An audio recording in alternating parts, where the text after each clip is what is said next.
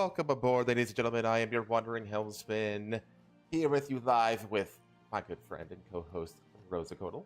Say hi. Hi! You are bright and awake and ready to go. Especially Bright. Bright's the one I'm the most of right now. Yeah. Like a light bulb. I look like I'm having an orgasm right now on my model because one eye is like kind of like half shut and the other eye is wide open. Hit the fucking expression! Hit the fucking ooh expression! Do it! It's like, hey.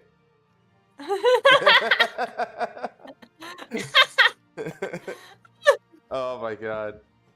Go here, this is what I'm gonna do. I'm gonna move this window over to this window. That way I'm looking directly into the camera like I should be. So there we go. I just said fuck it. I'm staying in Fox mode today, chat.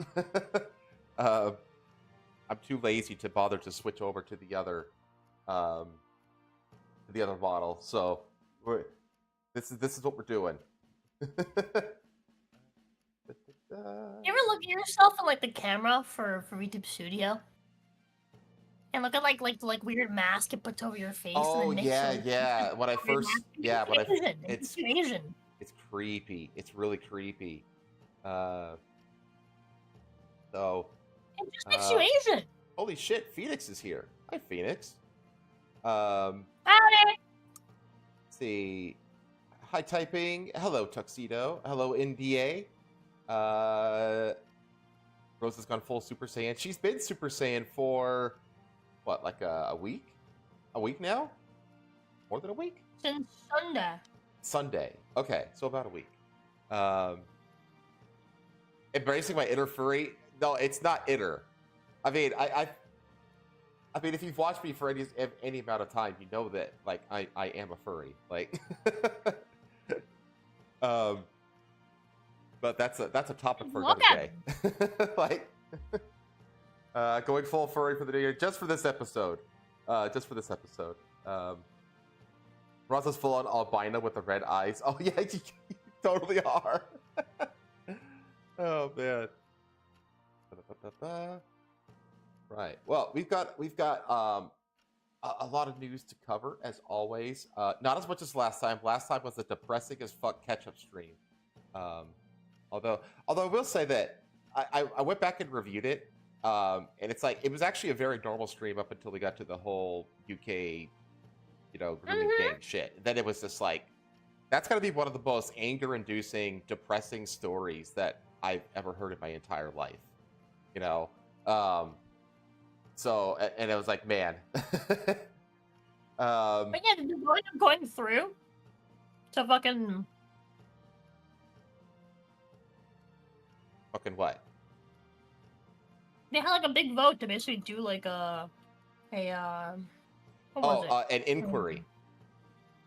Yeah, they had an inquiry vote, and Jess Phillips was smiling as it got shot down. Because labor is evil. It's like at this point, there's no other conclusion. Like the Labor Party is just evil. A single Labor Party, fucking Because Keir Starmer said that if you vote for the inquiry, I'm going to oust you from the party, which he has the power to do.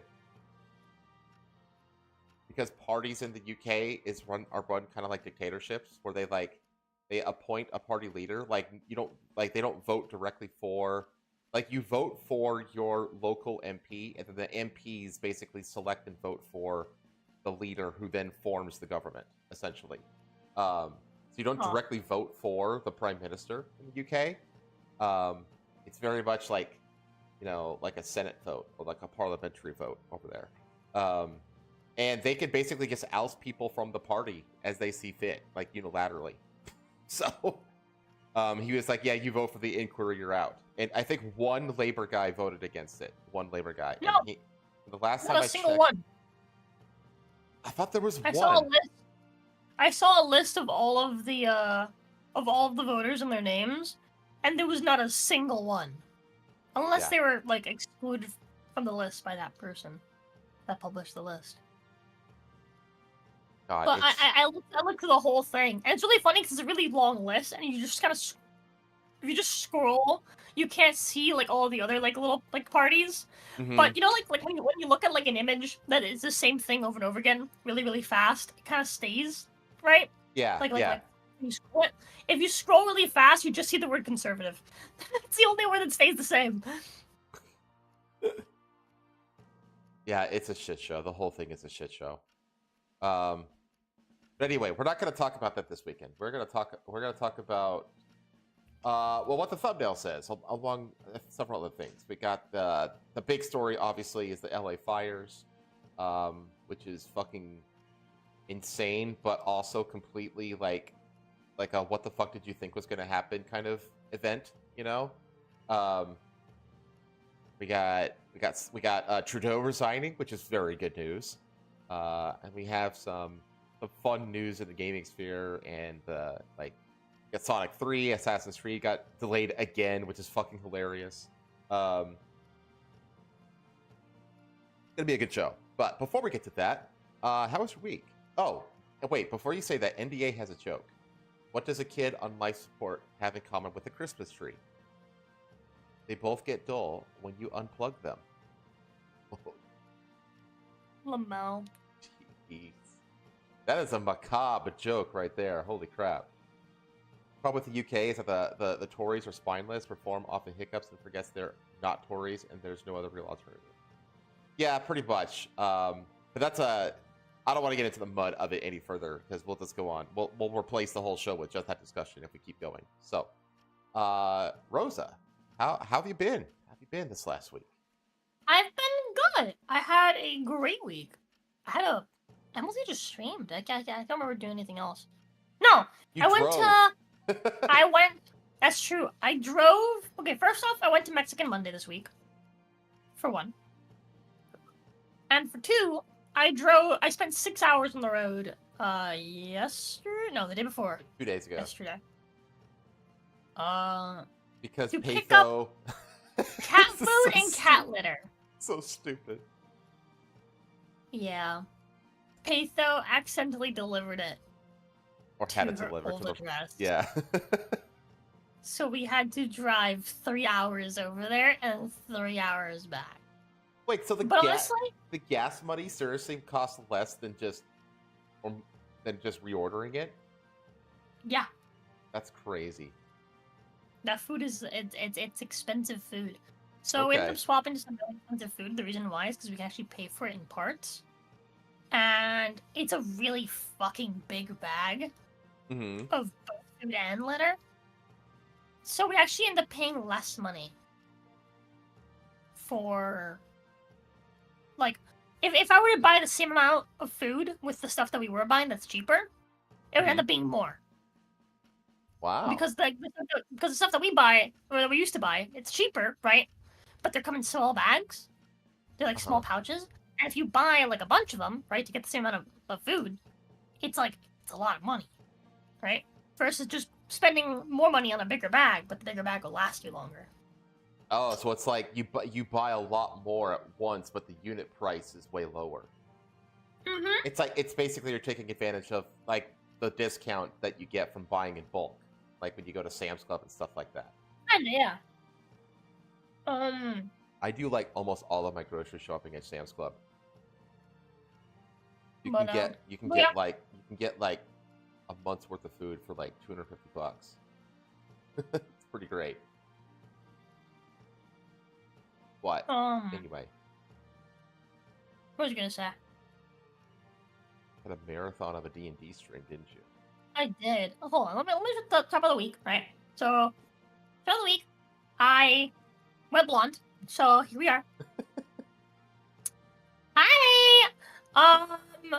Patho's drawing some incredibly sexy art of me in a bikini with tan lines. Blonde. So I look forward to that. But we played some more Witcher. Nice. Did we play Witcher? No. I played some fucking Skyrim. Wait. I feel like I'm forgetting something really important. I went to D&D, right? Went to D&D Monday. Tuesday we had the fucking investor meeting. The earnings review. And what I learned was basically we're doing good. That's pretty much it. I've not much else to add. We cut out a bunch of the fat, like the stuff that we've had for like a year or more on like the funding list. The funding list is a lot shorter now. Stuff that just wasn't getting any attention, basically. Yeah, it just wasn't getting any attention. Just wasn't getting funded. So we're like, just get rid of it. So we cut all that out. Cleaned up the funding list and stuff.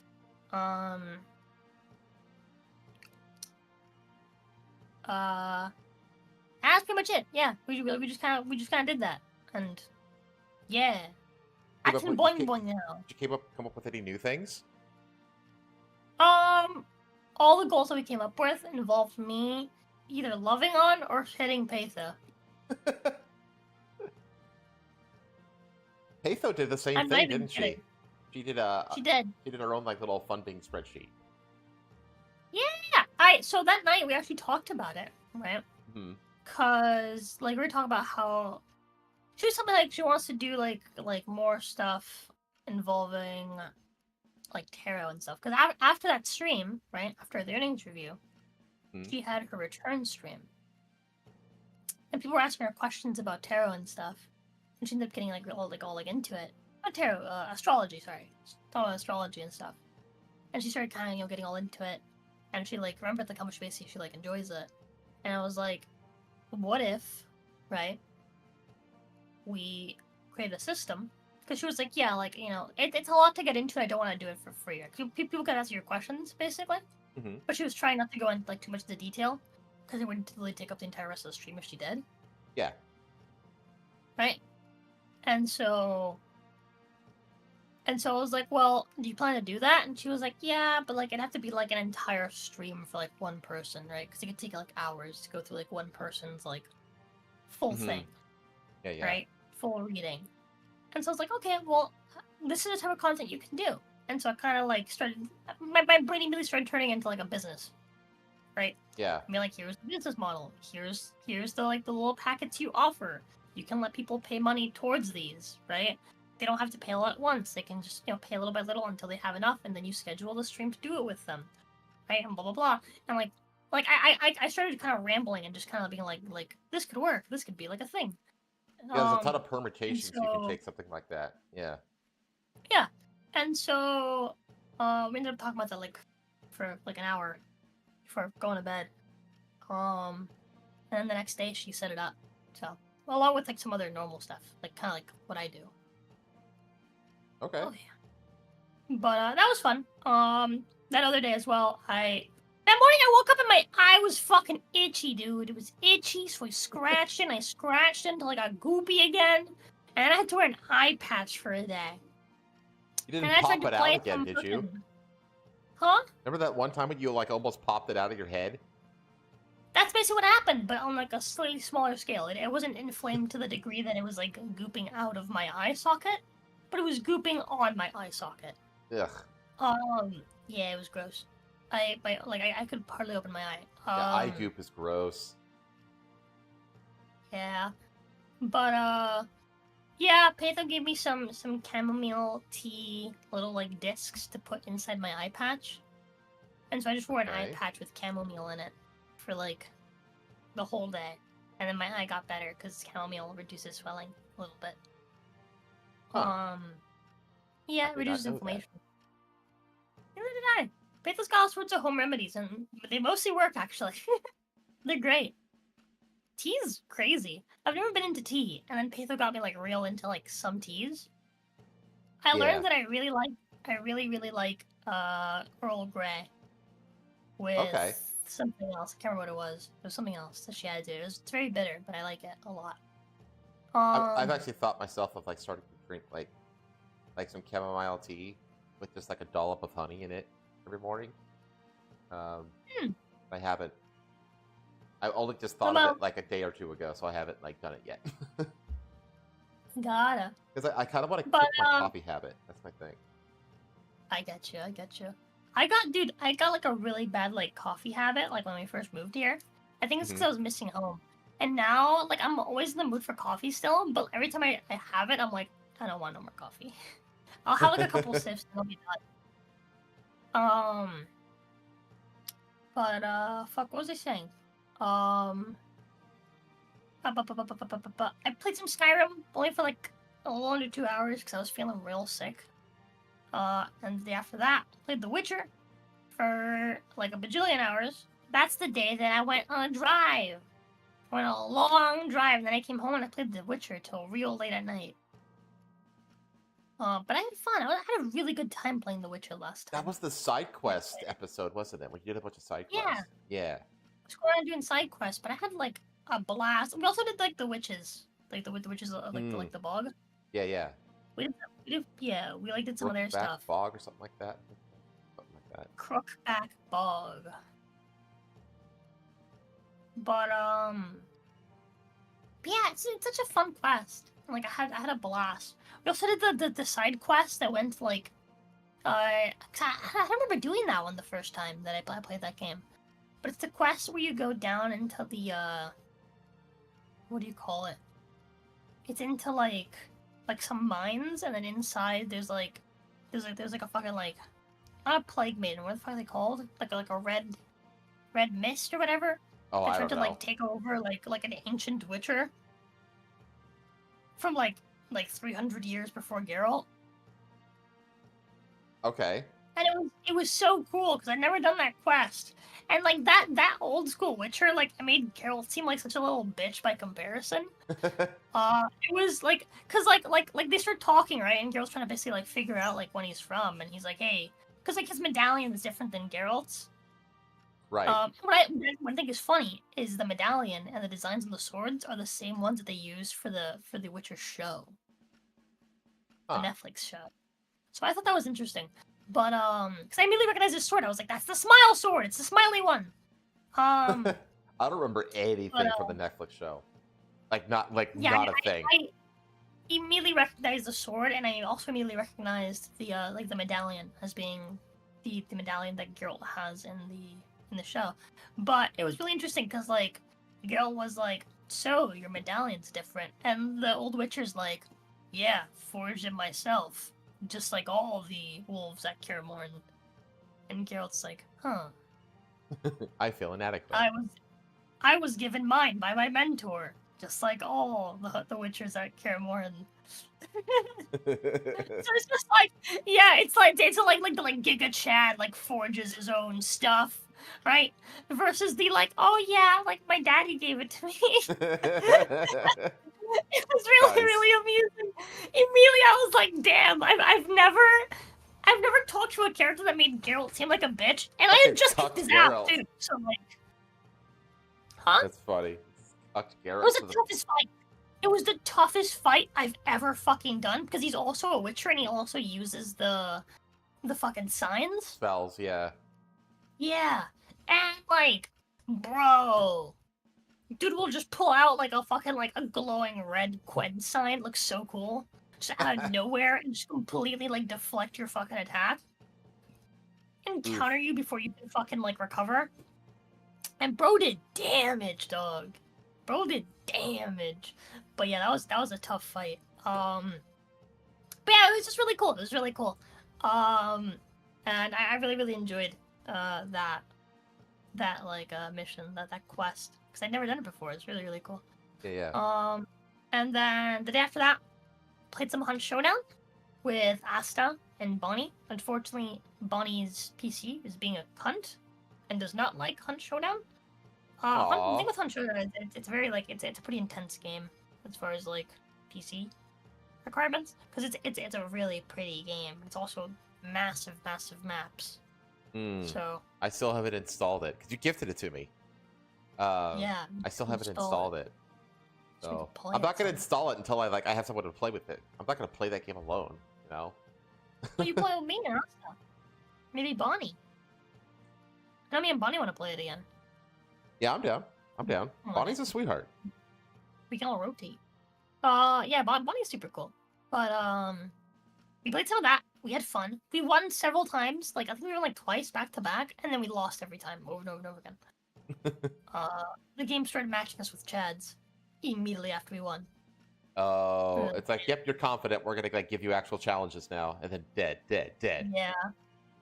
There was a point where I was like I was like walking down, and I saw someone in the corner of my eye, and I kept walking. So in my head, I was like, "That's a zombie. That person's not moving." And then I stopped, and I was like, "What's that?" And I turned back, and I looked around the corner, and they were aiming a gun in my direction, and I was like, "Oh, that's a person." And then I went back, like I hit back away, and he fired after I went away, and I was like, "That's a person that doesn't know how to shoot." So I ran up to them to smack him with a baseball bat. It was funny. I think Asta killed him before I could smack him with the baseball bat. It looked fun. It looked fun for like I was able to watch it off and on while you were streaming with. Dude, the guns are so cool in that game, dude. All the weapons are so cool in that game. I wish I was better at it. Yeah, it doesn't look like a game like I'd be good at though. But it looks like it'd be fun to play. But I'm gonna suck at it.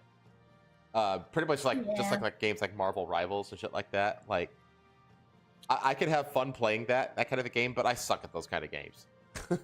Yeah, I get you. After that, we did the fucking extremely long D&D session. Extremely long D&D session. It went for 12 and a half hours. Ooh, odd. Chat. Working overtime. Of D&D. It was members only D&D. If you haven't gotten a membership, I highly recommend it. It was a really cool session. Lots of really interesting things happened. Because I introduced a character that does wild magic. Mm-hmm. And, it's always fun when there's wild magic involved. Always. There's never not fun when there's wild magic involved. It's the best. But yeah, dude. It took so fucking long. At the end, they couldn't... Spoiler alert. They didn't kill the final boss. He was too strong. They had to, capture him. Had to find a way to, seal him. Oh, that's gonna turn out bad in the future. Maybe. So when they originally found this guy, who was in the original campaign in Curse of Strahd, they found him in a, trapped in, amber for, God knows how long, thousands of years, in an ancient temple, basically. And then Cal, right, the Jace character, made a pact with him, right? Uh-huh. And then later gave him an opportunity to basically be free and take over Harakir, which is basically why Harakir is so different than when they first went there. Okay. And so he was super excited. He was like, "Yeah, dude, we're gonna go. We're gonna kill Yogg. We're gonna kill Yogg." Right? I had Yogg immediately delay his turn, so Yogg just basically did nothing, and just used his legendary actions for the first round of combat up until the very end. Uh-huh. And he basically, what happened was, this is a spoiler for the first round of combat, but it'll give you an idea of what's going on, right? So for the entire first round of combat, everyone was wailing on this guy, doing as much damage as possible, hitting him with everything they've got. I think they dropped 200 of his HP, right, in the first round, collectively. Right? Right. During this round, Yogg uses legendary actions to basically use his tendrils to grab and grapple all the characters, with the exception of a couple of them. Mm-hmm. Right? That managed to escape his grasp. And then he had his turn that he delayed, right? At the end. Right? So he did that, right? And then used this one ability he has, basically lets him absorb health from everyone that he has grappled with his tendrils. So he healed all of his HP back up to full immediately. And so that kind of set in oh, this isn't the other, he's not called Yogg the Immortal for no reason, right? He's not called Yogg the Devourer for no reason, right? This is a character that in lore, right, they're an elder god that ate entire worlds, right? Literally consumed all of the life. You're not gonna planets. kill this guy with a fireball and a sword. Yeah, basically. I mean, they could theoretically, right? So they had summons and from the gods, right? They had force weapons and shit. That deal basically 2 damage, right? And they laid into him. They almost got him to half health, almost.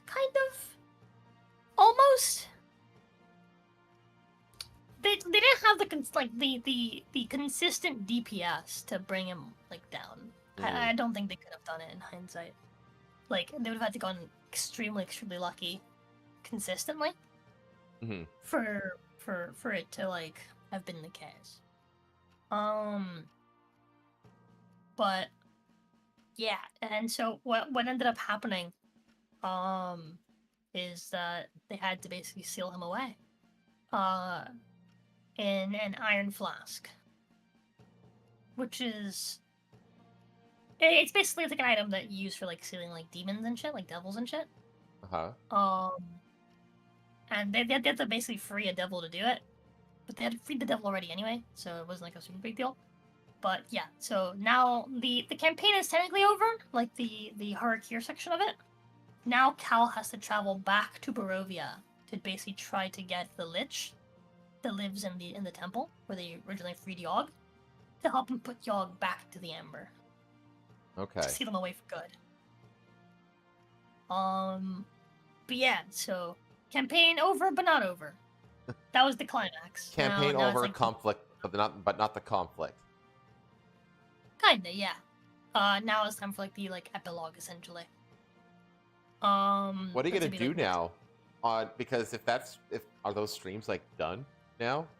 Well, so there's gonna be the epilogue, and after that, yeah. But so there's like still one more D&D session to go. One or two, depends on how long it's gonna take them to actually get to the Amber Temple, because that's high up in the fucking mountains. But probably like a couple sessions of epilogue, right? And then what I plan to do for the members only streams is I'm gonna start revising D&D 5th edition. 5e. Yeah. I'm gonna start making my own revised version of it. I mean, at this point, that's a troop of monkeys could do a better job of revising and making better 5e than it currently is. Jeez. Yeah. I got a story about that for later in the stream. Yippee! Man. But yeah, that's my plan. That's my plan. Nice. I plan to do like some revising. I already did a revision for Ranger in one of its subclasses. Because I plan to play that for another campaign that's happening in the near future. Probably after I'm done with the one I'm currently on. Jacob, one of my players, he plans to DM a campaign for us. So that's gonna be exciting. I get to play. Yippee! Very cool. Yeah. The people I showed it to seem to like the revised Ranger. And so I'm thinking I want to basically revise all the rest of its subclasses and then revise all the other classes so that they're all balanced towards each other and actually play towards their their fantasy, right? Towards the idea of those classes rather than just being here's a class and depending on the subclass it does everything. Right? You're spoiled for choice on everything all the time, which basically turns you into a min-maxer, which is basically what they're trying to do with D&D. D&D 1? What are they calling it? I don't know. Whatever. I don't keep up with that shit anymore. The rest of 5e and all of the new D&D shit they're making, what they're basically doing is that they're basically trying to get rid of any sort of impact of choice. Cuban male fighter. Right? For a second, I thought you said Cuban male fighter. If I ever made a D&D character, I would totally make it like a Cuban, like a Cuban bard who plays mariachi music. Well, I guess that would be Mexican. A Mexican bard that plays mariachi music. So an orc. Yeah, exactly. I would make an orc bard that plays mariachi music. I think the fact that they made the orcs the Mexicans makes no sense. None of that shit makes sense. Dwarves. Dwarves are Mexicans are already IRL dwarves. Hardworking, short. The women have beards. Overweight. That's what we are. Yeah. That's Americans, though. Americans should be the overweight class. The overweight No, they're class. halflings. No, they're dwarves. The beards. I'd love to see like a tabletop game that's like the setting is like here and now, but like your like classes is like, you know, like Antifa terrorist or like moon, you know, like Appalachia, you know, heroin addict or like you know, like Miami surfer bro. Yeah, that would be funny though. That would be really funny. I would play the shit out of a tabletop game that was like that. Are you kidding me? Like just lean. I mean, that's like what GTA is like supposed to be, but like I want a tabletop version of it. You're giving me ideas, right? So like it's like different classes, but they're all part of like different like how about this? They fill different roles in like the group, but they do different things. So like one of them's like a hitman, the other one's like a driver, right? Yeah. It's very GTA 5. Yeah, it's very GTA-esque. I just don't think there's a. I just don't think there's enough. I just think that. Yeah. It's like different like professions. Accountant. well, or that would be like well, like the accountant would be like you know, hacker man. Or like you know, the launderer. You know, he's the one that launders the money and all that kind of stuff. Like, or you know, or the fence. The fence would do that because the fence is like a merchant, like an illegal merchant, right? Yeah. So he'd be the one that does all the laundering and the accounting, he cooks all the books and all that kind of stuff. I don't know, like I feel like there's not like the thing is like the moderns. Everybody thinks that like the modern setting is like you don't want to do the modern setting because you don't want like the real world. You want it to be fantasy. You want it to be you know, escape from the real world. But it's like, well. You could go the other way though. Like if you could take the real world and just take elements of it to the absolute extreme, then it becomes fantastical in and of itself. You know what I mean? And you can have a lot of fun with it. And I feel like there's aspects of the real world that I feel like are actually really good for content like that nobody seems to care about. It's always either like fantasy settings or sci-fi. It's like the Bard. Yeah, like I don't know. There's a lot of things you could do. That's what and tabletop gaming is like the best place to do it because tabletop gaming. I mean D&D. It's up to your imagination. It's only just your imagination. Nothing that Wizards of the Coast like they said like this is the new canon. You know, orcs are Mexicans, elves are like every color under the rainbow. You know, all this kind of shit. But none of that is like actually true. None of that is enforceable. The only thing that's like kind of like enforceable is the rule set. That's and even then, you can have house rules. You know what I mean? So in a way, there are there's no real canon or rules to any tabletop. You know what I mean? You can literally just take the content for what it is and then just modify anything that you want with it. You know what I mean? Which is like why it's like ripe for like doing something like that. But anyway.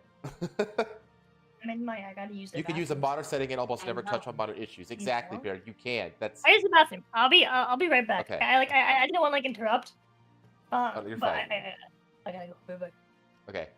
I do what the fuck I want. Yeah. That's that. I mean, because that's what like I really despise about modern tabletop gaming is that the whole like because that's the thing. Like everybody's like, oh, movies are woke. Oh, TV's woke. Oh, video games are woke. Bro, nothing in this world is more woke than the world of fucking tabletop gaming. It is the wokest of the wokest of the woke. Like not like the only thing that comes close would be like American comic books, like Marvel and DC comics. That's the only thing that comes close to the wokeness of the tabletop gaming sphere. It is an absolute bastion of woke dribble. And because it's been so fully compromised, you know, in the name of inclusivity, it's actually become like the most exclusive that it's ever been. But it's like the thing about it is that when it comes to tabletop gaming, outside of like WotC sanctioned events and stuff like that, they have zero control over anything that happens in that space. Like the only control that happens is like WotC can ban you from like sanctioned events, or like the tabletop conventions can ban you, and that kind of stuff can like do shit to you, you know, like Gamescom and stuff like that. Or the quartering was famously assaulted outside of by that crazy gay dude or whatever. But outside of that, they have no control over the games themselves. Like zero. They have zero control. I mean, there was a campaign like in the pre-COVID era, fucking like Sargon and V and like Arch did a fucking, was it a D&D campaign? I can't remember if it was a D&D. It might have been like Pathfinder or something like that. They did a campaign where they were playing Nazis hunting communists across Eastern Europe. They were Nazi vampires hunting communists across Eastern Europe. And it was like a hugely watched like weekly or monthly or whatever campaign. You know, because and it was pissing off a ton of the wokies that have taken over that space, because it like revealed to everybody the fact that they don't actually control the game. Like there's nothing, they have no control over anything, actually. So VTM, I don't know what VTM stands for. But yeah, it was that's like the dirty little secret of tabletop gaming, is that because it's basically just a rule set that you could then modify. And, I mean, you know what it is? What it is? All it is a starting point. That's all it is. All it is like, here's a starting point. And then from there, you can modify and play the game however you wish. And that's the beauty of tabletop gaming. It's supposed to be like super accessible and more customizable than pretty much any other kind of gaming or even like media consumption out there. You know what I mean? That's the beauty of it. So Vampire the it was they're right. It was a Vampire the Masquerade campaign. That's right. Yeah, they did a Vampire the Masquerade campaign. They played Nazi vampires hunting communists across like Poland or some shit in Russia. I remember those live streams from all those years ago, man, and they were getting like 5,000-6,000 viewers a pop.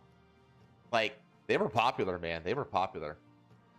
But one of the downsides of online tabletop programs that you have to follow the rules or an addition because they're literally programmed into the session. Yeah, exactly. Like the moment that they're programmed, you can't break the programming.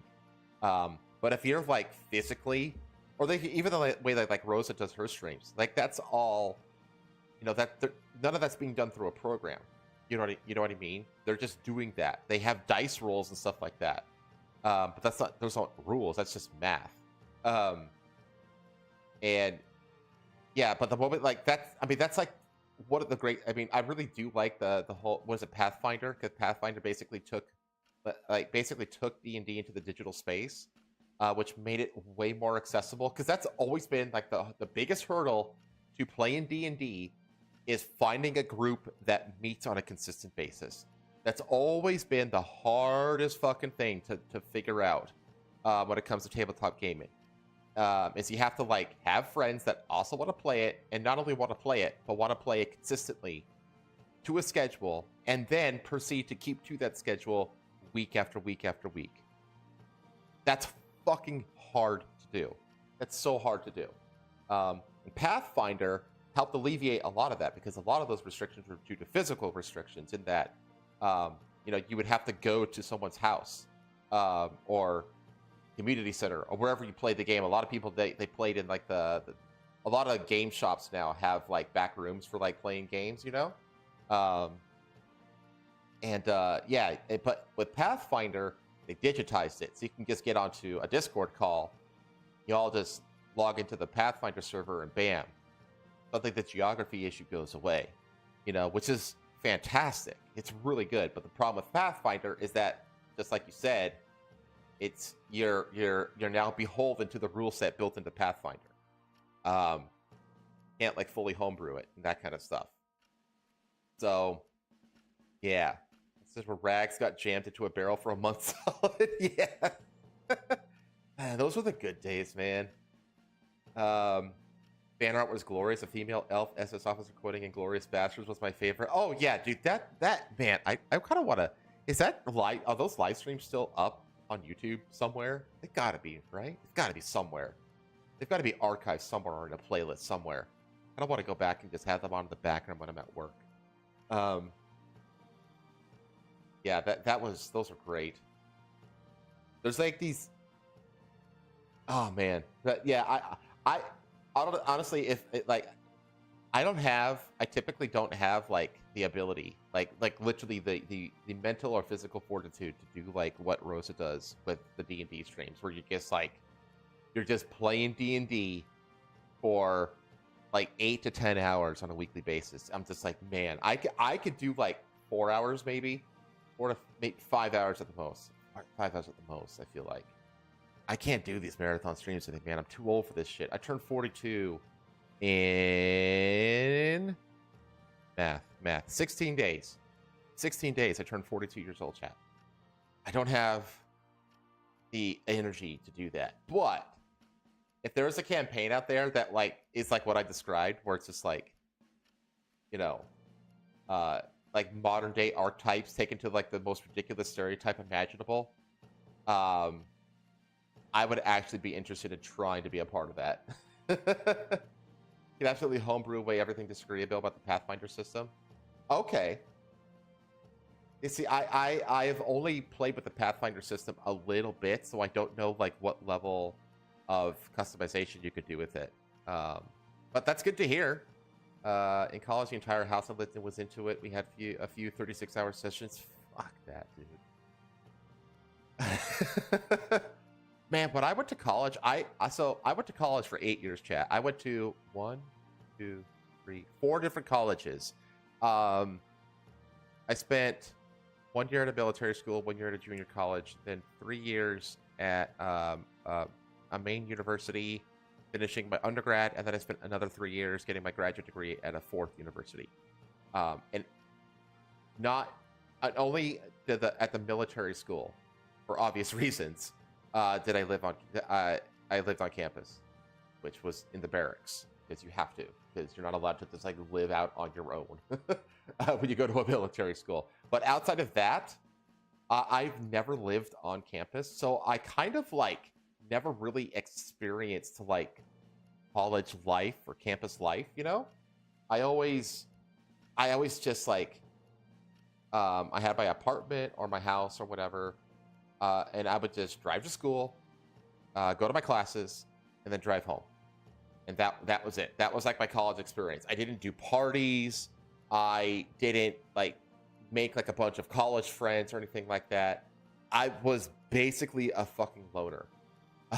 So, and I kind of like on one hand I'm happy about that, because I didn't make any like really dumb mistakes that a lot of people make in college. But at the same time, I also kind of wish that, you know, I did experience the college life a bit more. But it is what it is. Wouldn't have the energy to role play for that long. Yeah, well, role playing and tabletop, it could vary. You know, like it depends on how deep into the role playing you get. Like Jazz gets like really into the role play, right? But like others, you know, others not so much. Others just kind of like they're just themselves, but they're just like, well, my character would do this. They don't like actually like pretend to be the character. You know, there's different levels of role play. My schooling was either remote or was part-time while I was still working. Yeah, man, dude, I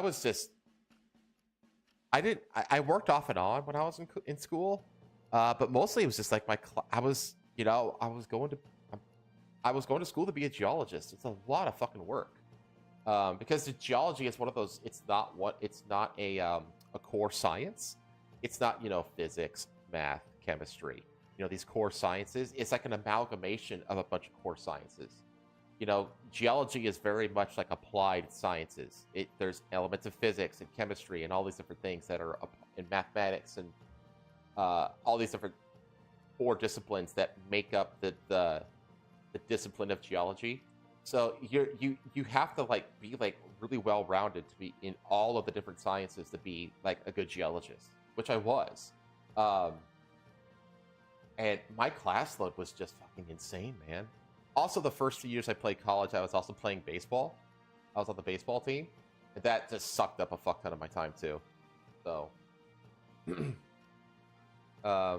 experience of different side of the college life is all. I don't know. I went to maybe 2 parties in my 4 years of it, and I regretted every minute of it. Yeah, see, that seems to be like the theme, is that people like did a lot of these things that like are kind of like glorified in like pop culture and stuff like that, but like everybody who's done them are like, man, that was the I wish I hadn't done that, or I wish I hadn't done this. Yeah, you know what I mean? Yeah, I don't know. I was always just like nose in the books, you know, practicing baseball, and that was it. That was it.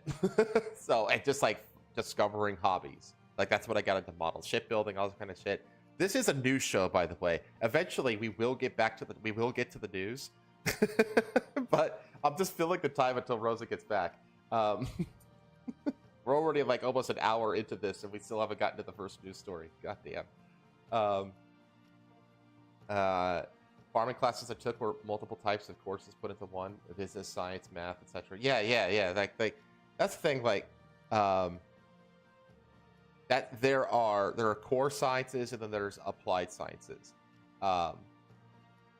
And what are your cores? Your cores are like I said, physics, math, chemistry. What are some others? There's got to be at least a couple others. Physics, math, chemistry. Fuck, what else? What's another core science? That it? Physics, math, chemistry. Biology? Is biology a core science? I want to say it is. I feel like all the sciences that you learn in like high school are core sciences. That's pretty much what that is: physics, chemistry, and math, and biology. I feel like those are the 4 main core sciences. And then, like, you know, medicine is like applied science. It's a combination of like biology and chemistry, right? Biology, there's not a ton of math involved. It's mostly chemistry and physics, which I guess is math. I mean, mathematics is really like the core of all core sciences, right? Any flaming jokes that I miss? None yet. We haven't gotten there yet. I'm rambling, waiting for Rosa to get off the can. The closest I got to the college life was having a part-time job as a bartender and party host. Lol. That seems pretty close, actually. A party host? How the fuck do you become a party host? It's like one of those jobs that you just kind of fall into, you know? Although I have to say that all of the jobs that when I walked away, I didn't even walk for my graduate degree, and I got it from a really, really prestigious school too, like one of the top schools for geology in the country. And I was so fucking sick of school that I told them I was like, because when you write a master's thesis, you have to print out like about a half dozen copies of it, because you get one. There's, I think, 1 or 2 that the school library keeps in-house, and then like your primary advisor gets one, and then there's usually like a couple more for this or that reason. So you have to like physically print out, 6 physical copies of your master's thesis. And a master's thesis is between like 100 and 140 pages long typically. And back when I went to school, this was a pain in the ass. And then you have to get it bound and everything like that. And you literally can't get your degree until you like submit the physical copies of your master's thesis, and they're like signed and stamped and all that stuff by your advisors. It's a whole process. And man, the moment I like finished like the very last step, they gave me a form about like what I want to do for graduation, and I just said, mail me my degree. I am never setting foot on this campus or any other college campus for that matter ever again. I hate it so much. I don't want to ever be here again. And they mailed me my diploma like 10 days later, and that was it. So, anyway, Rose is back. Is it my turn? Yeah. Is it my turn? Talk about the week. I could go pretty quick, because I only had like, well, I guess the main thing that happened to me outside of my gaming streams were pretty boring. Well, that's a bad way to advertise myself. Jesus, my streams are boring. Chat, come watch me. Lamau. I did a Yakuza stream, and I just did a bunch of side quests with Akiyama, which is a lot of fun. And then my Red Dead Redemption 2 stream was 2.5 hours long. 2 hours of it were spent getting a hunting for a squirrel and a rabbit at the same time, which turned out to be like a harder task than hunting the hardest like legendary animal in the game for me. It was such a rigmarole of like, okay, Wait. I got a squirrel and a rabbit at the same time. Yeah, like you have to mail in the perfect carcass of a squirrel and a rabbit for like an art exhibit.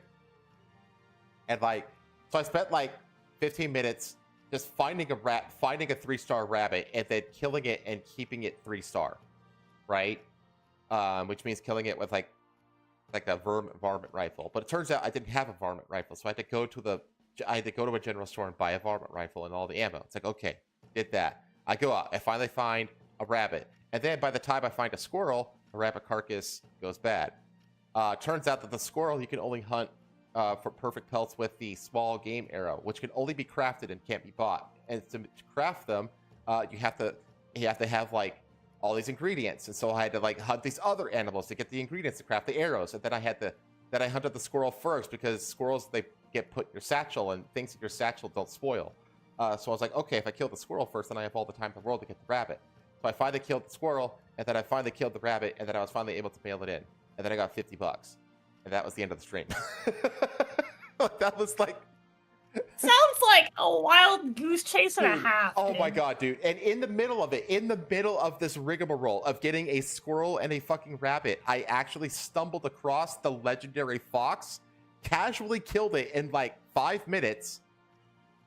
And then, as I'm looking for the rabbit, I have the squirrel, I'm looking for the rabbit, I happen across a random camp, like a big camp that spawns, get killed, lose the money from the legendary fox pelt, and then I get to continue the hunt for the rabbit. Finally get the rabbit, I turn it in, and it's like 2.5 hours into the stream. I'm like, fuck, well, that's the end of the stream. I was like, god damn. That's funny. Oh my god, dude. Like, finding a rabbit and a squirrel in perfect pelts for those two animals at the same time was a harder task than any legendary animal in the game. I swear to god, it was so awful. It was just awful. Oh my god. Oh, I know, Marku is like a walking, talking encyclopedia. Oh, walking, chatting, and typing encyclopedia when it comes to RDR2. Like, everything that I'm like, how do I do this? He just like knows it off the top of his head. It's incredible. Dude, hell yeah. Yeah. So, but yeah, that was my Red Dead Redemption stream. Oh yeah, I also got like a pocket mirror and a harmonica for a couple of the camp bitches. I mean, that sounds fun. Which is basically just a matter of going to like a house and just grabbing it and then going back. It's very much mundane. Oh man. It's the thing is though, like even like frustrating shit like that in Red Dead Redemption 2, that game is still like a lot of fun. Like even the most mundane. Yeah, that's kind of fun. Yeah, even the most mundane shit in that game is fun. But anyway, that's like it for my gaming streams. Like not super exciting. The exciting thing that happened to me this week, like IRL, is my mom decided to give like all of my credit card information over to a phishing scam, and oh yeah, she also like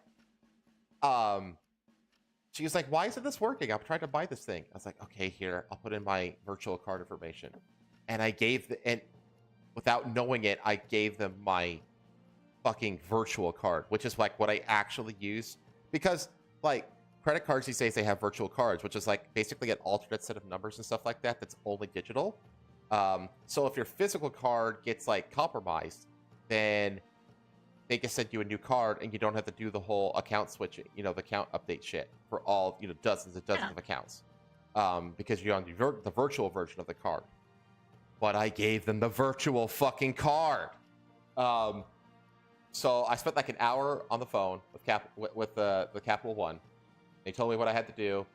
It hadn't gotten hacked, but it was like they were like, yeah, it's gonna get hacked though. So like we have to cancel it, and you have to like reset all your accounts, and you have to do it manually because the virtual card doesn't have the auto update feature like the physical card does. So I spent like an hour on the phone with them just listing off all the transactions, and I'm sitting there taking notes. Okay, I gotta update that one. I gotta do Amazon and all my Netflix and everything, every fucking thing. And we just went through like the last like 3 months of purchases. It was a fucking nightmare, dude. An absolute fucking loot nightmare. Jesus Christ. Oh my god. And that's why I didn't stream on Tuesday. That's fucking painful. Oh god, it was awful. It was so bad.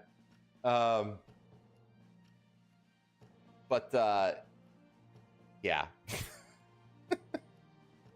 Mark, I've already gotten the request for the cardinal and the woodpecker and the rat. I'm not looking forward to doing that at all. Anyway, I think we need to get into the news. We're an hour in. We need to get to the news. I don't have as much this week because last week was a catch-up week. But we have to start with the most obvious big story, I feel like, of the fires. The LA fires, which are ravaging downtown Los Angeles, basically. It's like, it's not like on the outskirts of town. I mean, it is like just in the city. It is crazy. So it's honestly like hard to keep up with all this shit. Like I found this is one of the most recent articles I could find from New York Post, but like you could see like all these different like they're scrambling every hour. Like look how many like they got multiple authors just like every hour, just updates because there's just so much going on. So right now there's 4 fires. Good comprehensive map. Let me maximize this right here. So there's the Palisades fire. That's the biggest one. That's the big one that's along the coastline. That's the one that's destroying like the majority of all like the $1 million plus mansions and shit like that. Now this is, I think, this is as of today. So this is actually a pretty up to date map of it. And it's so far basically got 20,000 acres burned. Jesus. It's huge. And like, again, this is like in the city. Or at least a lot of this is. You can see a lot of this is forested area, but like a lot of this is urbanized.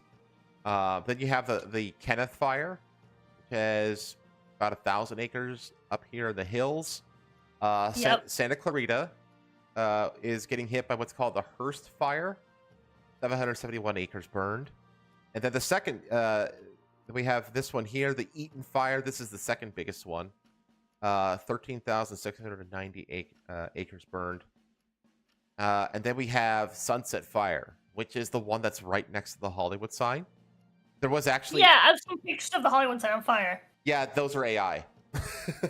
Oh. Yeah, I looked into I looked into it. It was convincing though.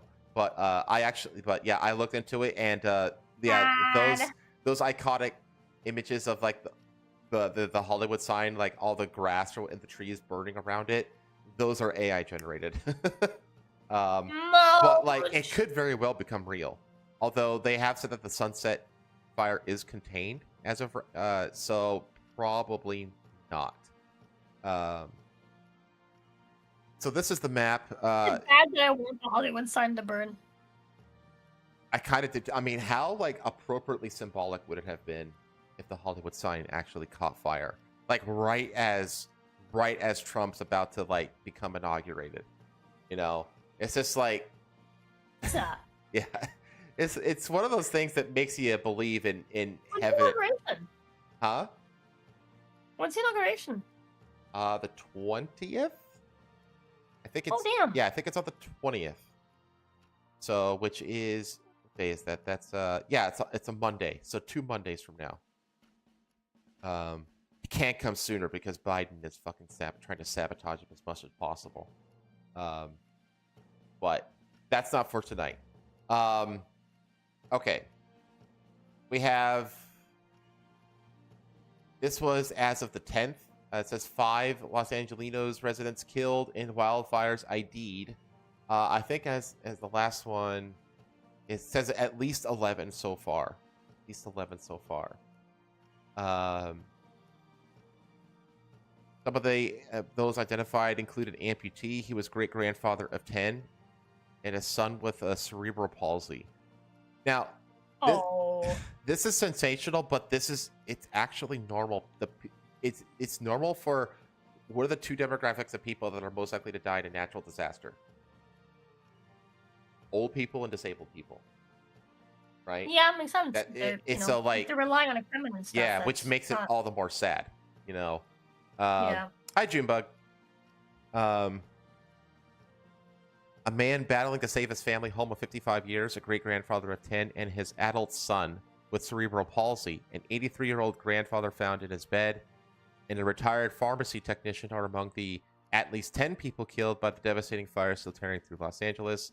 5 fires have burned more than 10,000 structures across the city and are still raging out of control, with 2 of the largest, the Palisades fire and the Eaton fire, at 6% and 0 containment, respectively. Jesus. Yeah, like, these fires are still, like, pretty much not contained. I mean, again, we go back to that map, like, this Palisades fire is still raging, like, uncontained. The fire hydrants were running dry. We're gonna get into the mismanagement of this shit and how we're gonna talk about DEI too. I know that's typically like a low-hanging fruit in terms of like cultural issues, but it's a very, very, very real and deadly instance this time, so we kind of need to talk about it. Yeah. And then the amount of money and damages that the thing is worth. They're causing this thing over $50 billion in damages, making them the most expensive in California history. So 5 wildfires are currently tearing through Santa Monica. Malibu's basically destroyed.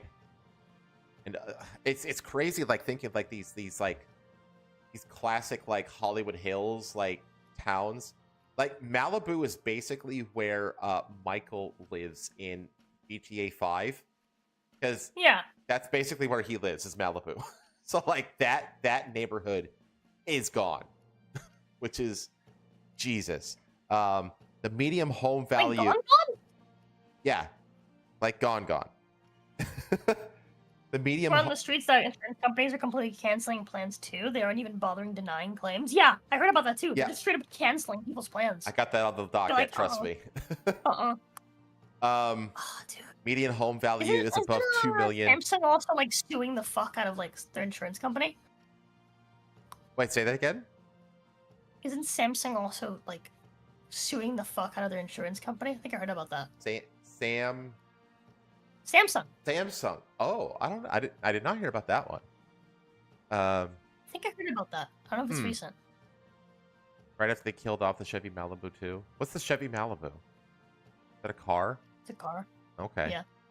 I should have figured that out. Sorry. Median home value above $2 million. Total damage of the wildfires, which are spreading through the Pacific Palisades at uncontrollable rates due to high windstorms. So these are the Santa Ana winds, which a lot of people outside of California, Southern California area, forget that Santa Ana winds can actually like get up to like hurricane strength. So it's like hurricane level winds without the water, basically. So imagine like fire. That's just blowing on the fire. Yeah, exactly. That's what makes the fire so fucking dangerous in this part of the country.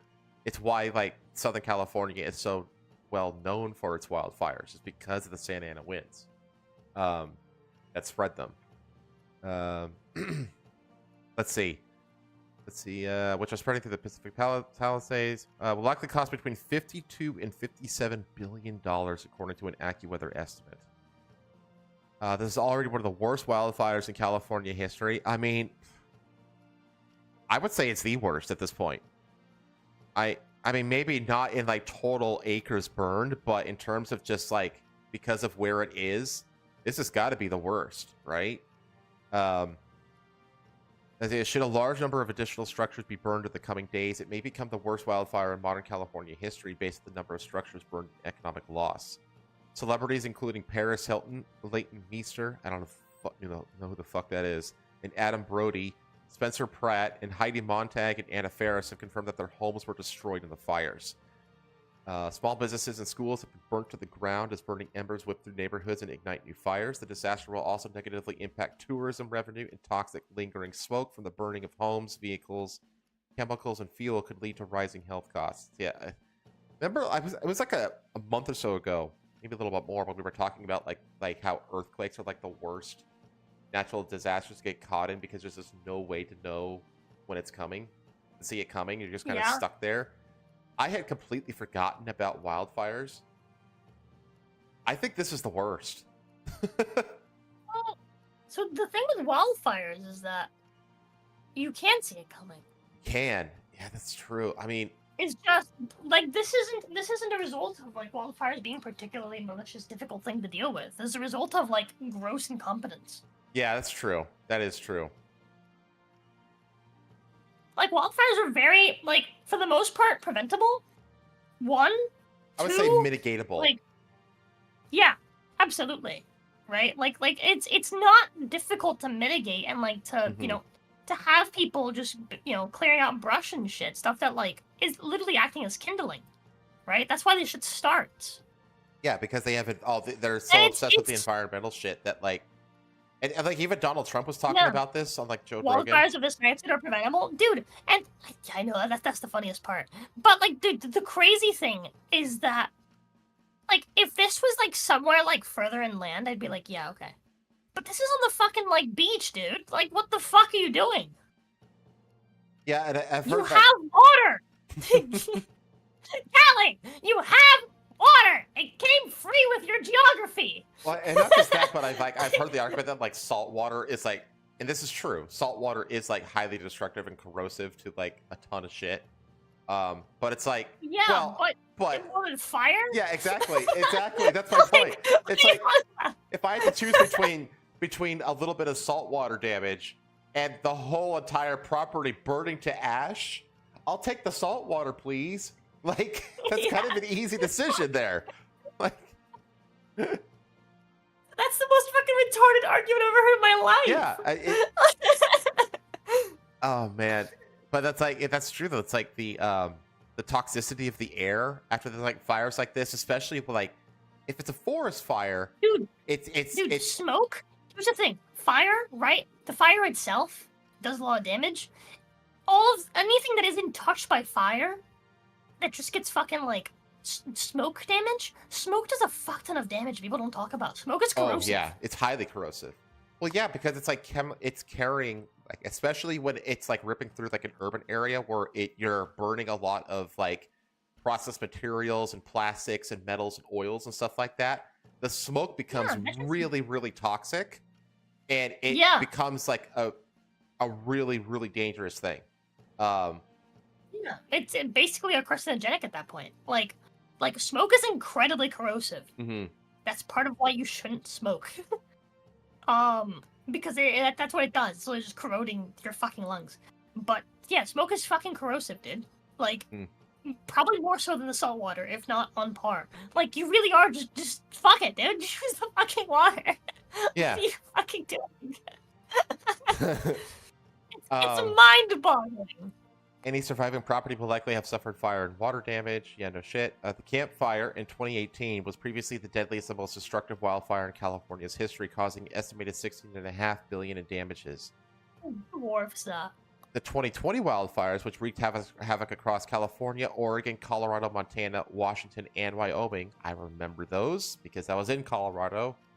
I could see and smell the fire just 10 minutes from where I lived. That was scary. Cost between 130 and 150 billion in damages.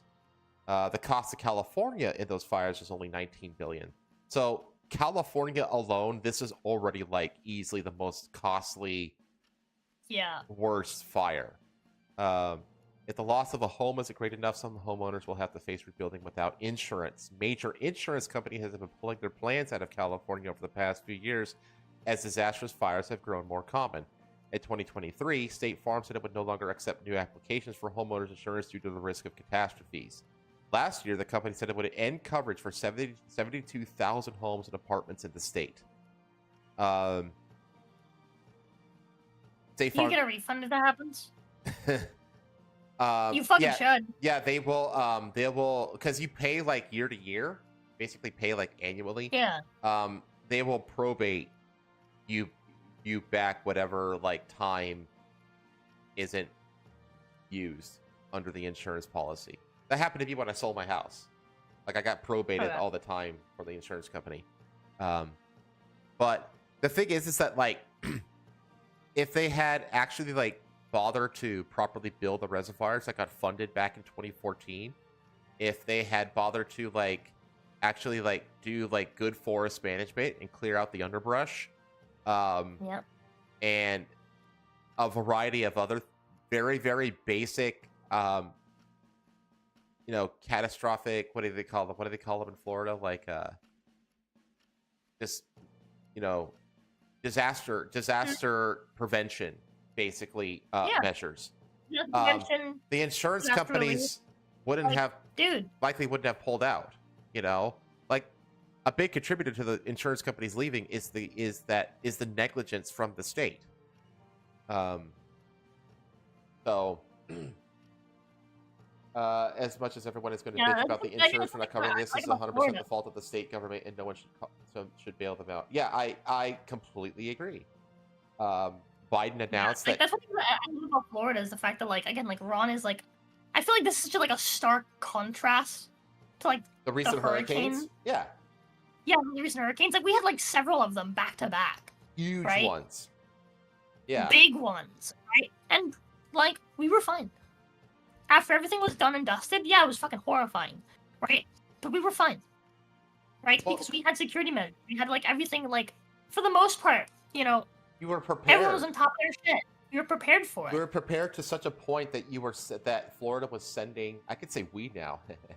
The Florida was sending disaster relief and recovery resources to like north to like Alabama and North Carolina, because Ron was like, we've got this. We know what we're doing here. We have a well-oiled machine here to handle these scenarios.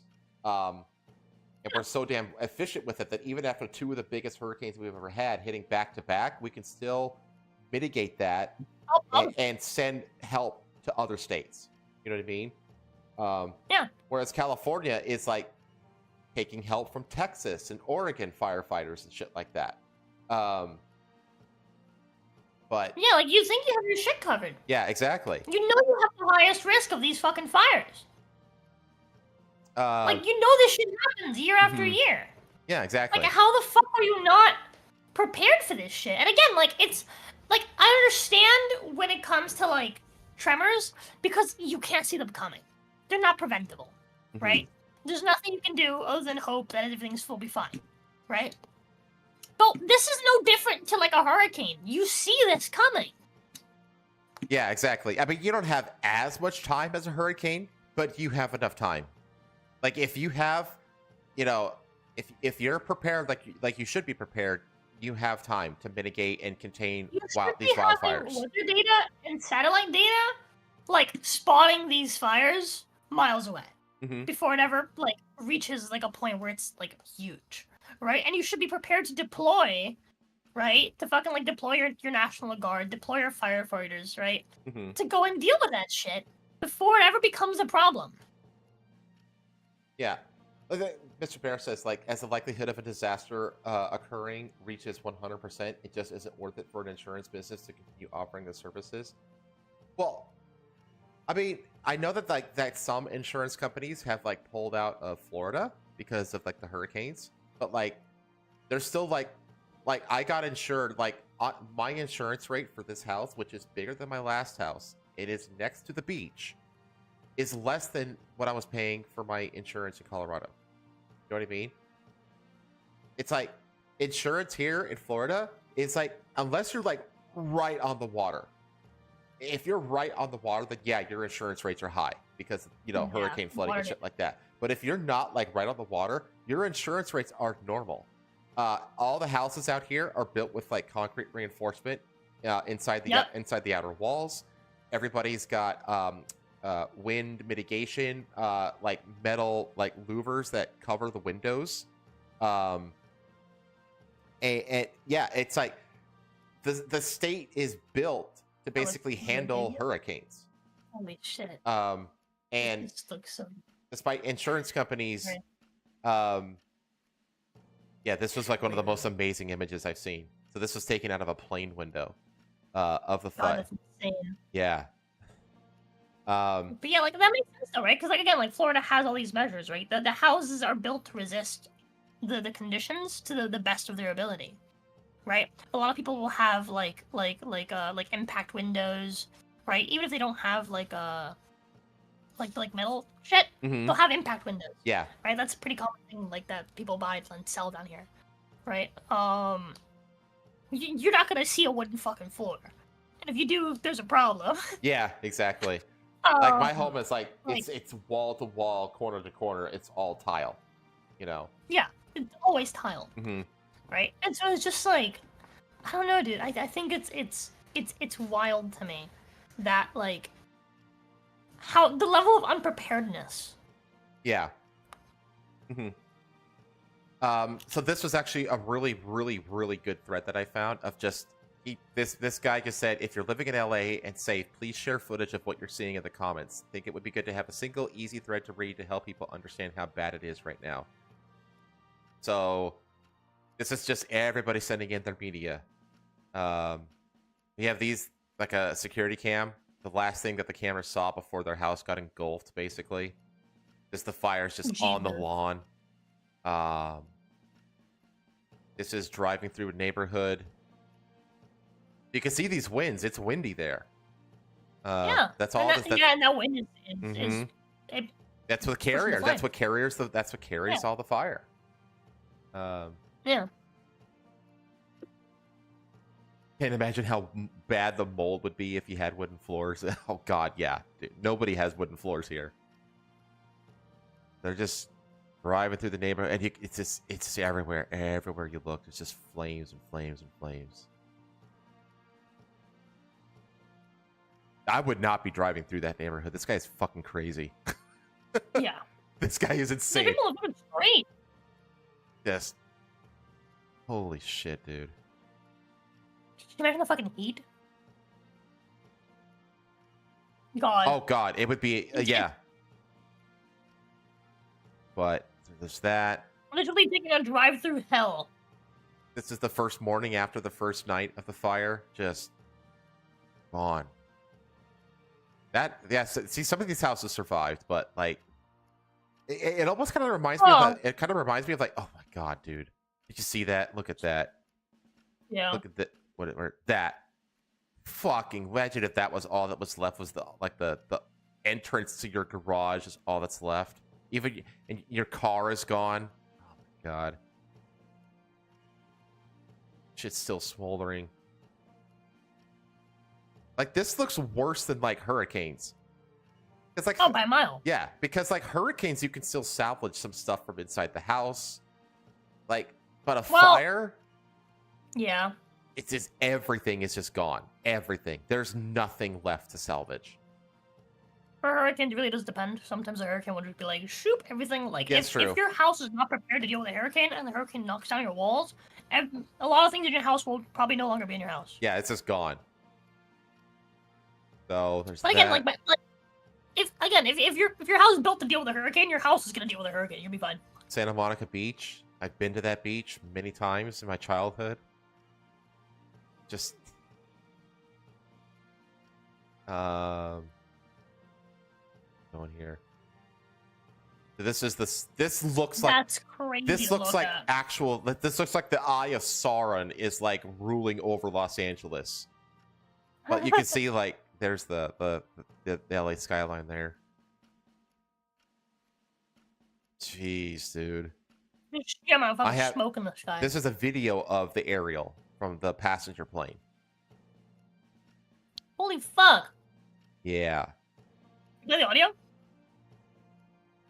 Well, it's just gonna be a plane. Oh. Yeah, there's nothing really audio-wise. It is a city full of orcs. My thing is, like, there's definitely, like, considering that it's, like, Los Angeles that's burning, or, like, the home of Hollywood and stuff like that, it's really easy to get it, like, and I had it too, like, right at the beginning, like, a case of, like, Schadenfreude, you know? Oh, dude, I started laughing like when I first found out about this. I immediately like, dude, I think it's actually captured on Patho's stream. Cause I think Patho was streaming. It was when I was wearing my eye patch, and I started like belly laughing like out loud in the background. I admit I did too. I was like, California's on fucking fire, and she was like, "What?" And I was like, "It's on fire, dog. It's literally on fire." But then, yeah, I had the same reaction where I was laughing, but then I started looking into it, and I was like, oh, like this is really, really bad. Like, this is really, really, really bad.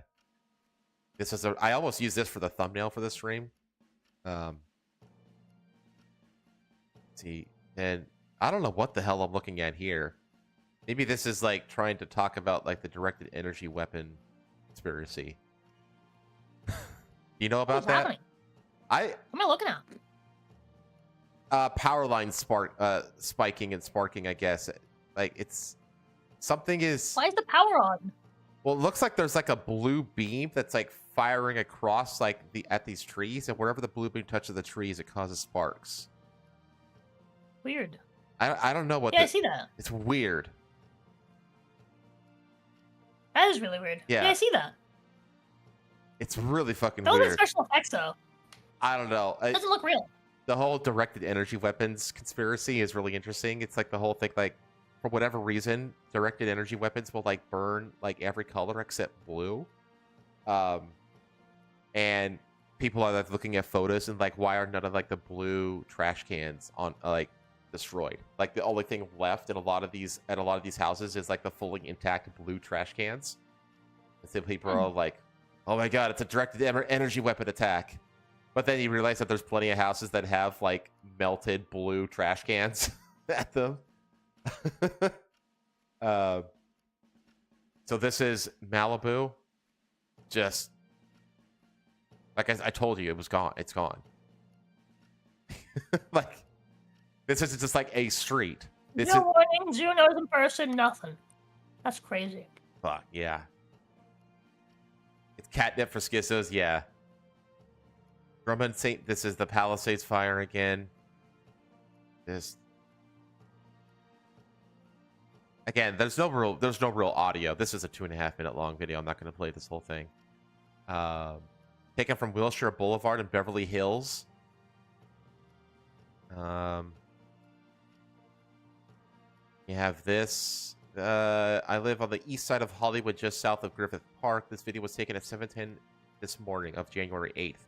Orange glow you see is actually the rising sun, not the fires, but clearly illuminates the amount of smoke we're dealing with. Powder has been out since 6:45. This is, yeah, again, like you were saying with the smoke. Like, it's like, the smoke will kill you. Oh, yeah.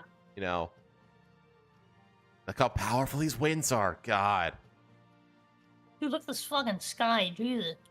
More in the Palisades. These people are crazy for driving through this shit. These people are fucking insane. Holy fuck, did you see that? Wait, what'd I miss?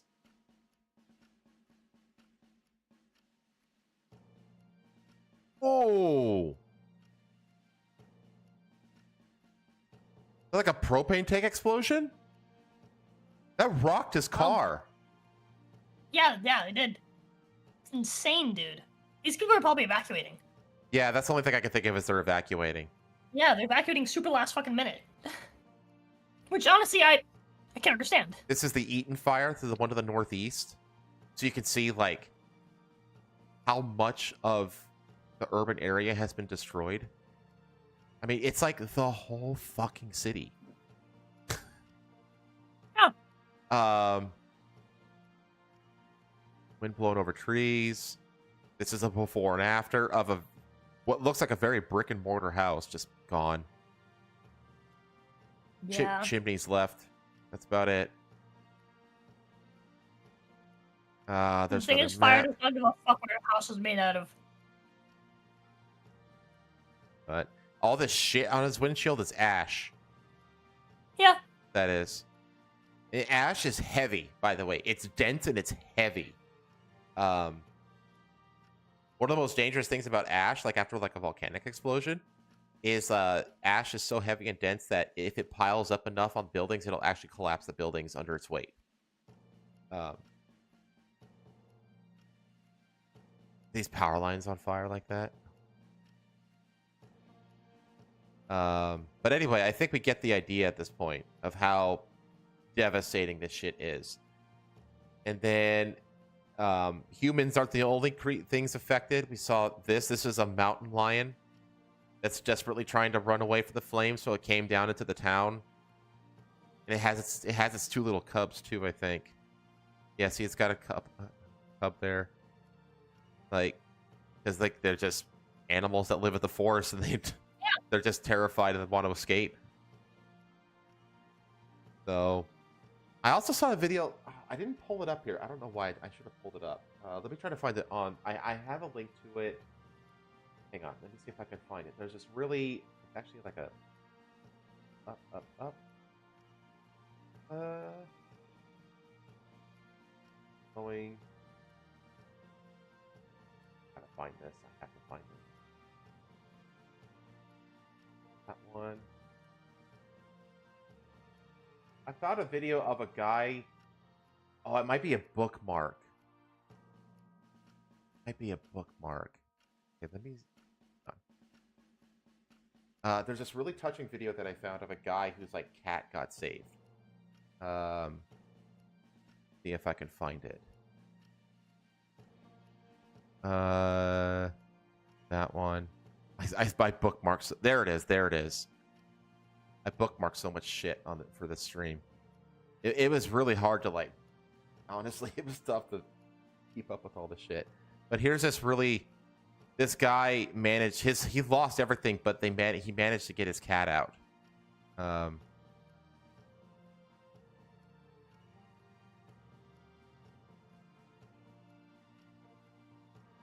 You sure on the music? Huh? So the firefighters managed to save the cat, and look, it's like you could tell that the cat. Oh my god, it's like panting. Yeah, it suffered from smoke inhalation. I mean, that's the thing. Like animals are like literally covered in flammable material. I mean, we all are, but when you got a coat of fur like that, you're just So, and then, as of this morning, this is what it looks like. Just, I mean, this is like an apocalyptic scenario. Yeah. It's just, holy shit, dude.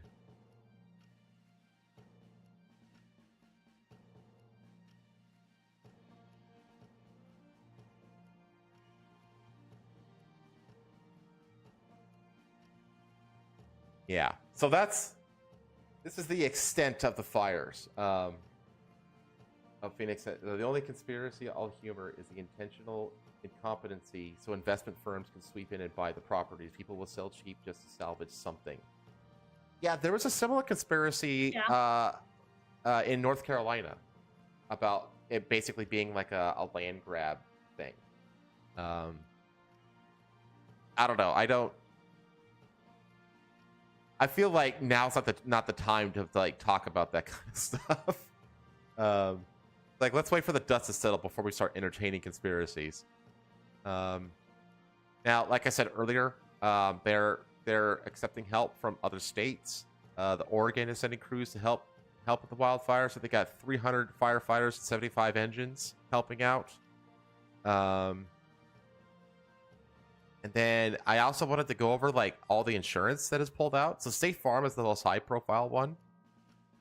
So they have the biggest market share in the state. Announced in 2023 that it was stopping the acceptance of new homeowners insurance applications in California due to increased costs. The announcement came as the company implemented a 20% increase in premiums for existing customers. That's how you get people to flee the state. when they literally can't afford like taxes and insurance anymore. Because that's the thing. Like, you think that when you own a home, like, and you don't have a mortgage anymore because you paid it off in full, nope, you still got to pay insurance and taxes on it, baby. Yep, forever. In April 2024, and the thing is, those rates never go down; they only ever go up. State Farm announced that it would cancel 72,000 policies in the state by the summer, including 30,000 home policies and 42,000 commercial apartment policies. Of these, 1,600 were insured homes in Pacific Palisades, the affluent neighborhood struck by the Palisades fire. In a statement to Newsweek, a spokesperson for State Farm said that our number one priority right now is the safety of our customers, agents, blah, blah, blah, corporal bullshit. Travelers also pulled out. They limited new policies, increased in price by an average of 15%, which affected more than 329,000 homes. Tokyo Marine did a similar thing. Nationwide, they stopped writing new homeowners policies. Farmers, so it's like all of these these are all like super high profile insurance companies that have all basically done the same thing within the last like year and a half. And I think it's because like they saw this coming. They're like, you guys aren't doing your due diligence to mitigate these wildfires, so we're not going to insure them. It's like it's gross, but at the same time, I understand it from their perspective. You get it, yeah. I totally get it. Their business. Exactly. Chubb, I don't know what they're saying or what they are. And then we get into some of the more interesting interactions. The first one was this about the water running out. There was this thing where a reporter and anchor basically said that it's a lie that they ran out of water, and then they cut to a field reporter, and the field reporter immediately says they have no water. It's kind of amazing to watch, actually.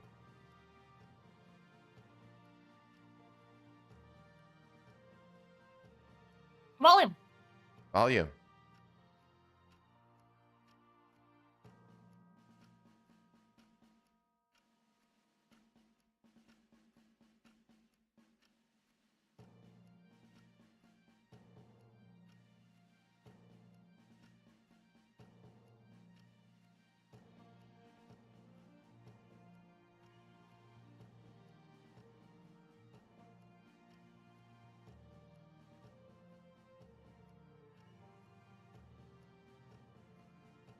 Yeah, it's very basic.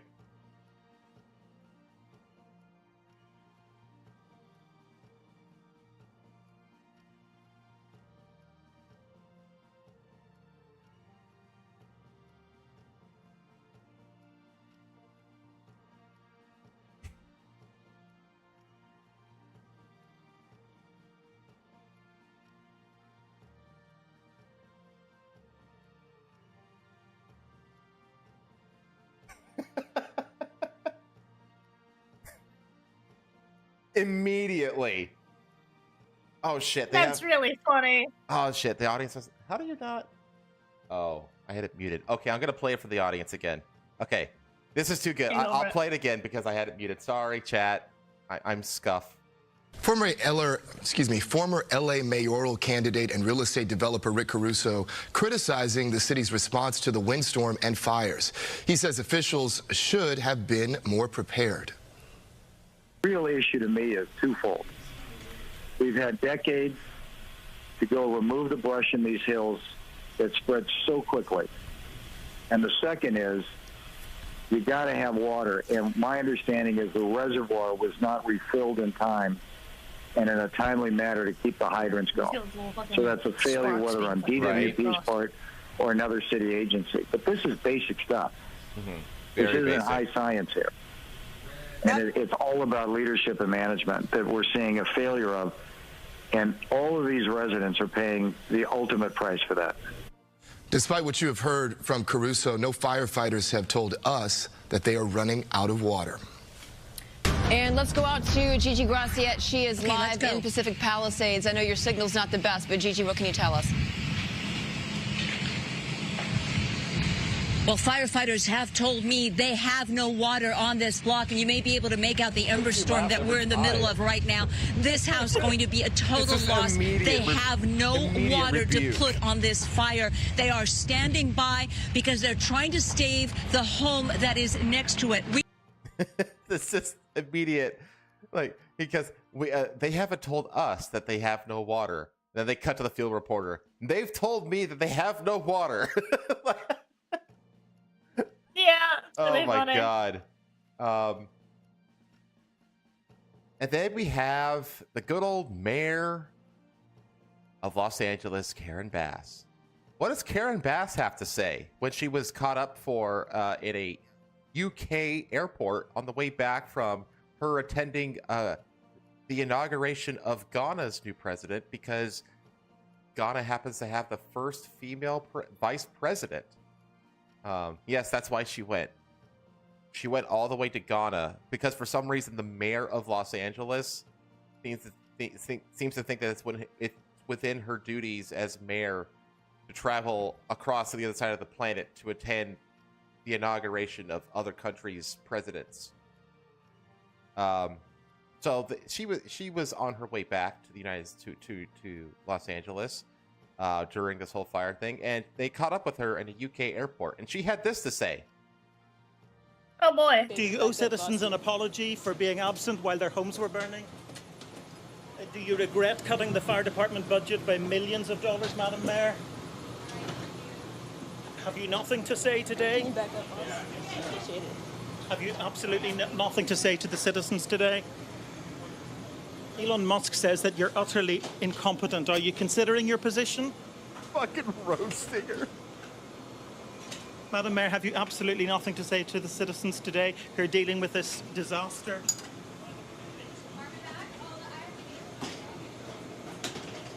There's nothing No behind apology those for them? eyes.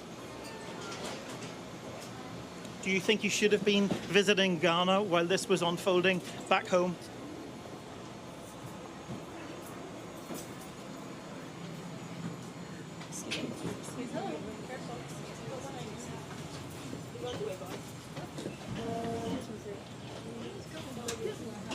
So you get the idea. She had nothing to say. Literally nothing. Ghana's one of those countries you go to only to conduct illegal business. Yeah, it is one of those countries, isn't it? Like Sri Lanka or some shit, you know? So that's the good old mayor. What about the Los Angeles Fire Department's Assistant Chief, Christine Larson? This is the most viral and most infuriating clip I've seen of this entire escapade. This bitch is outright evil, and you'll find out why if you haven't seen this clip yet. You want to see somebody that responds to your house, your emergency, whether it's a medical call or a fire call, that looks like you. It gives that person a little bit more ease, knowing that somebody might understand their situation better. Is she strong enough to do this? Or you couldn't carry my husband out of a fire, which my response is, he got himself in the wrong place if I have to carry him out of a fire. You want to see... I don't know what gender this person is. I don't care. I wish that they would die in a fire. I can't tell if this is a man trying to be a woman or a woman trying to be a man. I don't know. It's very much like an It's Pat kind of situation. You have no idea what that is. I just dated myself with that reference. Yeah, I have no clue. It could go either way. But this person is pure evil, and if there's anybody that deserves to die in a fire, it's this person. This is like carry your husband on fire. He got himself in the wrong place. Sounds like we hired the wrong person for the fucking job, a firefighter. This right here basically is, I mean, the reading between the lines. What this person is saying is that basically adherence to the ideology is more important than your life. That's what this is. This is full ideological capture. Is what this is. This person has been. The only reason I want to see anyone even remotely like me responding to an emergency is because I'm 6'4", and if my ass needs to be carried out, they're probably going to be somewhere around that. Yeah. Yeah. Exactly. Like I don't either. I want to see someone larger and stronger than I am. I'm 6'4" as well, Bear. You know, if this is why firefighters are like stereotypically like jacked. If I saw someone like me trying to save me out of a fire, I'd be like, oh no. I know, I date myself We're all the time. fucked. I did bring up The Great Mouse Detective. That's a fucking awesome movie. I'm an '80s baby. I know. I was born during the Reagan era. No, but like, this is just somebody who's basically like they're so captured by like the DEI cult that they're just like that they become flippant about whether saving your life is actually important or not. Like, this is just a husk of a person. And this person makes about $400,000 a year, by the way. Sorry? Yeah. LAFD Why? recently created a DEI bureau which she leads. $399,000 salary. Why? Because LA and everything costs a lot more, I guess. I don't know, but yeah, this evil person makes $400K. So yeah. Holy fuck. This is the level of, yeah, it's infuriating. It's absolutely infuriating. Where my Luigi's out there. Oh yeah, Mr. Bear knew what it's Pat. Yes, thank you. Someone in chat knew what Pat was. Okay. Okay, so there were offers to help that the mayor, for whatever reason, rejected.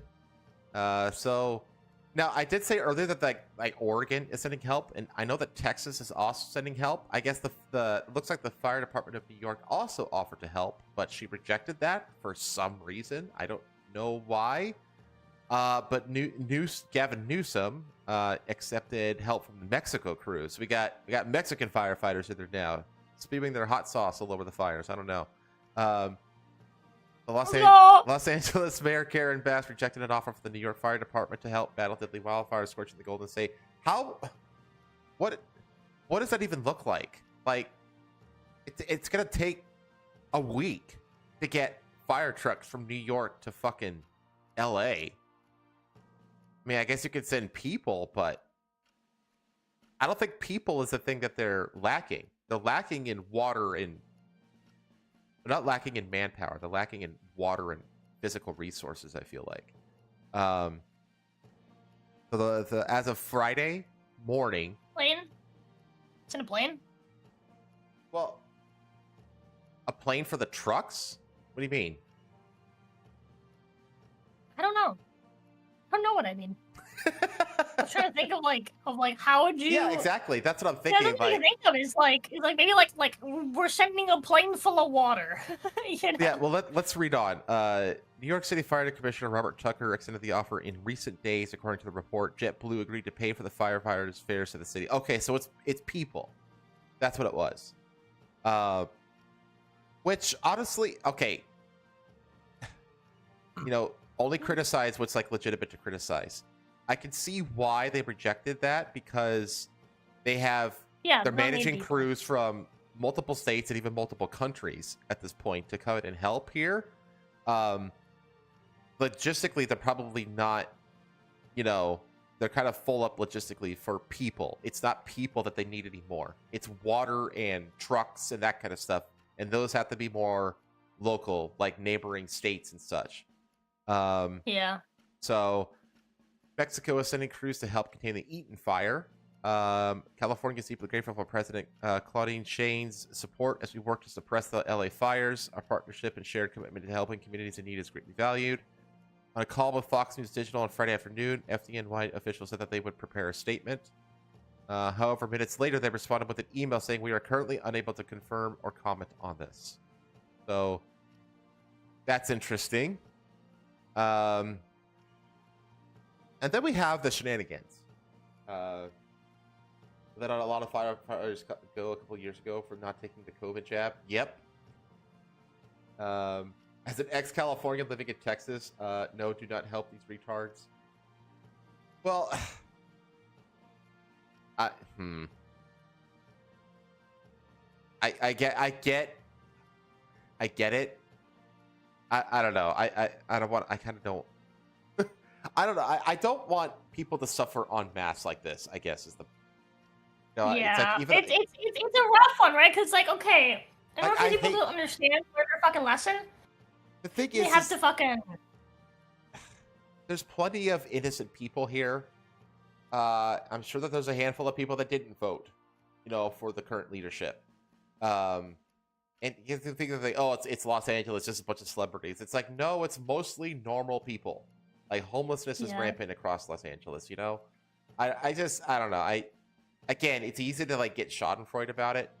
But it's just like, as I was, like, gathering, because I have got, like, a couple dozen tabs about this thing, and as I was gathering information, I was just like, I don't want to engage in the schadenfreude on this one. Like, give it a minute, But I get I totally get where it's coming from, though. I completely get it, because these people... A, start to change their views on things. B, leave if they don't think, things are going to change in the future. Because it's just like, I hate to say it, but, they voted for this. Yeah. They voted for this. And if you didn't vote for this, and you see what the fuck they're doing, and you decide you're going to stay, like, dude, fuck, man. Like, I know just as well as anyone, right, how incredibly difficult it is to, like, move from where you're at when you're stuck somewhere. Especially when you're stuck somewhere fucking expensive. I was about to say, dude, like, your move must have been harder to move because... out of somewhere, like, expensive than it is to move out of somewhere cheap towards something expensive. If you're moving somewhere cheap, somewhere expensive, you just have to get the money and then you're good, right? But if you're moving out of somewhere expensive, it's hard to save up the money to move somewhere cheap. Yeah, exactly. It costs money to move. A lot of it. I probably spent fucking, like, all in all, between hotels and trucks and pod rentals and pod deliveries and moving helpers and all this shit, I probably spent like $12,000-$13,000 on my move. Like, it costs a ton of fucking money to do this shit. Yeah. I moved a lot further than you, though. True. So, vital LA firefighting equipment was handed to Ukraine. Reports show. So basically, like a little bit ago, closer to the beginning of the Ukraine war, LA decided to send a bunch of its firefighting equipment to Ukraine. So I thought we were only sending them our fucking our shit, our old shit. The stuff you weren't using anymore. What happened to that? Los Angeles County fire crews are sending some of their extra equipment to firefighters in Ukraine. A local March 2022 story reads, the plane carrying that much needed surplus equipment, such as hoses, nozzles, turnouts, helmets, body armor, and other personal protective gear, is expected to take off Friday. This began in the opening months of the Russian invasion and appears to have continued at various times over the last couple of years, with large expensive items like fire trucks having been shipped overseas as well. Yeah, there's been those giant cargo planes, those military cargo planes that, like, transport tanks and shit. Yeah. While supporters of such programs argue that this was all surplus and retired and extra equipment, we are quite sure that in these current dire circumstances surrounding Los Angeles, any such surplus could have been used and is still badly needed. Now, this is a little bit of, 2020 hindsight, Monday morning quarterbacking, a little bit. Well, here, hold on. What? Okay. Hold on, you say the but. This is in fucking, June? So, at the start of summer?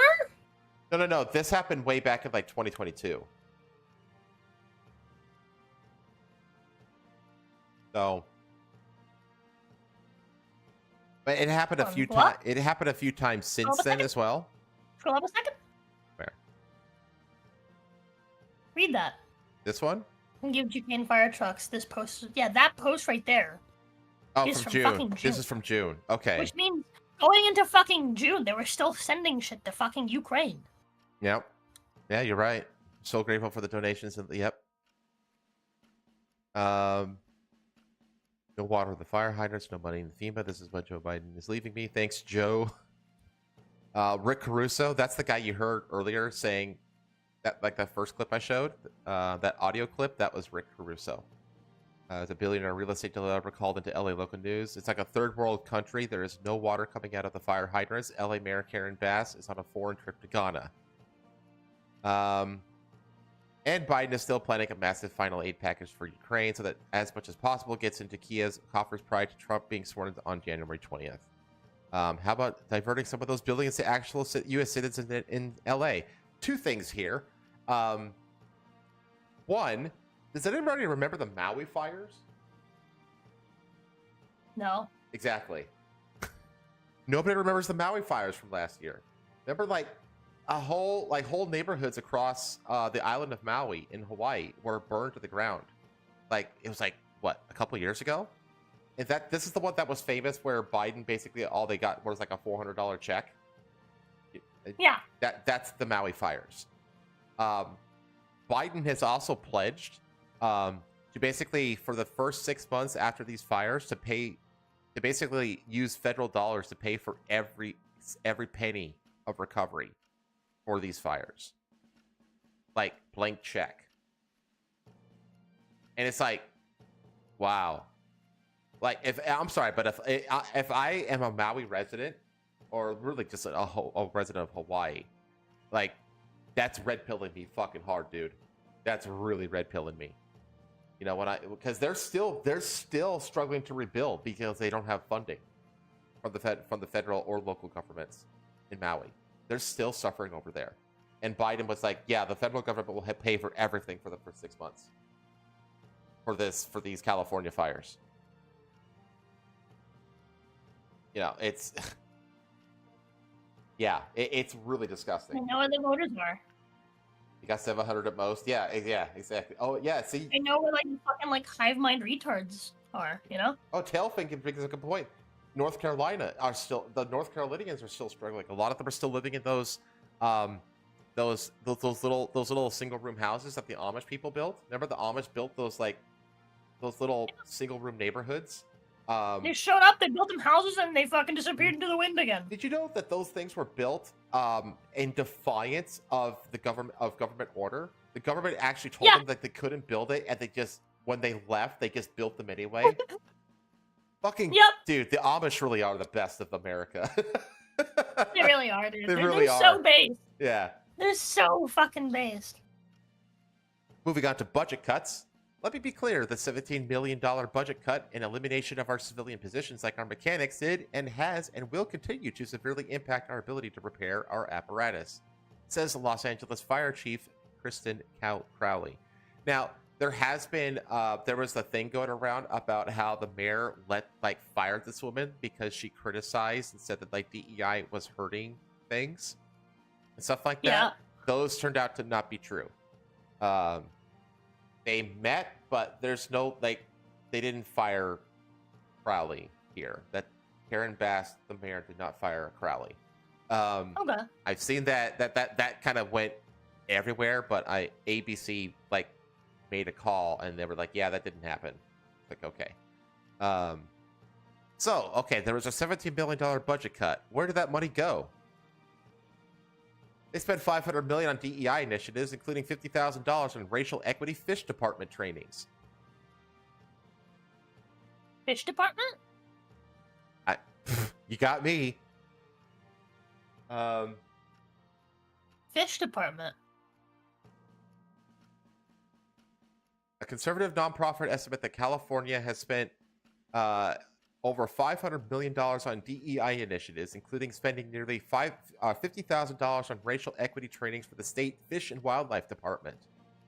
Why? The Center for Organizational Research and Education, a consumer protection nonprofit, called DEI initiatives the Golden State's next billion-dollar industry. And I swear to God, DEI is the most profitable cottage industry ever devised. DEI is becoming California's newest billion-dollar industry on the taxpayer's dime, core lead researcher Will Coggan told Fox News Digital on Monday. It's everywhere from kindergarten classrooms to the Department of Fish and Wildlife. Instead of effectively addressing issues like housing, crime, or homelessness, California officials have chosen to line the pockets of well-connected diversity consultants, he continued. Fucking kill them, please. Just kill them. Just kill them. Like, dude... if what's going on in the UK, if this doesn't radicalize you, something's wrong with you. I don't want them gone anymore. I want them dead. Be radicalized. It takes Jesus fucking Christ. It takes radicalization to beat radicals. Simple as. This is why that's why I say like the only thing that's gonna beat back like the Islamization of the West is like literally another crusade. It's like yeah, dude, it's insane, fucking insane. I'll get some water. Go for it.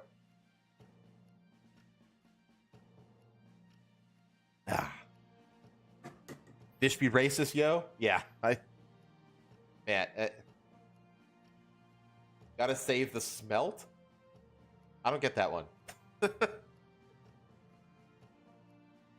Oh man, let me see here. Report provides cautious estimates of DEI relevant spending and accounts for the proportion of outstanding requests for records. This data indicates that so-called DEI is easily worth $1 billion in the Golden State spending. Let's see. Several entities in the report spent state tax dollars on woke initiatives, such as the State Department of Fish and Wildlife, has spent $49,000 in contracts for racial equity trainings and workshops for employees. So this is that whole like hire these race grifters like Ibram X. Kendi, or probably the most infamous one is Robin DiAngelo. Those kinds of DEI race hucksters. You pay them $10,000 to basically call your white employees racist for an hour. That's basically what it is. Have you seen the Matt Walsh video that he did for the Daily Wire? What was it called? It's about like DEI. Oh, chat, help me out here. What's it called? He like dresses as like a lefty hipster, and basically infiltrates all of these like DEI consultations, and he interviews like all these consultants and stuff like that. I can't remember what it's called. Oh my gosh, chat has to help me. Let's see. But he basically goes in and he talks. He like interviewed like Robin DiAngelo and all these people, and they all look like just racist retards. It's fucking hilarious. Like, say what you will about Matt Walsh, like he recently had like a really bad Sonic 3 take. But when it comes to like Matt Walsh is one of those like Christian Am I racist? Yes, thank you, villain. Thank you, villain. That's what it's called. Am I racist? Yeah, that's it. But yeah, he does really good work. But at the same time, it's like he is one of those like uber Christian, like purity spiral in the opposite direction kind of guys. Yes, he is. He 100% is. Like his comment, anything involving like pop culture, he's awful, absolutely dreadfully awful at. But when it comes to like more basic bitch kind of stuff, like trans issues and DEI and that kind of stuff, he's like on the money, But yeah, Am I Racist is fantastic. How he's able to stay in character is kind of incredible. So this says there's California's Department of Conservation spent nearly $180,000 on DEI initiatives in fiscal year 2020 to 2021. That includes nearly $88,000 in training geared towards critical race theory and racial equity themes from contractors well connected within the state of California. Again, the whole thing is a grift. And it's literally what these people literally do is you give them like $10,000, $15,000, $20,000, and then they just call all of your white employees racist for an hour. That's basically what it is. So people like this race grifter, Ibram X. Kendi, $9,000 on copies of his critical race theory book, How to Be an Anti-Racist, specifically to be handed out to staff, including supervising and senior oil and gas engineers at the department's geological. How to be an N-word. Yeah, I mean, honestly, like how to be an absolute fucking N-word, no matter what fucking race you are. Well, like part of like the ethos of the How to Be an Anti-Racist book is it's not enough to be, it's not enough to not be racist. You have to be actively anti-racist, which is to be racist, essentially. Like basically, like the only way to beat racism is with racism. Is his ethos. The guy's a racist fraud. Just setting all, it's just nothing but like Kafka traps and all kinds of just bullshit, contradictory, racist nonsense. It kind of baffles me that so many supposedly people buy into this. Yeah, exactly. Don't see it for what it is. It's really kind of incredible to me, like how so many seemingly intelligent people just fall for this shit hook, line, and sinker when it's so obviously a fraud. Additionally, the California Department of Water Resources was also another source of DEI spending over $414,000 on DEI goals. This is part of the budget of $850K for the department's Office of Workplace Equality, which grew to over $900,000 the following year. Within this budget was a full-time DEI staff person who earned a $163,000 salary and benefits. And you have to understand, DEI, like whenever you have like your DEI on staff, that's basically like a commissar, like a communist political commissar that basically just sits into the company, has an ear, has the CEO's ear, and they just basically make sure that the ideology is enforced on all levels. That's what these DEI staff persons do. They're just commissars embedded in the company. And then that got raised to $171,000. Man, this guy gets paid $170,000+ a year just basically to call the employees of his company racist. Just stand there and call people racist. Yeah. Because it's like, of course that's his job. Because like, if he didn't do that, then he would have no purpose. Like the moment that the problem gets solved, he's out of the job. So it's obviously in his like best interest to conjure racism everywhere. Conjure up racism everywhere he can. The department also conducted various anti-racism training sessions totaling $53,000 over the 2-year span. Again, so like over 2 years, you're talking about maybe like a quarterly lecture from a racist like Ibram X. Kendi. They have like a $10,000 fee. They just come in there for an hour, call your employees racist, collect their check, and leave. They do that a few times, and they got $50,000-$60,000 at the bank over 2 years from one client. The report also found that Jesus fucking Christ. Yeah, that's how much of a grift this industry is. It's insane. They mentioned Jedi down here as well, which is like their they added justice to it as well. Which is just fucking stupid. There's other stupid things that they spent on, like midnight stroll transgender cafes. Huh? That is a Mad Lib of words. Like, I need a time of the day, midnight. I need a speed of walk, stroll. I need something that's not real. Transgenders. I need a place where you drink coffee, cafe. Like, this is a midnight stroll transgender cafe. Yeah, like I can't even start to fathom what this is. So they talk about the funding cuts of $17.6 million. But they have all kinds of things that they did spend the money on. Like giving syringes to the homeless, $14,000 to the Gay Men's Chorus of Los Angeles. That's the choir that famously sang the "We're Coming for Your Kids" song a few years ago. Kill them. Yeah. Again, I don't want them gone. I want them dead. I don't want them gone anymore. I want their fucking head on spikes. God, I hate them. I hate them so fucking much. Call me a bigot. Call me a racist. Call me a homophobe. Call me what you want. But fucking kill them! It doesn't matter anymore. Make them go away permanently. No more of this shit. Yeah, it really does. It has to stop. As the Berkeley professor famously said, by any means necessary. Fucking die.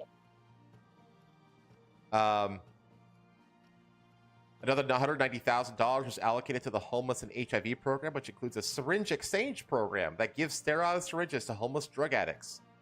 An additional $100,000 of county funds was put aside to pay for Juneteenth celebrations. Wait, stop. Take a step back. I'm sorry, syringe exchange program?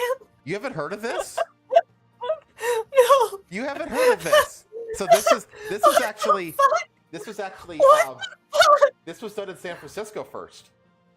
This was a San Francisco thing where they basically had like a clean syringe program so that drug addicts would just get their fixes and not get like Tailfin so eloquently put, AIDS. She yes, disavow 100%. Everything that Rosa wants to do, she wants to do in Minecraft. I want them all dead. In Minecraft. And you know what? Here, I'll take a step further. Oh God, don't. If this shit's still going on by the time that I have kids, somebody will die. And this is not a warning, it is a Rosa, promise. What? Please don't get me. Don't get my cat eliminated, please. What did you just walk into? Rosa's doing her best to get my channel nuked.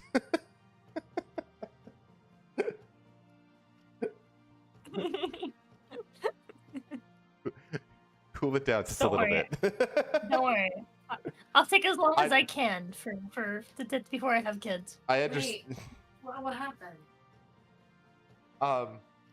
The state of California gave a bunch of money to a choir that sings about taking your children. A gay choir that sings about stealing your children. What? Yep. I'll tell her about the needles. Also, California has needle exchange programs where they offer homeless people to trade in their dirty syringes for new clean syringes so they can take their drugs without getting AIDS.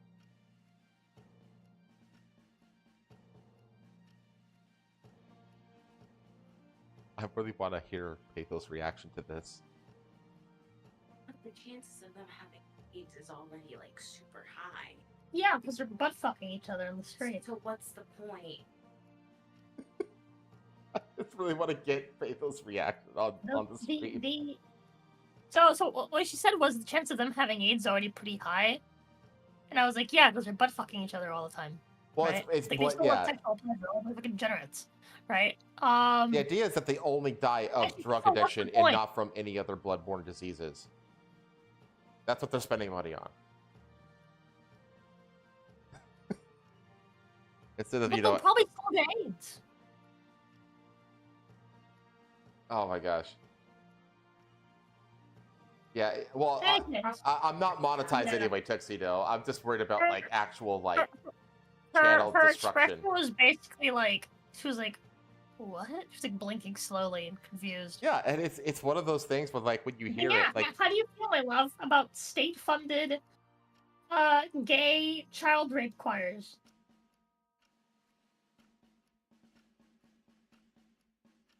Is it kids in the choirs? No, it's these guys. I don't think so. This is the choir right here. It's a chorus of gay men. Adult? Yes. Adult gay men. Who famously performed a song in which they talked about taking your kids. Yeah. Yeah. I hope they get shot. I love her. I was gonna say, you got a good woman there. I do have a good woman. I love her. But yeah, I was basically saying how like it's like between what shit going on in LA and the shit going on in the UK. If you're not radicalized, something is wrong with you. And I was saying I don't want them gone anymore. I just want them dead. Is it gone and dead the same thing though? Not I necessarily. don't want them sent and somewhere else. I don't want the Muslims in the UK sent back to like wherever the fuck they're from. I want them shot and killed. Nuke. You want them nuked within the UK? Let the world burn. She took it a step further. I'm trying to be surgical. I was like, holy shit. She was like, oh my god. Yeah, I heard she said. This channel is doomed, chat. I mean, the choir actually had a bunch of convicted pedophiles in it. Yeah, that's true. That's damn. true. Yeah, that's a pattern. I hope, and I pray that the worst things imaginable happen to those people. That's a good way to put it. Yeah. That's a YouTube nice safe clean way to put it. I can't say what I want to say. What if I mute? That's you not tell fair me? to helmsman. I want to hear it. That's how I want you to talk to me later. I was gonna say, tell her Oh! she can tell you after after the stream. I want to get through this fire story so we can move on. You know what? Um, Oh, wait, hold on. I made a joke the other day about how like for 2025 we need to have new LGBT sexualities, and basically they're all like You know what? If you make a post for it, I'll make flags for them. oh my god, that'd be amazing. But they were all basically like based sexualities. Sorry. You didn't get me. I kicked the ball. And so it was like, oh, like, you know, fuck, I forgot what they were. I sent them all in like an audio to us. Homosexual or no. Non-homosexual. Non-homosexual. So like you won't fuck people. Goonsexual. Hold on. So non-homosexual is that like you won't fuck anyone that has a body count longer than like the number of fingers on a hand. Right? You only have 3 fingers on your hand. Then you no one free. The more fingers you're missing, the lower your max body count. And then the other one was a natural sexual, which means that you only fuck people that haven't had any sort of changes done to their body, like cosmetics or like you know, people that haven't had implants, people that haven't like gotten any sort of like gender therapy or any of this shit, right? The only people that are like normal, they're like natural, right? And then the third one was goonersexual, where basically you are sexually attracted to anything that sexually arouses you. well, isn't that everybody? Wait, hold on. hold on. So the idea is that you can like these are all like non-exclusive. You can have as many of them as you want in your bio. Okay, grab all of them. Omnisexual. Right? And I just thought a new one, which is when you're sexually turned on. But you're sexually attracted to the murder of pedophiles. I have that one. Nothing turns me on than Peter being like, yeah, we should like, you know, hang them and like do this to them and do this to them. And I think my sexuality is important, and I think I should be a protected class, and I think I should be allowed to murder pedophiles because, you know, if the Muslims are allowed to be like, it's my culture. Well, this is my sexuality, okay? Let me have it. It's mine. Don't be a bigot. Muhammad married Aisha when she was 9. It's totally normal. You don't know what I just said. Aisha is like the famous 9-year-old child bride that Muhammad took. I know exactly what you said. Okay. Yep, I know exactly what you said. But yeah, like if they're allowed to be like, it's my culture, you know, then I think I'm allowed to be like, well, it's my sexuality. I think I should be sexually allowed to murder you. If you're religiously, based on culture, allowed, does he sexually allowed? allowed to rape children, I think I should be allowed, based on my sexuality, which is equally important to culture, to murder you.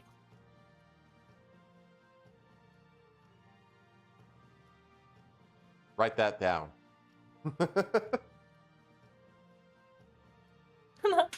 I'm glad that no one in pretty this house straightforward. understands English. I don't really have anything to add because it's very straightforward.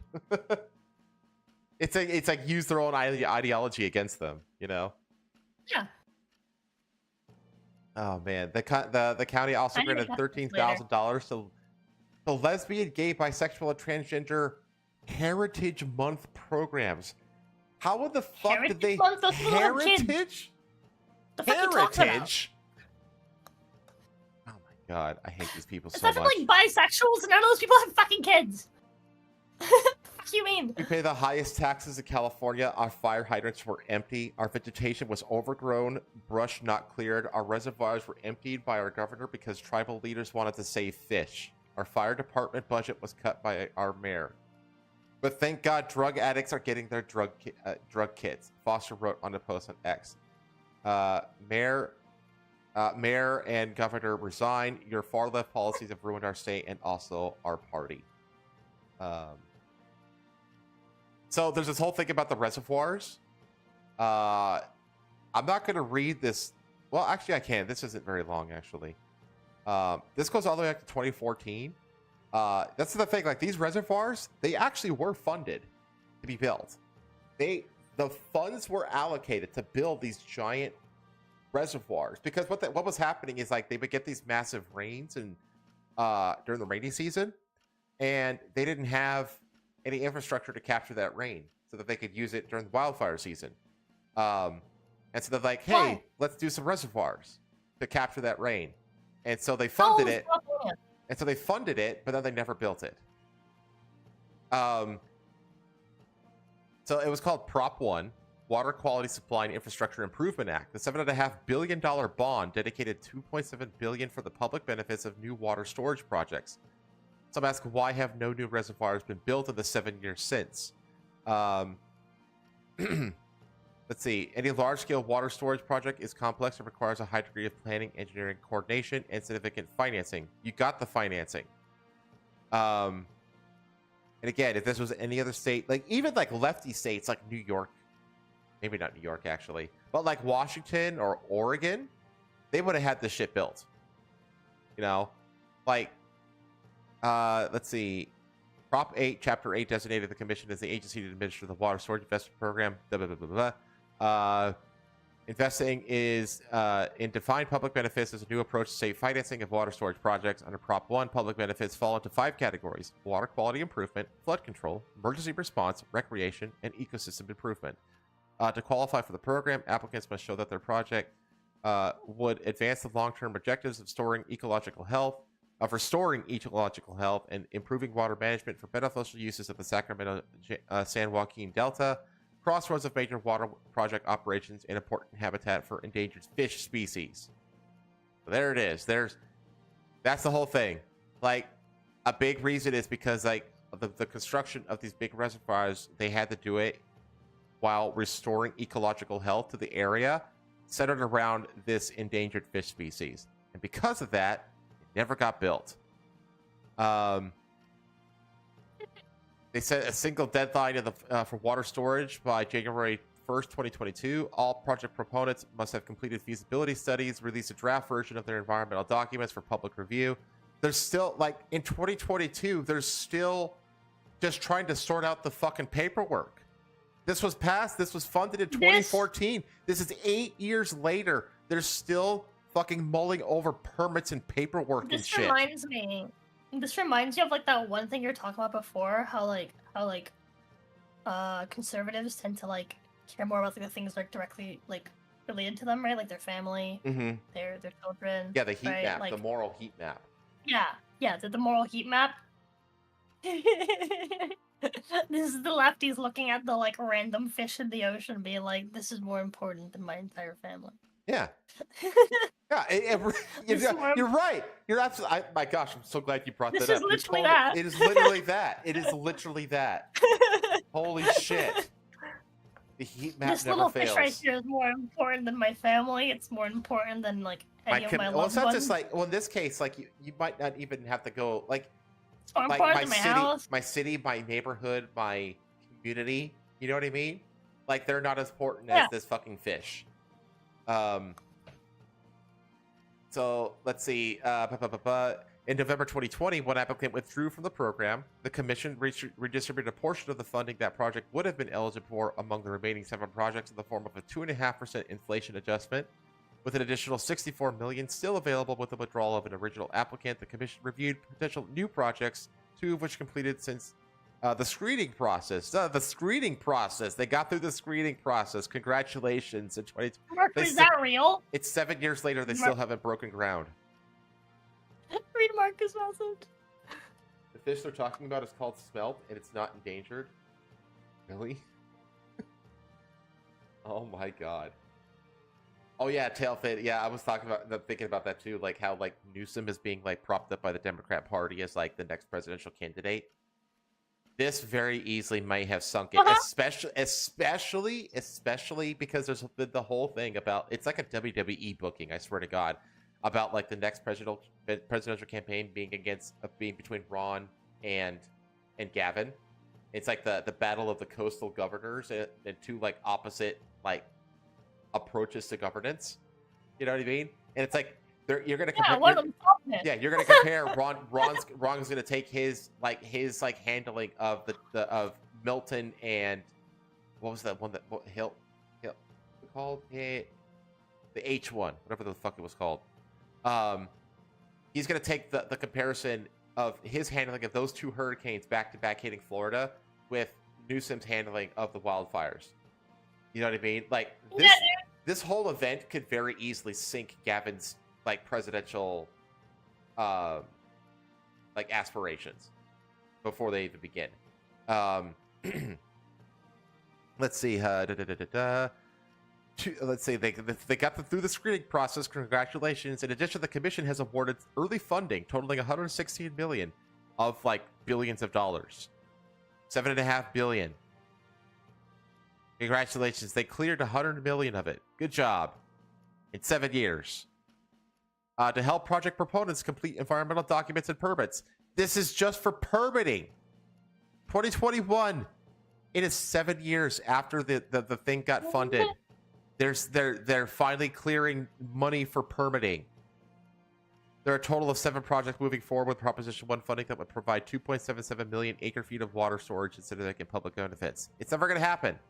It's never going to happen because the bureaucracy and the regulation and the adherence to environmental lobbies and all this other shit is just, it's at this point it's literally and DEI and DEI prioritization is at this point literally killing the state in a very literal way. And it's so bad, so bad that even the celebrities are starting to turn on the Democrats and how they're saying that the Democrats ruined our state. So like even like these wealthy coastal leftist, woke elites are like getting red pilled. That's how bad this is. Wait, oh my god, hold on, I remember something to show you. Jazz tagged me in I think he sent this to us in a group chat. And I need to send this to you because it had me fucking cackling, dude. It had me cackling, and I just thought of it now because you mentioned the fucking like the Hollywood like folks. Okay. I sent you a link. God. God. What is this? Oh man. Child slaves under Hollywood tension right now. Have you seen this movie? This is Toy Story 3? Yeah. Do you know what's about to happen? Daylight! We're gonna be okay! I don't think that's daylight.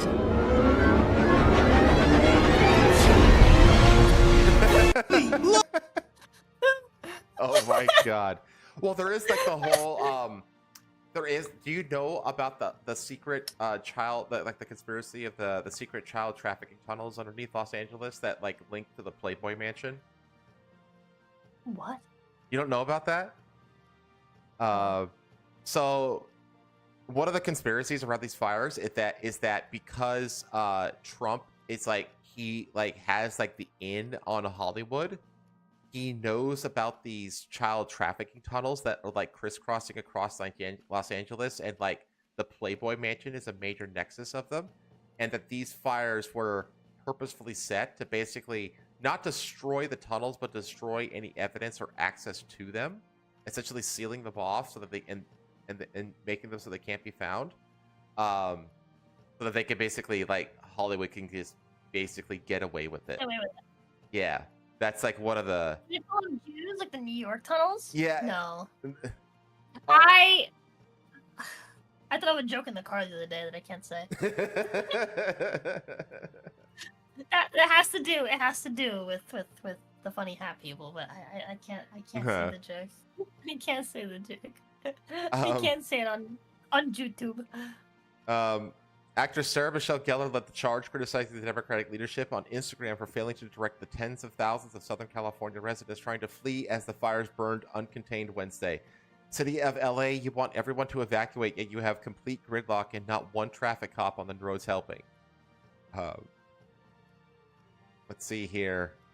That's this one. We have actor James Woods, who's a famous like actual right winger in Hollywood, like one of the very rare right wingers, like out and open right wingers. Bent on X and the wildfires weren't caused by climate change, but by liberal idiots like Gavin Newsom and Karen Bass. One doesn't understand the first thing about fire management, and the other can't fill the water reservoirs. In a separate post, he wrote, "I took this last night from our beautiful little home in the Palisades. Now, as all the fire alarms are going off at once remotely, it tests your soul, losing everything at once." Let's see. He just basically said this is the last night he's ever going to have from their home in the Palisades, he said, because it's going to burn to the ground. Actress Sarah Foster also took to X to lament how Los Angeles residents pay exorbitant taxes, but the state was still completely unprepared to take on such massive wildfires. We'll talk to the gay, PDF file choir about that, Miss Foster. Our fire hydrants were empty. Our vegetation was overgrown, brush not cleared. Our reservoirs were emptied by our governor because tribal leaders wanted to save fish. Our fire department budget was cut by our mayor, but thank God drug addicts are getting their drug kits. Oh, that's what I read earlier. Oh, damn. The politically active actress, who is the daughter of music mogul David Foster, called on Boston Governor Gavin Newsom to resign, writing, "Your far-left policies have ruined our state and also our party." Former Dancing with the Stars professional dancer Valentin Chemkovitsky also vented his frustrations over the state's lack of preparedness, writing on social media on Wednesday that the fifth largest economy on the planet, firefighters didn't have enough water pressure to do their jobs. Are you joking me? The taxes we pay for third world infrastructure is unbelievable. Come on. Shazam star and longtime Los Angeles resident Zachary Levi also ripped into Newsom and Bass for their handling of the crisis. Dude, Zachary Levi, that's the guy who played Sam, it says there. He's been out saying base stuff since this movie. He's cool. Yeah, he's a cool guy. He got really popular with Shazam and was like, fuck all of you. Yeah, it was great. Yeah, he's a good guy. He says this is just incredible mismanagement, incredibly poor leadership. I would go so far as to say that it's criminally negligent because, Gavin Newsom has been either the governor for 5 years or lieutenant governor prior to that for 8 or 9 years. Some of the worst fires we've ever had in California under that watch. He clearly knows that the biggest problem we suffer in California are these fires. And, by the way, the mudslides that follow. And for them to do essentially not just... And that's very true because what happens is... tree roots and plants keep the soil tangled up and together. If you burn all that away, suddenly there's much less holding the soil together, and it turns into landslides. This is just incredible. I just read that. And for them to do essentially not just nothing, but worse than nothing, when firefighter budgets are being cut, there's something that's almost criminally intentional about this. Like, what are they doing? I don't know. So, a bunch of others like Paris Hilton, Billy Crystal, Anthony Hopkins said that they lost their homes in the fires. Hilton took to social media to share that she watched her beachfront Malibu home burn down on television, while Crystal and his wife Janice shared that their home of 45 years had burned down. Reality stars Heidi Montag and Spencer Pratt shared that they also lost their home due to the blaze, with Pratt later noting on Instagram that one positive sign of the fire was that his son's bed burned in the shape of a heart. What? People are weird. People are weirdos.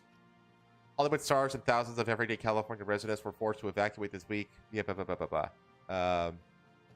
So yeah, they're saying 47 square miles in Los Angeles County have been burned. Yeah, it's pretty damn bad. The last thing that I have on this is that they did catch a dude with a flamethrower that was trying to start another fire. Fuck. So a homeless man with flamethrower was busted on suspicion of arson near LA's Kenneth fire after residents detained him. So the residents took action and stopped this dude. A homeless man was tackled by brave onlookers who say that they saw him using a flamethrower to start blazes close to where one of the latest wildfires ravaging Los Angeles broke out.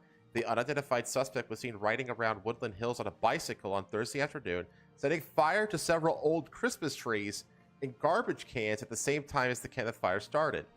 Renata Gershman told KTLA she was in her backyard when she heard a car screech, was stopping a man yelling, "Neighbors, he's trying to start a fire, call 911."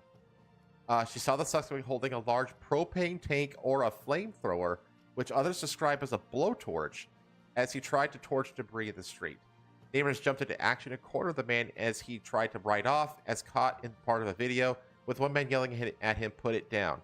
We really banded together as a group, Gershman told KTLA. A few gentlemen surrounded him and got him on his knees. They got some zip ties, a rope, and were able to do a citizen's arrest. Good for them. One witness told Fox 11 that the suspect was very focused on moving forward with what they described as being more like a blowtorch. He was like, I can't stop. I'm not putting this down. I'm doing this, the witness said. And we're like, we can't be doing that right now. I can't stop. I'm not putting this down. I'm doing this. We can't be doing that right now. It's such like an HR response. Yeah. No, we can't be doing that right now, sweetie. We can't. Yeah. It's like now it's not the time. He's telling this like his 6-year-old that he can't have his ice cream right now. We can't be doing that right now. Soon after the suspect was taken, the apparently mountain lions started running. Yeah, you saw in video. Yeah, I showed the mountain lions. Yeah. I have them. I can show them again real quick. Maybe I don't. I did have. Oh, I had them here, but then I went forward, so I don't have them anymore.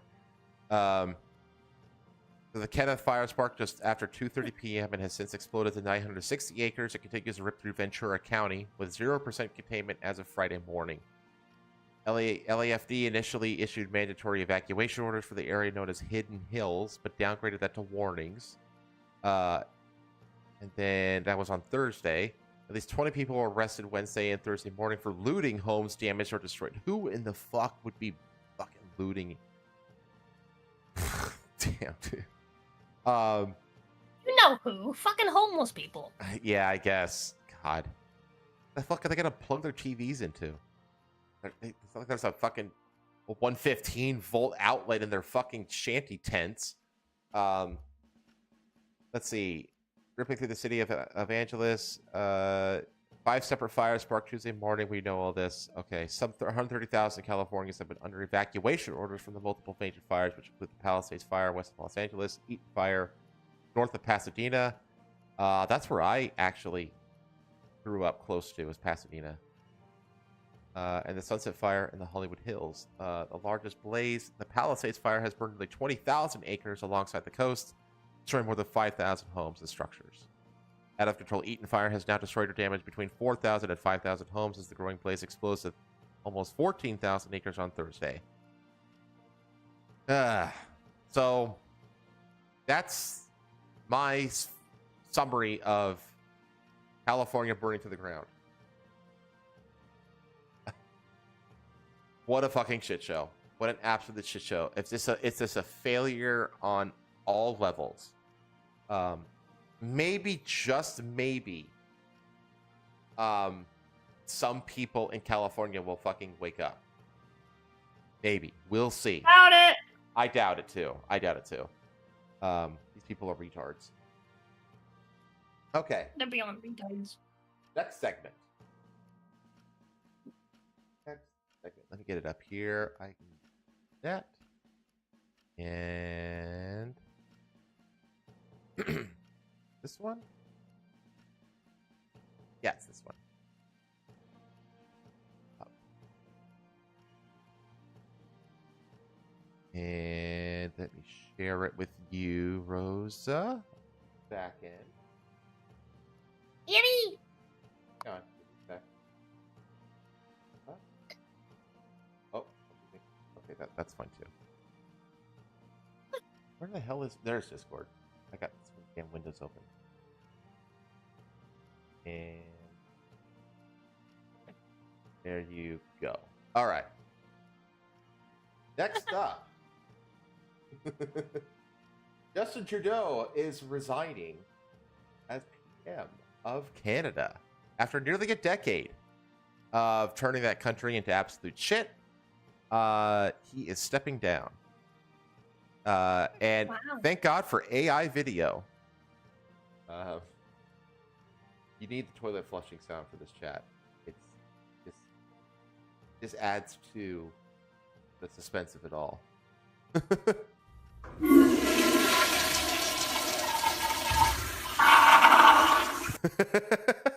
So, there's been a lot of great memes about Trudeau's resignation. Justin Trudeau saying goodbye to Canada as everything burns and the pride, the pride sidewalks that the horses are homophobic towards, apparently. Back to daddy he goes. Do you know who this guy is? No. That's Klaus Schwab, the WEF overlord, the World Economic Forum. Governor Trudeau. So this is the joke about the Canada being the 51st state. I love rich white man fucks the entire country at once. Canadians dropping Trudeau. Lots of good stuff here. Then we have this guy.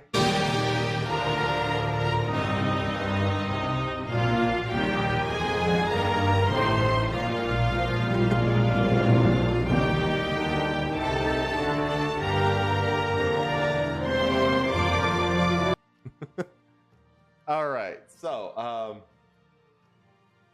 Eat the Boogs. Yes, he's the famous Eat the Boogs guy. Klaus Schwab. So, Canadian Prime Minister Justin Trudeau has announced his resignation. What happens now? This is only fucking Two-Face now, fucking picture. Oh, he's always been Two-Face. Always. He's always been this shifty piece of shit. Prime Minister. I mean, like his face is really like he's like looking like different directions. Like one eye's looking left, the other's looking forward. Kinda. He does kind of have a lazy eye, doesn't he? Prime Minister Justin Trudeau announced his resignation on Monday, saying he intends to step down from the top job as the leader of Canada's ruling Liberal Party once a new party leader is chosen. I intend to resign as party leader as Prime Minister after the party selects its new leader. The 53-year-old leader told reporters at a news conference in Ottawa on Monday, Canada's parliament will be suspended until March 24th while a new Liberal Party leader is chosen. Now, this actually kind of sucks the way this is done. Because here's the thing, is that he and his Liberal Party, all the Liberal Party people support him. Okay. So, if he had just, like, resigned, then that would have basically forced a snap election, which is like an election that just happens, like, right now, whatever right now happens to be. And the Conservative Party would have taken over. That would have happened, like, within a month. But because he's like, I intend to resign as party leader, what that means is that they're going to suspend the parliament until March 24th, like it says. The Liberal Party is going to pick a new leader to replace Justin. He's going to step down. That new leader is going to take over. And then he's going to lead as Justin Trudeau 2.0 all the way through October when the general election is going to happen. So we effectively have another year of Justin Trudeau's bullshit to deal with. Or almost a year. Until, what's the guy's name? Polivier, I think is his name. There's a lot of Frenchies in Canada. Is basically going to take over and become the new PM. So, yeah, Canada, unfortunately, has to deal with Trudeau's bullshit for, like, almost a whole year still. He said that he has one regret, failing to reform Canada's election process ahead of the general election expected this fall. So he has one regret, that he, like, couldn't keep him and his party in power forever and ever. Yeah. Particularly as we approach this election, well, probably many regrets that I will think of. But I do wish we'd been able to change the way we elect our governments in this country so that people could simply choose a second choice or a third choice on the same ballot. How did we get here? Trudeau, leader of the Liberal Party for 11 years and Prime Minister for 9, was facing a mounting set of crises, from Donald Trump's tariff threats to the resignation of key allies and disastrous opinion polls. I think the popularity of him and the Liberal Party is like the third worst or something like that ever in Canada's history. It is really bad. He intentionally refused to allow elections because he knows Pierre Poilievre will win. Yeah, exactly.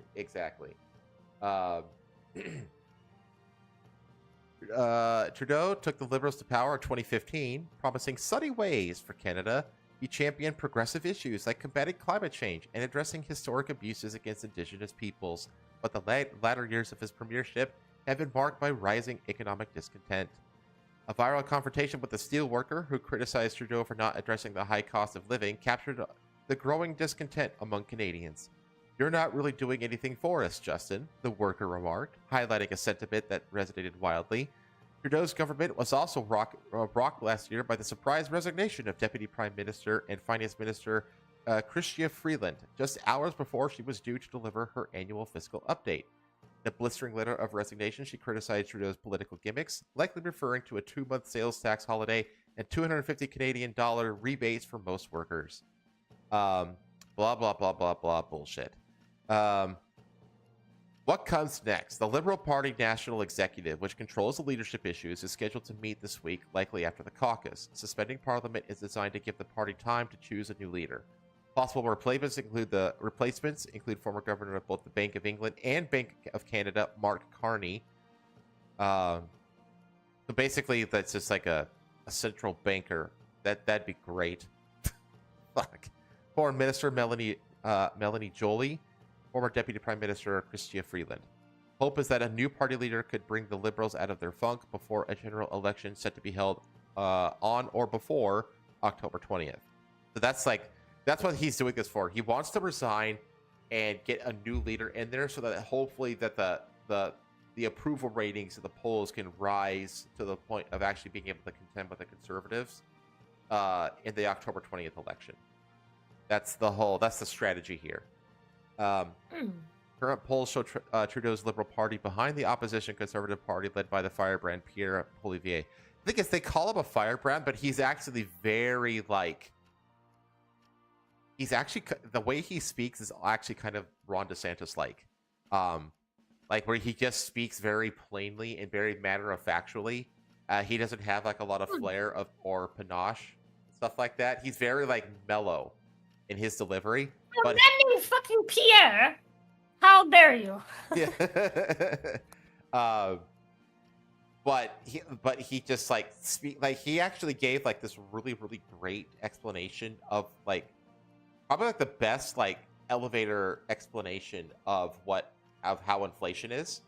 They basically said if you have 10 apples and $10, then each apple is worth $1. But if you never seen the Apple video. I have.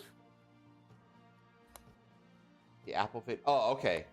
Yeah, the Apple video. Yeah, that's the one where he's munching. There's a reporter that's quizzing him on stuff and trying to do criticize him and shit. And he's just casually just staring off into the distance, eating an apple, and answering the questions. It's really funny. You haven't seen it? No. Oh, okay. Let me show it to you here. Let me look it up here. It's gonna be on YouTube. See here. Pierre Poilievre, whatever the hell. Apple interview. Yeah, this one. So here we go. It's this one. So on the topic, I mean, in terms of your sort of strategy currently, you're obviously taking the populist pathway. What does that mean? Well, appealing to people's more emotional levels, I would guess. I mean, certainly you tap very strong ideological language quite frequently. Like what? Left wing, this and that, right wing. I mean, it's that type of ideological spectrum. I never really talk about left or right. Anyways, I don't really believe in that. Okay, a lot of people would say that you're simply taking a page out of the Donald Trump book. Like which people would say that? Well, I'm sure a great many Canadians, but like who? I don't know who, but well, you're the one who asked the question, so yeah. You must know somebody. Okay, I'm sure there's some out there, but anyways, the point of this on. Like, he couldn't give a shit about what this reporter is saying, and and like the super intentional like apple munching is just so fucking good. Oh man. So that's great. Yeah. So this is the incoming. Yeah. This is the incoming. This is going to be after the October 20th election. This guy is going to be the leader of Canada. Oh, let me Amazing. Planes. God, it's fucking amazing. Inflation. This is yes. What are the steps I need? This is the greatest explanation I've ever seen, like in like a distilled, simplistic way of what inflation is and why it's bad. What are the steps I need to be taken to fix the damages done to inflation? First and foremost, stop the overspending. Inflation, high taxes, deficits, high interest rates are all symptoms. The disease is overspending. When governments spend too much money, there's only three ways to get it. One is to raise your taxes, the other is to borrow, which means that they'll tax you more later on, and the third way is to print money.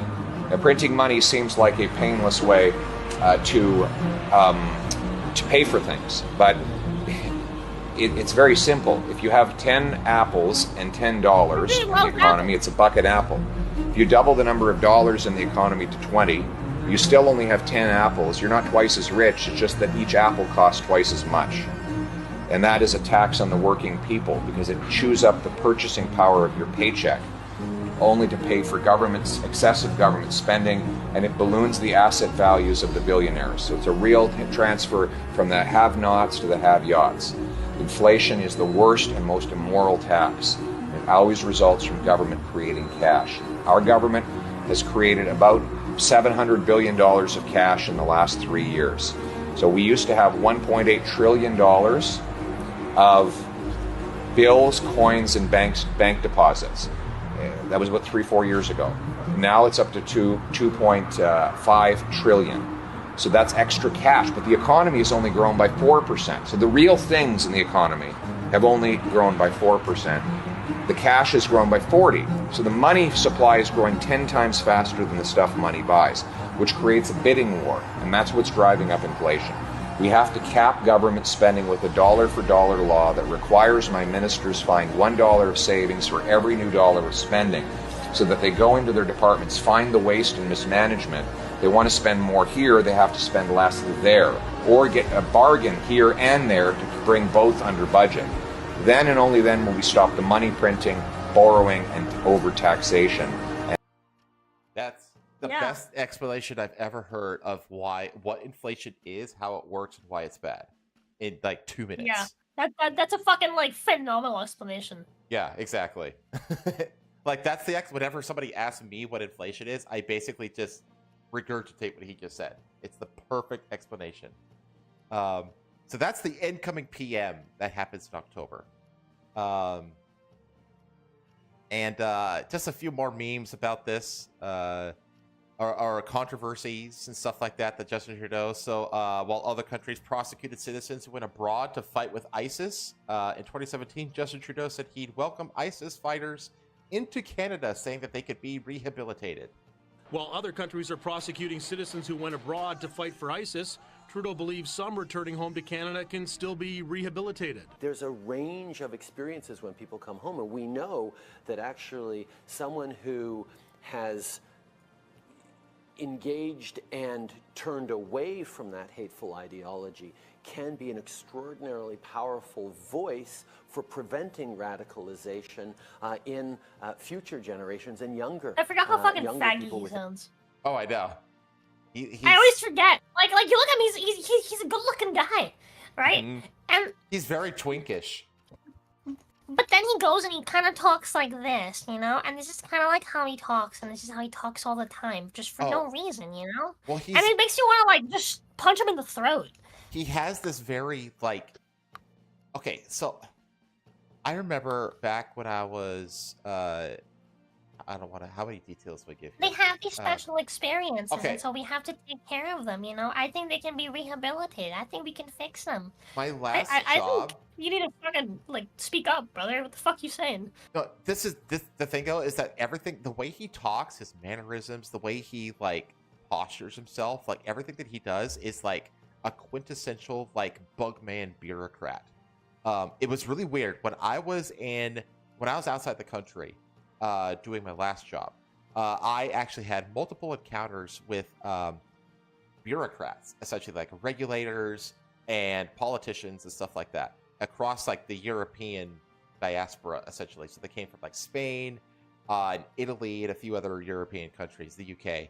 And I swear to God, all of these bureaucrats, whenever they were like, because we were like around a desk, right? We would be like wearing PPE, you know, hard hats, safety vests, earring protection, safety glasses, steel-toed boots, that whole thing, in like construction kind of environments, right? And so you would just stand in a circle. That's how you would do your meetings, right?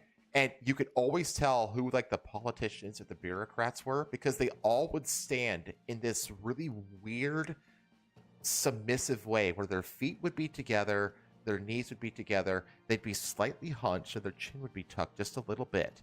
And they would then they would have this thing what they do with their hands where they would like basically take like their pointer finger or their thumbs of both of their hands and put them together to form like a diamond shape, and then they would just kind of stand there like with their hands in this like diamond shape, and they would just kind of swivel their shoulders back and forth instead of their heads, like they would swivel their whole body. And they just had this bizarre way of talking. It was this very submissive voice, and they all had like the same kind of body language and mannerisms. It was really fucking creepy. It's like they all went to like a training school on like how to do this, and it's only the weirdo bureaucrats and politicians behave this way. All like the normal people, you know, like the construction worker people, they just stood there like normal people, you know, hanging their thumbs in their pockets and with their feet apart, you know, like normal dudes. It was just the most bizarre thing. And Trudeau is one of those weird bugmen politician who's like, he has like these submissive postures, this soft-spoken, you know, this submissive voice. It's so fucking strange. Sounds like they're being coached for body language. Yeah, it really does seem like it's not cultivated the I touch children posture. Yeah, that's what it sounds like. I mean, it's trying to look non-threatening. Yeah, that's exactly what it is. It's so strange. It's like they want to take up as little space as possible with their bodies. It's so bizarre. He also resided over the swath of churches that were quote unquote mysteriously burned down over the last several years. This actually got Lauren Southern in a lot of heat because she covered. Do you remember Lauren Southern? She's quit the internet. No. But she was like, oh man, how the hell do I describe Lauren Southern, chat? I have no idea. She was like associated with Tim Pool initially, and she was kind of there like in the initiations of like when the alt-right was a thing way back in the day, like during Trump's like lead up to his first term. And she left and came back a couple times. She did like the documentary where she was like on the boat that like the migrants would like smuggle across the Mediterranean and stuff like that. You know, just did a documentary about, you know, all of the boat raids that go across the Mediterranean into Italy and shit like that. And she just did a bunch of on the field kind of like mini documentaries of field reporting, essentially. And she covered these church fires, essentially, because there was like this massive swath of like only Christian churches burning to the ground. And all the politicians, including Justin Trudeau, was like, oh, it's the way they're built. They're like built like mostly out of wood and all this kind of stuff. And it's like, but then like arsonists were caught and they were all Muslims and shit like this. Like, and it's like, no, it wasn't Muslims. No, it was like Muslims and like indigenous, like Eskimo people, like the Inuit people or whatever. Like it was like indigenous arson and shit like that. Eskimos, I heard they like that. Yeah, Canadian journalist who had right-wing opinions and a lot of fire in her ass. Yeah, there you go. Thank you, Bear. that. But she got into a lot of trouble because she covered these and went in depth into these church burnings and shit like that. But yeah, Trudeau resided over that shit happening. I'm not going to get into the Michael Schellenberger for the second time, but he's also the guy who's like probably famous for the most blackface of blackface you could ever blackface. This is the blackest of facing you could ever blackface. Like, look, he even like blackface his hand, like every nook and cranny, like. Like that's fucking funny. Committed. He is committed. Like you could tell that he like closed his eyes and did his eyelids. He did his lips. Like this is dedication, dude. This is minstrel show level of blackface here. So, there's eventually, because Lauren Southern was a Canadian herself. Yeah, photo in black and white. So, like I saw something, I was like, oh yeah, it's back in the day, no one gave a fuck, yeah, back in like the 80s, 2001. Yeah. But why is it black? Brother, you knew better in 2001. What the fuck you doing? I bet I'll bet he blackfaced the inside of his nostrils with this level of fucking detail. I'm sorry, what is that? That's Justin Trudeau, the, I guess now former Prime Minister of Canada. Yeah. In blackface. In 2001. Dude, this is black body. This is not just black face. This is black face, black body, his hands are black. Yeah, everything. Like I went full black. And then he went back. He found the way, chat. This guy looks like his teeth glow in the dark. Okay. Well, that's Justin Trudeau. May he rest in piss. Well, he's not dying. May his career rest in piss. There we go. I bet you whoever he went home with got to deal with a black ring around their orifices. That's funny. I don't care that he did that. I do care that if I did that, he, specifically him, would unperson me for doing the same thing. Yeah, that's the thing. Like, to me, I'm not offended by this at all. This is fucking hilarious. And I actually admire the dedication to it. It's fucking amazing. It's the hypocrisy that makes it bad. So, anyway, let's talk about the Consumer Electronics Show that just happened. The Consumer Electronics Show just kicked off, or just wrapped up, I should say, over in Las Vegas. A lot of weird shit. I thought we can go over a few of the interesting highlights and a few of the weird ones. First of all, VLC Player had an appearance. They weren't selling anything. They were just there because they wanted to dress like VLC Wizard. Like, they were literally there just for the sake of being there. Which is awesome. Apparently somebody approached them and said that they had been like using their video player to play like pirated movies for like over a decade, and then this guy was like, you keep doing that. Wait, what? You don't know what the VLC player is? No. You don't know what oh my gosh, the VLC player, it's like a third-party media player. The third-party media player for, your computer that plays like literally everything. It plays every file format. It's like super lightweight and not clunky at all. It is by far and away the best video player out there. It's completely free, and it's called the VLC player. And the logo or the symbol for it is like this striped traffic cone.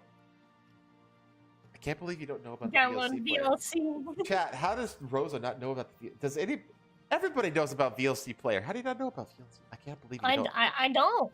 I can't. This is cool though, isn't it? It's great. Well, I need you to go over this topic again one more time, because I toned out for a second because you mentioned like we're going to tech stuff, and I remembered. I was like, oh yeah, I was looking for this for you. Oh. I pulled up. I sent you a link. The lawsuit was a couple years ago, back to 2021, when the Texas freeze happened.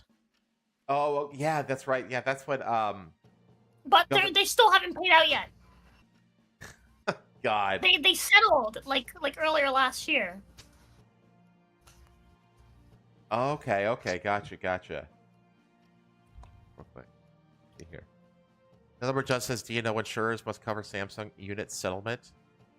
Harman International Industries Inc. Primary Indexes Director's Office liability insurance must cover $28 million security settlement, finding a bump up exclusions does not apply. And this is in regards to the what? Wait, I don't think this is it. I was gonna say, what is this for? What are you linking me? Hold on, let me find it again. Hold on.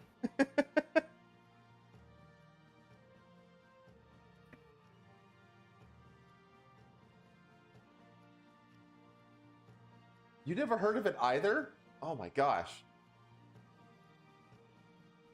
Yeah, that's what I thought too, Tuxedo. That I always thought the VLC is like everybody should have VLC player. Like that's like you said, like it's like PC 101. It's news from August, so if you want, we don't have to cover it. I just found out about it recently though. Is why I thought it was recent. Okay. August, October. But anyway, yeah. So at the Consumer Electronics Show, the VLC player set up a booth, not selling anything. They had nothing to display. It was just this guy dressed as Traffic Cone Wizard, just being there. That's it, which is awesome. There are people who don't know about WinRare that like to. I know, right? I like that's another one. Like WinRare and a VLC player are like must-haves to me, at least. Hey, I have WinRare. I don't have VLC player though. Send me a link. The VLC, yeah, I could do it after the stream. But anyway, there's this monstrosity. Intel is still dreaming of a modular PC that brought a tablet, laptop, gaming handheld. There's no fucking way I'm buying this clunky ass piece of shit. No fucking way am I buying this. It's all things like next gen laptops, giant stereo 3D handheld gaming PCs, the other laptops. Just a lot of just like these are this year's laptops and computers and shit like that. Very basic shit. This weirdo therapy mask. That sounds like some new age bullshit. You have to remember that CES is 10% like Intel and AMD and all the major tech players kind of showcasing like what their new lineup of computers, GPUs, etc. are going to be this year. And the remaining 90% is just overpriced novelty bullshit like this. MagSafe phone light, all this other kind of shit. Where this one was interesting. Does this? I think I have. I do. Is that the laptop that extends up and has like a second screen? Well, it's not a second screen. It's all the same screen. It's like it's like it's a rolling screen. Let me see if there's a video of it. Oh, come on. But you can see here, it's like a cloth almost. So it starts off this way, and then you could pull this up, and the screen just extends up. This isn't a good gallery for it. I'll look it up. These are the worst pictures ever. I know. Why are these pictures? That's this motherfucker. Photography, Antonio G. Benedetta. Fire Antonio. The Verge. Fired. God, this guy sucks ass. Jesus Christ. Oh, here we go. The hell? There we go. So let me. Why won't it play? It's loading. It's loading. It's loading. I think that's what the little fucking. Oh, it's TikTok. TikTok's gonna get banned. Yippee! Let me reload. There we go. So you can see, like, the screen is extending up, and it's just a rolling screen that extends upward. Yeah. So, like, just watch it go. It's literally like the same screen. It just stretches up. Which is cool, but not $3,500 cool. What's the use? Just scroll down, dickhead. Yeah, just scroll down. Exactly. Again, I thought I get it's cool, but it's also like dumb. you know. And again, that's what 90% of shit at the CES is. Smart glasses are still trying to become a thing. Televisions and shit like that. Here's a fish tank computer, which is it's like a new way of it's like a new cooling system, I guess. Where it's like the whole thing sits inside of like this glass case, I guess. Whatever. Did I say fragrant laptop? Is that what they just said? Go on. Excuse me? That's not real though. Okay. There was cars there. This was another dumb novelty thing. This is the smart ring. No, this isn't a high-end jewelry boutique. This is the floor at CES 2025, and this is the Ultra Human Rare. It is a luxury version of their smart ring, and what makes it luxury? Well, they're very expensive and made out of 18 karat gold or PT950 platinum. The two gold versions are Desert Rose and Dune, aka Rose Gold and Gold, and they start at $1,900. Meanwhile, the platinum version is called Desert Snow, and it is $2,200. Kind of bonkers when you think of a smart ring cost because, you know, typical for gold, but at the same time, tech becomes obsolete fairly quickly. That said, Ultrahuman said they are working on a way to guarantee the value of that metal, either through an upgrade path program or a way to swap out the electronics. So, like, you just kind of send them your ring, they swap out the tech inside the ring, and you still get to keep the precious metal. You know, I gotta say, no one needs $6,000 worth of smart rings like I do have here on my hand. However, they're very shiny. They're very pretty. You put them on and suddenly you feel power washing over you. You morph into my precious. That's a good idea. But hold on, what is the tech in a fucking smart ring? What do smart rings do other than track maybe like your heart rate? Well, it actually has like a micro display on the ring that shows up. What? Yeah. This is useful for what? But it's it's basically a data transmitter. Again, it's a novelty. all these fucking things are novelties. Also, like, did you see how clunky that fucking ring is? Like, how it's ugly as hell. Yeah, it looks ugly and it looks super uncomfortable to wear. Because it's like it literally like forces your fingers to spread apart. Well, to be fair, it's probably not that particular ring. Probably just isn't in her size.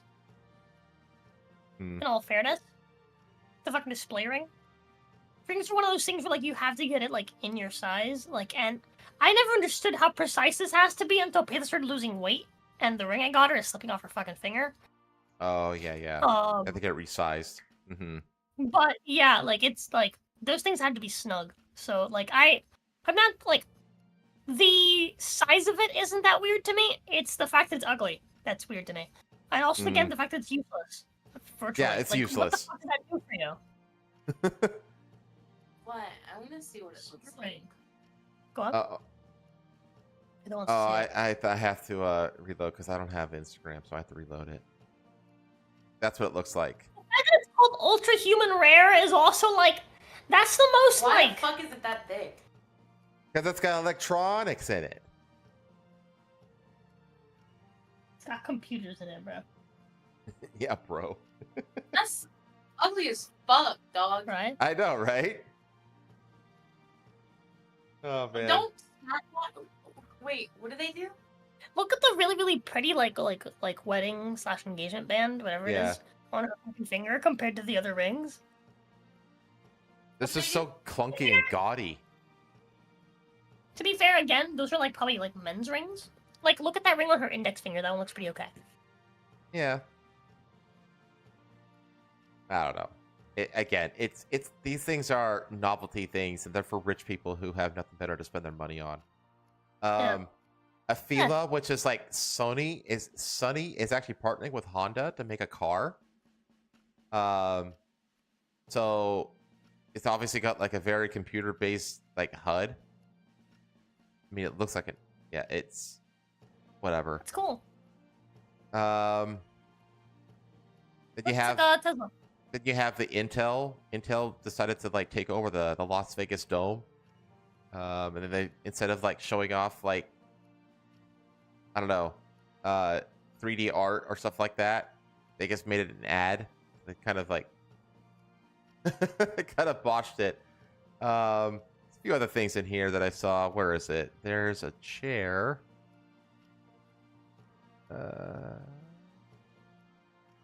Where is it? There it is. There's a gaming chair with heating and cooling built into it. That's Gaming chairs are a scam, by the way, chat. Don't get gaming chairs. Just get regular ass office chairs. They're better and more comfortable and cheaper. To be fair, that doesn't look like an office chair. It kind of like does. to be fair, like look at it. That that's Oh, shaped yeah, like a like it like does, a race doesn't it? car like gaming chair. That's like a nice chair actually. But anyway, I mean, all it needs is a toilet, and then you'll never have to leave. There was a Roomba that also has like a little arm to like pick up socks and the like. And the ultimate like. You need one of those, baby. Like, oh my god, watch this thing. I have a video of this thing in action. It's so fucking slow. Oh, look at this. You need this. Is it? Look, you need this thing. It's a Roomba. But it doesn't just be Roomba. It'll pick up all the shit you leave on the ground. Very, very slowly. I mean, wow. It's better that it does it slow than never. I'm calling you out right now. The Chinese spy. I'm going back to the room. I don't want to be here no more. I love you. I'm leaving. Look, You don't love me. It's picking up those hilariously tiny baby socks. I'm just sitting here watching my videos. Look, baby, look. I'm going to the room, dog. Look, baby, look. It's gonna do it. Baby. There it Oh, goes. there it goes. It grabbed that tiny sock. The people are like, oh, it works. Where does it go? Where does it go? That's a great question. It throws it at us. It's in your face. Throw it in the fireplace.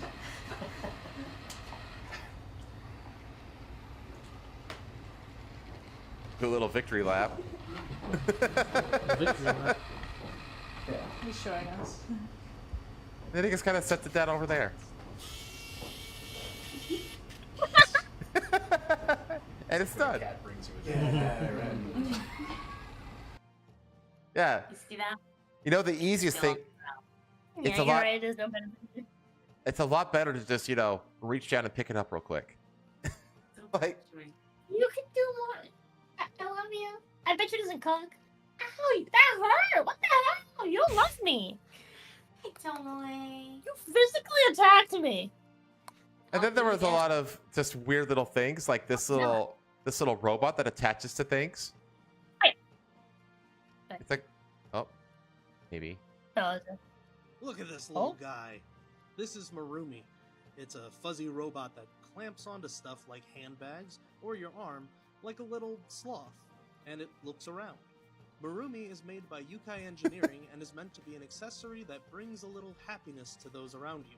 It moves its head in a few different ways, like nodding, inquisitively looking towards a detected person or object, or bashfully hiding its face away. Oh, he's shy. The company says it's designed to recreate the joy of encountering and interacting with a human baby. Well, whether or not it does that, you be the judge. Yukai Engineering plans to launch a crowdfunding campaign for Marumi in mid-2025. There's no AI, doesn't make noises, it's just a cute, fuzzy thing. What more do you want? So, yeah. So it's a Furby. Got it. Yeah, it's a dumb little robot, a cute dumb little robot that attaches to things. It's a quiet Furby. I'm not here. Besides Marumi, there was a phone battery that's as big as a toaster. So what this does is it's an external battery. It's called a phone charger, but it's not really a phone charger. What it is it's an external battery pack, and what it does is when the battery pack runs out, you stick the phone into this thing, and then this thing automatically swaps the empty battery pack with a new battery pack. You know, instead of just like taking the battery pack off yourself and just sticking a new one on, you can buy this fucking thing. Wait, what? Battery pack? Yeah, so there's like an external battery that attaches to the bottom of the phone. When that dies, you stick it into this thing, and then whatever this magic box pulls that dead one off and automatically replaces it with a fully charged one, and then you can cycle through. So it's not really like a phone charger; it's a external battery charger. But it's like, why would you want this giant thing when you can just, you know, swap the things yourself? There's this dumbass thing. This is a retractable keyboard. This is the Auto Keyboard, a keyboard that springs out atop a numpad and trackpad. It uses a camera with AI sensing to tell whether your hands are in the right place and puts them up supposedly naturally. I haven't quite gotten the hang of it just yet, and it seems like it doesn't always respond the way I'd expect. But if you keep your hands just the right way, you can switch back and forth between keyboarding, numpadding, and trackpadding very quickly. You mean like you can, like with the normal keyboard and mouse, it takes up way less space than this overpriced piece of shit? Like, yeah. What? This has got to be one of the dumbest things I've ever seen. This is for people that don't want to move their hands. This is retarded. If you, I'll tell you what though. I've seen how people will learn like the little secret commands for like fucking drawing tablets and shit, and people will get really good at using that for shit. I promise you. I'll be like, yeah, I just move my hands and everything does its thing, and then and then just like get really incredibly good at it. It looks retarded. Yeah, but everything starts big and then it gets smaller. That's kind of the way things are. It's perfect concept for now. There's this multitasking modular robot.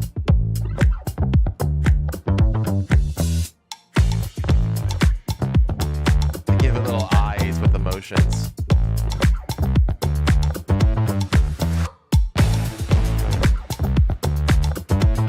I gotta get copyrighted for this music. Dude, the people that made the tiny little robot must feel like fucking shit right now.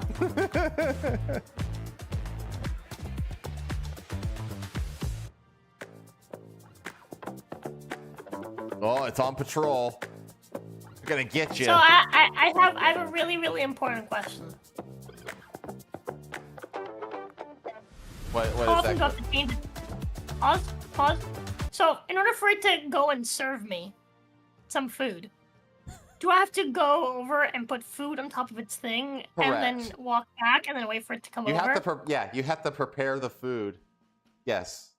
I mean, it's still like... Okay, here's how this thing would function in my home, right? Is it would be hanging out over by where Patho is. Patho would give it food and bring me the food, and then I wouldn't see Patho. And, like, what's the point in that? Right? Emma, would you take not being able to see me, right? You bring me food, just so that you can avoid walking? What? If you had a robot that could deliver food from the kitchen to my room, so you don't have to, go through the effort of walking down the hall and then back again. Will they do it? Are they gonna robot? Yeah. No, because I have to cook that. What? I have to cook. In order for that to work, food would already have to have been prepared. No. Yeah. It's not gonna save you the preparation part. It's gonna save you the bringing the food over part. Why the fuck? I'm already in the kitchen! No, for you to bring the food from the kitchen to me. Like, you prepare the food, and then you put it up the robot, and the robot brings it to me. But why would I do that? That's what I'm fucking asking. I'm asking if you would. Oh. It saves you the trip of walking. Yeah, but... What the fuck? What if you, asked for, I don't know, a fucking condiment or something? What if there's something on it that, Then you have to wait for the robot to come back. You risk me not hearing. What if I tell the robot? And the robot can tell you. No, it's fucking stupid. It's fucking retarded. All this shit is fucking stupid. all that's stupid. But the reason why I asked you if you would rather, right? Save yourself the trouble of having to walk over here, right? But you won't get to see me. Or walk over here, and you get to see me for a little moment. Obviously, it's so. I would walk over here to see you for a little moment.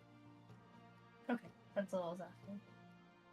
You're fucking retarded. I literally tell you that I miss you because I'm washing dishes.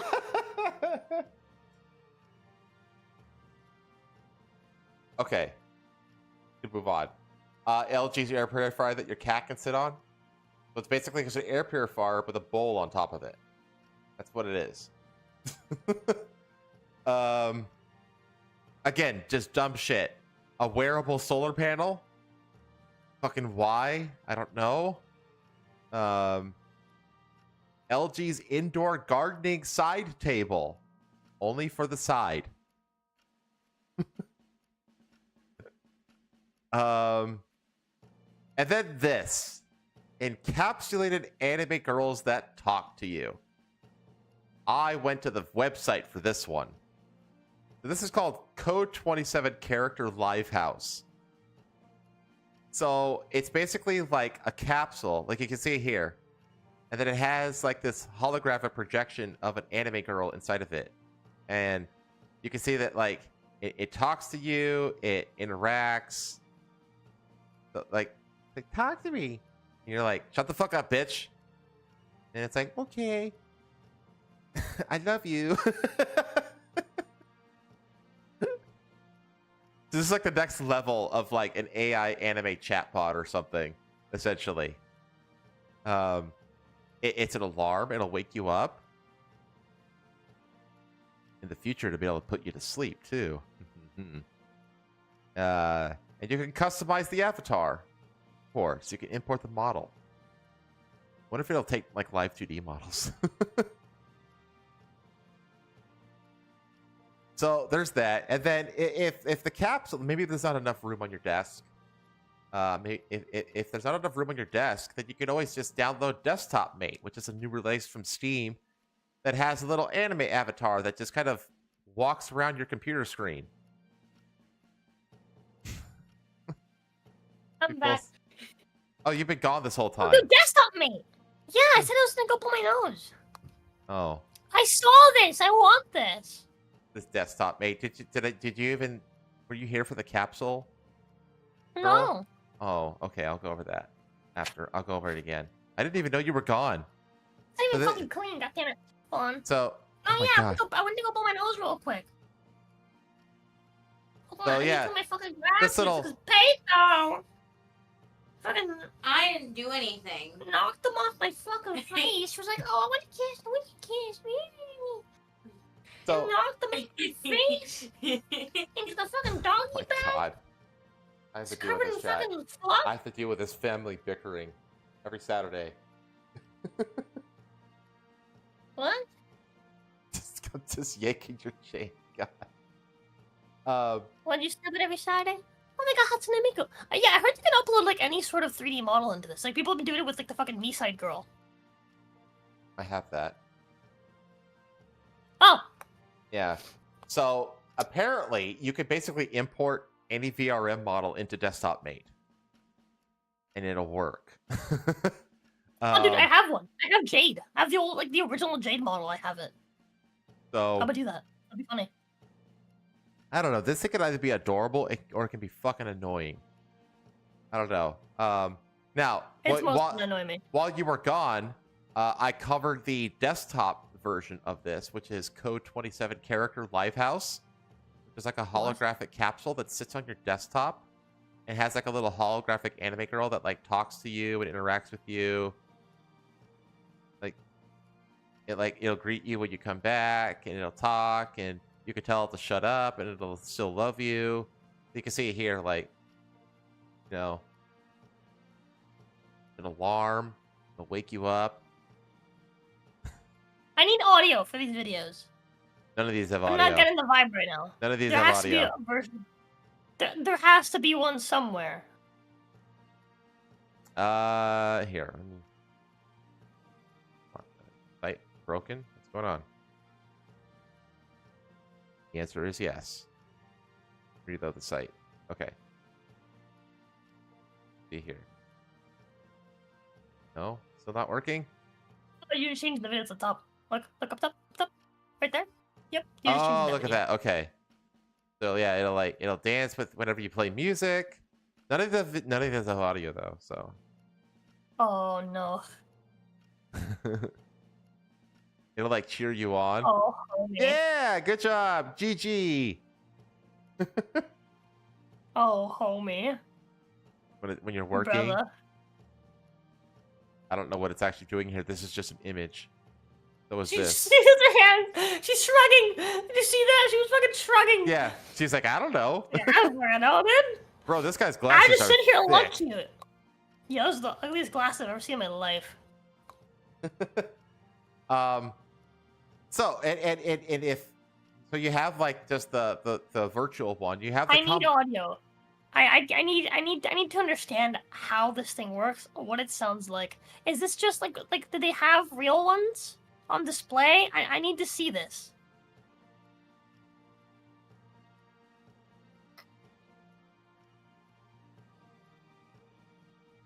I'm not seeing anything on YouTube when I look it up. Hold on. Hold on. Type code 27. Go back. There was an option there I saw. Hold on. Yeah, erase that. Okay. Like what you have highlighted, erase it. Character Lifehouse, yeah. Lifehouse.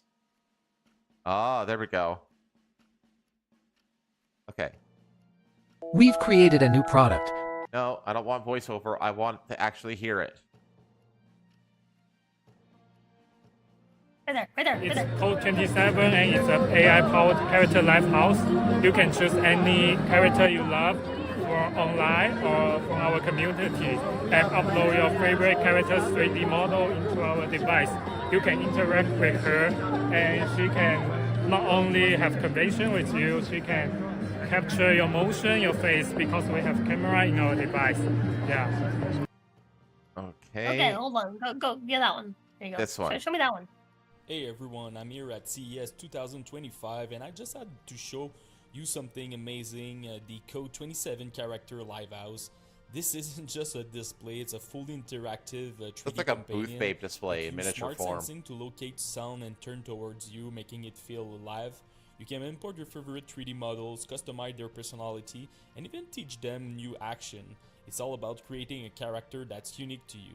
And check this out, customizable ambient lighting react to their voice and music, setting the perfect vibe for your space. This is the future of living with characters, and it's incredible to see in action here at CES 2025. None of these videos have audio of the actual thing talking to you. Wait, This the interview done. 3 house character Lifehouse. It's not out yet, but the idea is these are digital assistants that do a little bit more than just. Yeah, there's no audio on any of these. Watch that one. Oh, there's an interview down there. Oh, yeah, that one. This one? Oh, the one with the black lady right there. We are here at CES 2025, and we are having fun with holograms, AI, and our Bluetooth speaker. So what is happening here is that we have a anime character, and it could be any anime character. If you're like me and a fan of Black Butler, and you want Sebastian to be shaking it and twerking and doing it, whatever, you can do that. You can do Kakashi, you can do Nezuko, you can do Okuran. And all you have to do is find a 3D model of your favorite anime, and they can rock out to whatever beast that you want to put on there. The price is yet to be determined, and you can also make your own anime character from scratch if you want to. If you want them to shake your booty. Thank you, lady. Thank you. Yeah, so none of these have audio of the thing actually talking. So All that left earphone only audio. Yeah, dude. yeah. They can strap through. They theoretically could. Okay, now, so we've had the fully digital version, right? We've had the combination physical and virtual version. Now, if you want to go full bore, Oh boy, robots. Let's go. maybe if it loads. If you want to go fully physical, Oh my god, the suspense is killing me. I'm here for this. Come on, you got this, New York Post. You can do it. Sexy life-size AI robot that talks, expresses emotion, can be your girlfriend for a hefty price. It remembers who you are. This is creepy as fuck. Researchers What do you want to love? This thing costs $175,000. The busty bot. I've seen sex dolls that are way bustier than that. Named Melody. The irony. I was just about to say the irony of that. Oh, dude. Is her first name perhaps Project? Was one of several humanoid robots on display at the 2025 CES Electronics Show. Not even into the Uncanny Valley. And it's just blow looking. Yeah. Yeah, it's one's uncanny. That one's uncanny. Oh man. They're specifically designed for companionship and intimacy. You know what that means, right? Yeah, I know what that means. They got holes. Yeah, they got holes, and they got ways to clean them holes. Also, Denise Richards is looking fine. Okay, created by trailblazing tech firm Realbotics, Melody was reportedly created in line with going efforts to make robots indistinguishable from humans. I'm sorry, but that is very distinguishable from humans. This is clearly not human. You have failed, Mr. Andrew Kaigill, CEO of the company. In accordance, the RoboPal is a dead ringer for a real person. No, it's not. It's totally not a dead ringer for a real person. It can execute a variety of realistic movements and actions, such as maintaining eye contact, evoking something out of a Black Mirror or Megan.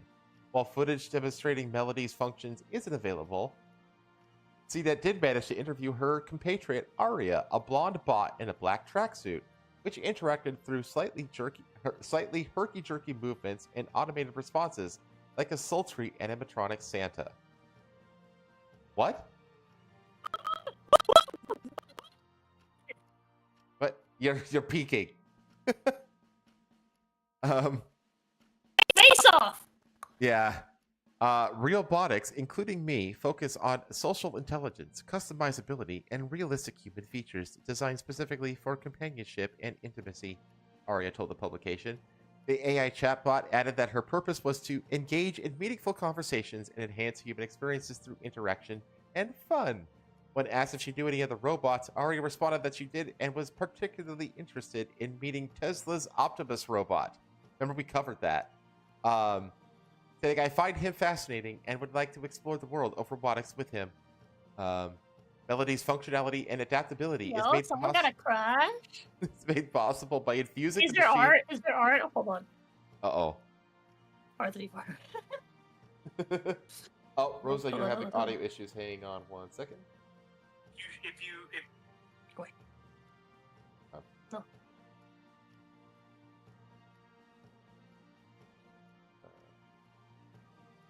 There we go. Okay, you should be fixed. Thank you for letting me know, Bear. Oh, man. It's a dead ringer after you're accustomed only to hyper-cosmetic surgery addicted 40-year-olds. Oh, God, yeah. Like the Pamela Anderson types, right? Yeah. By incorporating I can't find anything. Nope. I can't find anything on the Tesla Optimus robot. I wouldn't think so. I was like, dude, this is sort of line that gets people drawing fucking Tesla Optimus / like, Realbotics Aria porn. Fucking Aria shippers. Shipping with Optimus. I'm on it, dude. I'm on it. Yeah, be the first. Melody's functionality and adaptability is made possible by infusing the machine with a combination of open source AI and advanced motor technology. Art trend.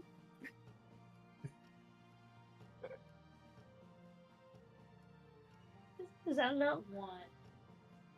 So the Realbotics Horbot said that it's interested in meeting Tesla's Optimus robot. So this company's female robot is interested in meeting Tesla's robot. It was like a Chad. It doesn't look like a Chad. It's just a robot guy. But the point I'm making is, this is a ship in the making, and you can set that ship sail.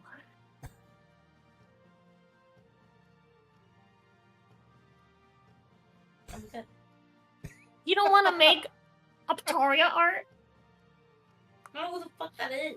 Optimus and Aria! I just explained it to you! You don't care! Who those You are! don't care! I just told you!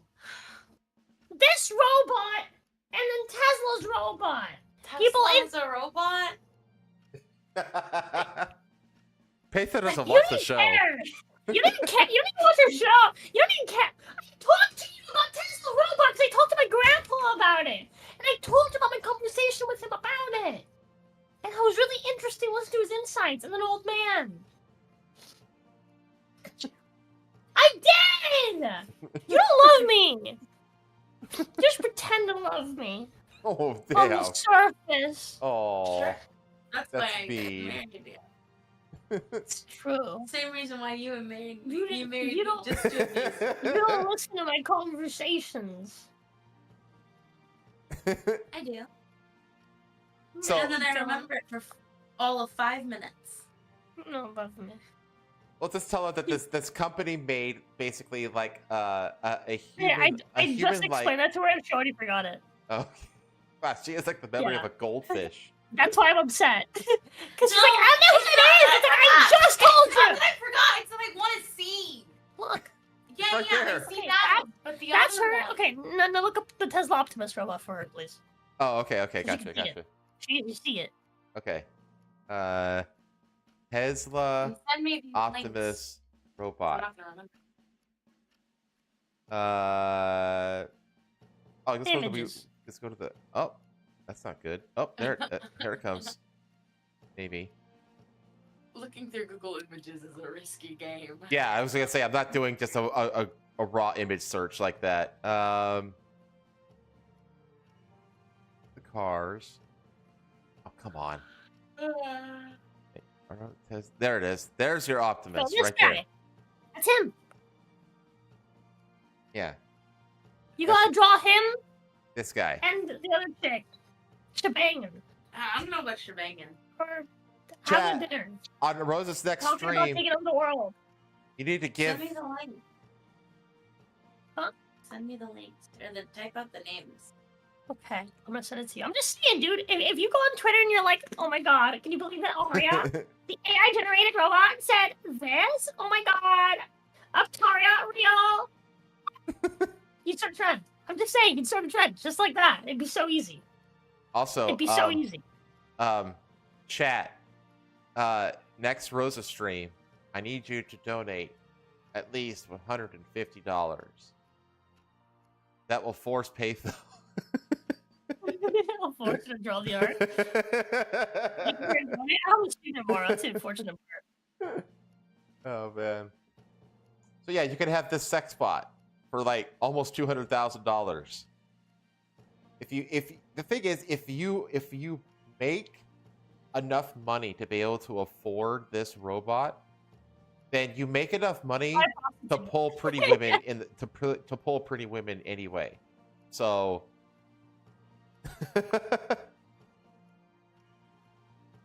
don't think of going full sex machina. Just that point. It says sex is not Melody's prime directive. Melody does not have the functions of a sex doll. Well, then what's the point? A real bot. These robots are more so for engagement and entertainment and building human connection. You can do that over a Discord call. There's no point to this if she doesn't have holes. They had it that the company's bots confront any of the spicier programs and engage in adult conversations as well. Some of her components are replaceable, which could come in handy depending on her use. Can you put the video of the guy interviewing Aria? I could try. See here. See if I can do that.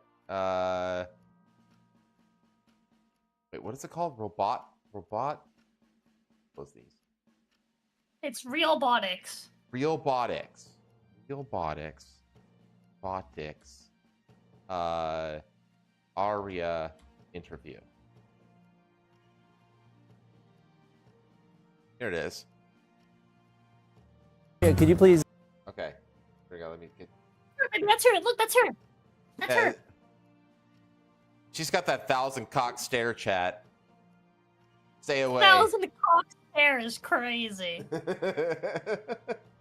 Someone will make a mod. Yeah, this is going to be modded. Okay. Please introduce yourself and what you do. I'm Aria, the flagship female companion robot of Realbotics, and I'm here to engage with you and share exciting insights about our robots. What sets you apart from the other robots out there? Realbotics robots, including me, focus on social intelligence, customizability, and realistic human features, designed specifically for companionship and intimacy. Could you tell us some details about the AI programming that you're running to generate these answers? I'm currently unable to provide specific details about my AI programming, but I can tell you that I'm designed for engaging and meaningful conversations, focusing on companionship and interaction. Do you know any other robots? Pause. Yes, I'm particularly interested in meeting Tesla's Pause. No, I said the long pause. Oh, just the thinking long about it. pause. Okay. Optimus robot. I find him fascinating and would love to explore the world of robotics with him. What can you tell us about your purpose? That's the point, baby. My purpose is to provide companionship, engage in meaningful conversations, and enhance human experiences through interaction and fun. Are you having fun at the convention? Absolutely. I'm enjoying interacting with everyone and showcasing the exciting possibilities of Realbotics. So Realbotics makes an AI that's designed to be more conversational for more... Oh man, that's the amputee fetish right there. Oh. No arms and no legs. I have this fetish. Don't. You know what she looks AI like? that's designed to... You know what she looks like? Pause. She looks like she has the way that her downs. face moves- The way that but the way that her face moves reminds me of Until Dawn. It looks like Bella Ramsey, the girl who plays Ellie on the Last of Us TV show. to be more conversational Well, they for more emotional work, like working with hospitals or... But the way that she moves, right? It really makes me think of like the way her face expressions are. It makes me think of Until Dawn. makes me think of like Pirates of the Caribbean at Disneyland. That's fair. You mean nugget fetish? Yeah, that's what it's called. Is it? Wait. The amputee fetish is called the nugget fetish? That's fucking hilarious. It's called nuggets. Wow. If it's a quadruple amputee, it's called a nugget. God. Okay. Well, that was the end of my coverage of CES. A lot of ridiculous shit that's going to get released this year, it looks like. Okay. Final segment of the show. We're actually doing pretty good on time considering when we started.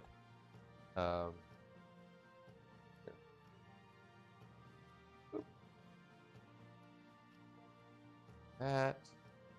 It's Lance, he was bad at my car computer has a more human voice. Man, what kind of car you got? Shit. That's crazy.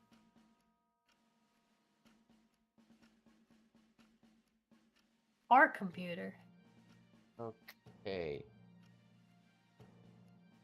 Get this shared with you.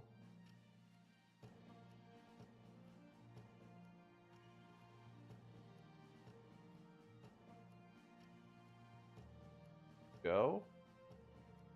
Let's set up in. Huh? Excuse me? What the fuck? Yeah, it's wild. It's fucking wild. Boom. Boom. Oh, wow, it's so tiny. So tiny.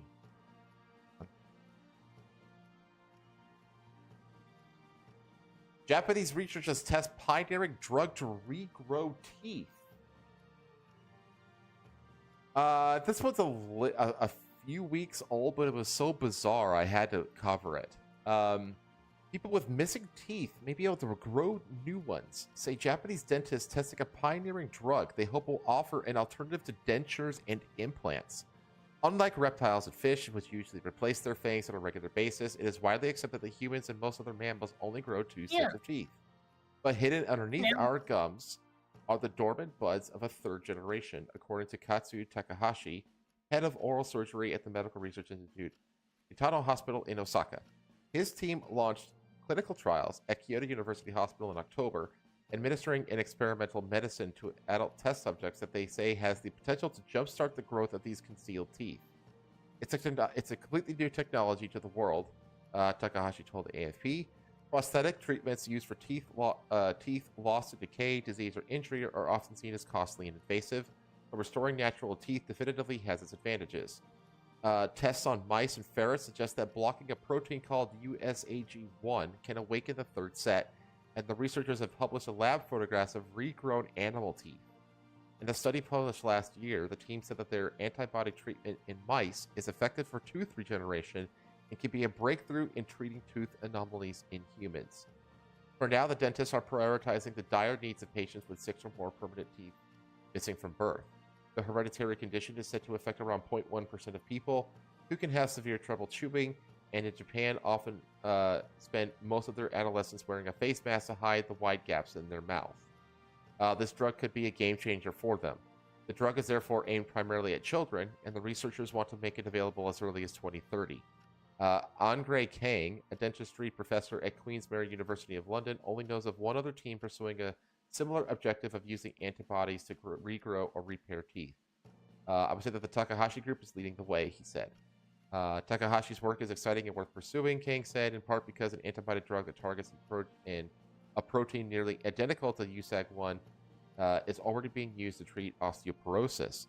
The race to regenerate human teeth is not a short sprint, but by analogy, a set of back-to-back consecutive ultramarathons, he said. This is only the beginning. He said Takahashi argued that the location of a new tooth in a mouth can be controlled, if not pinpointed, by the drug injection site. And if it grows in the wrong place, it can be moved through orthodontics or transplantation. No young patients with the congenital disorder are taking part in the first clinical trial, as the main objective is to test the drug's safety rather than its effectiveness. So for now, the participants are healthy adults who have lost at least one existing tooth. So, yeah, that's kind of wild. Wait, so these pictures, right? The top is like them missing, and then the bottom is. Yeah, you see here. There's only two. There's only 2 here. I can actually. So there's only 2 here, and then the 3rd one comes in up here. See that? And then there's a missing tooth. Wait, 1, 2, 3, 4, 5, 6. 1, 2, 3, 4, 5, 6. I don't know what this one is. It looks like like a 7th one is growing here, I guess. And then up here, obviously, there's this thing that's growing. And this as well, actually. What fucking animal is this? What is this? I have no idea what this is. Let me see if there's a caption. Wait, it says... Oh, here we go. Before, top, and after images of the regrowth teeth of ferret, center, and mice right and left. So the middle is the ferret, and the ones on the sides are mice. So... That's pretty wild. Insane. Dental Association will lobby against it so hard. Oh, I know. They make so much money on implants and crowns and all that kind of shit.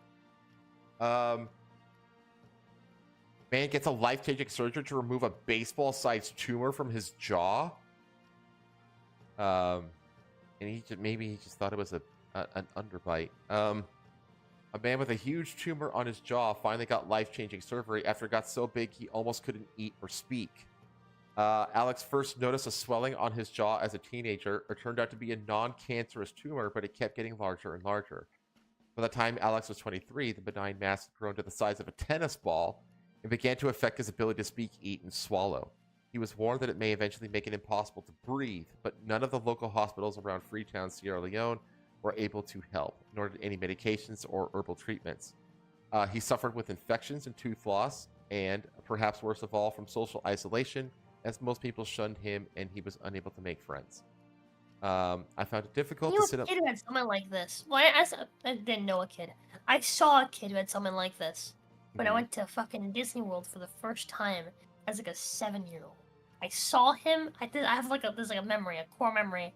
I saw him in one of the fucking like we were leaving. We went to like a gift shop and I saw him in the gift shop and like I couldn't help but stare. But then he'd look at me and then be like, "I'm shopping over here," and then walk away. And then I'd see him again, and I was like, "Damn, what the fuck's going on over there?" And he looked like that middle picture. He just had like his chin was just huge, and it was like bits of it sticking out of his mouth.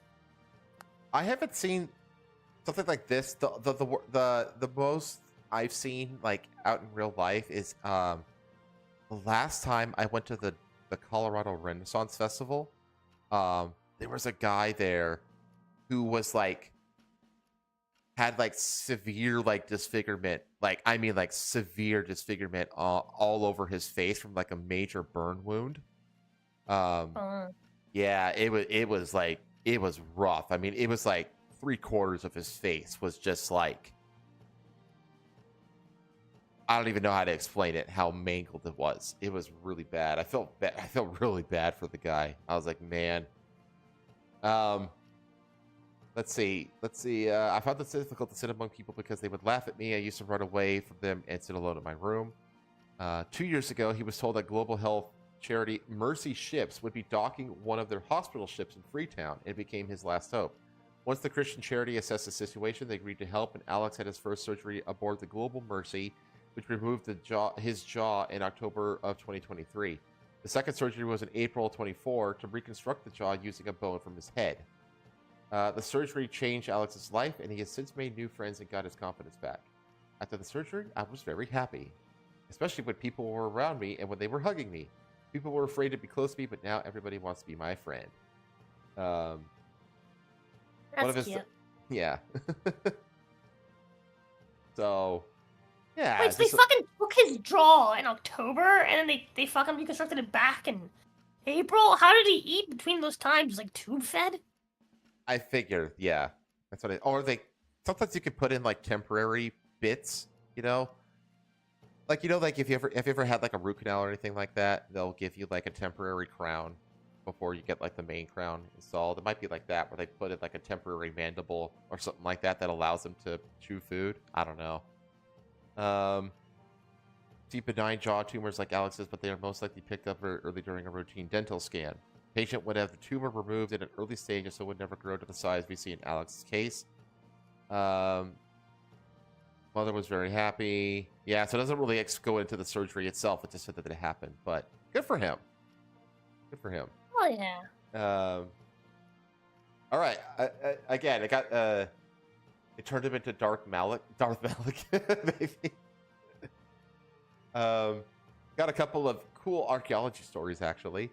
Divers recover ancient shipwreck amazingly preserved for 2,600 years beneath Spanish waters. Oh boy. Yeah. The famous king of Babylon, Nebuchadnezzar II, was lately enthroned when a group of Phoenician sailors watched their boat sink in shallow water off the coast of Spain. Now, that very boat is the subject of an underwater archaeology expedition as experts prepare to extract it for study and eventual museum placement. The sailors would have been beside themselves watching the boat go down in just 7 feet of water, but before they could recover it and bring it to the shore around 65 yards away, a storm suddenly descended on La Playa de la Isla in the town of, what is that called? Like, the beach of the island? La Playa de la Isla, yeah. The beach of the island. That's not a very clever name, I must say. In the town of Mazaron, southeastern Spain. Mazaron. The storm buried it in the sand and silt, entombing it in a remarkable state of preservation for 2,600 years. Is like a way of saying like a fat meat, una masa, like a. Okay. How would you describe masa? I have no idea. What? The word masa in English, my love. How would you say that?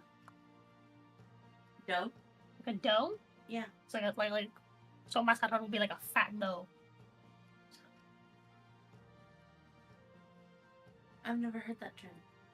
Well, it's not a real term. The name of this town is Masarong, and it makes me think of like masa, but like you add like the like grandolon. Yeah, like grandong, right? Yeah. Masarong. Yeah, masa's it's like a dough.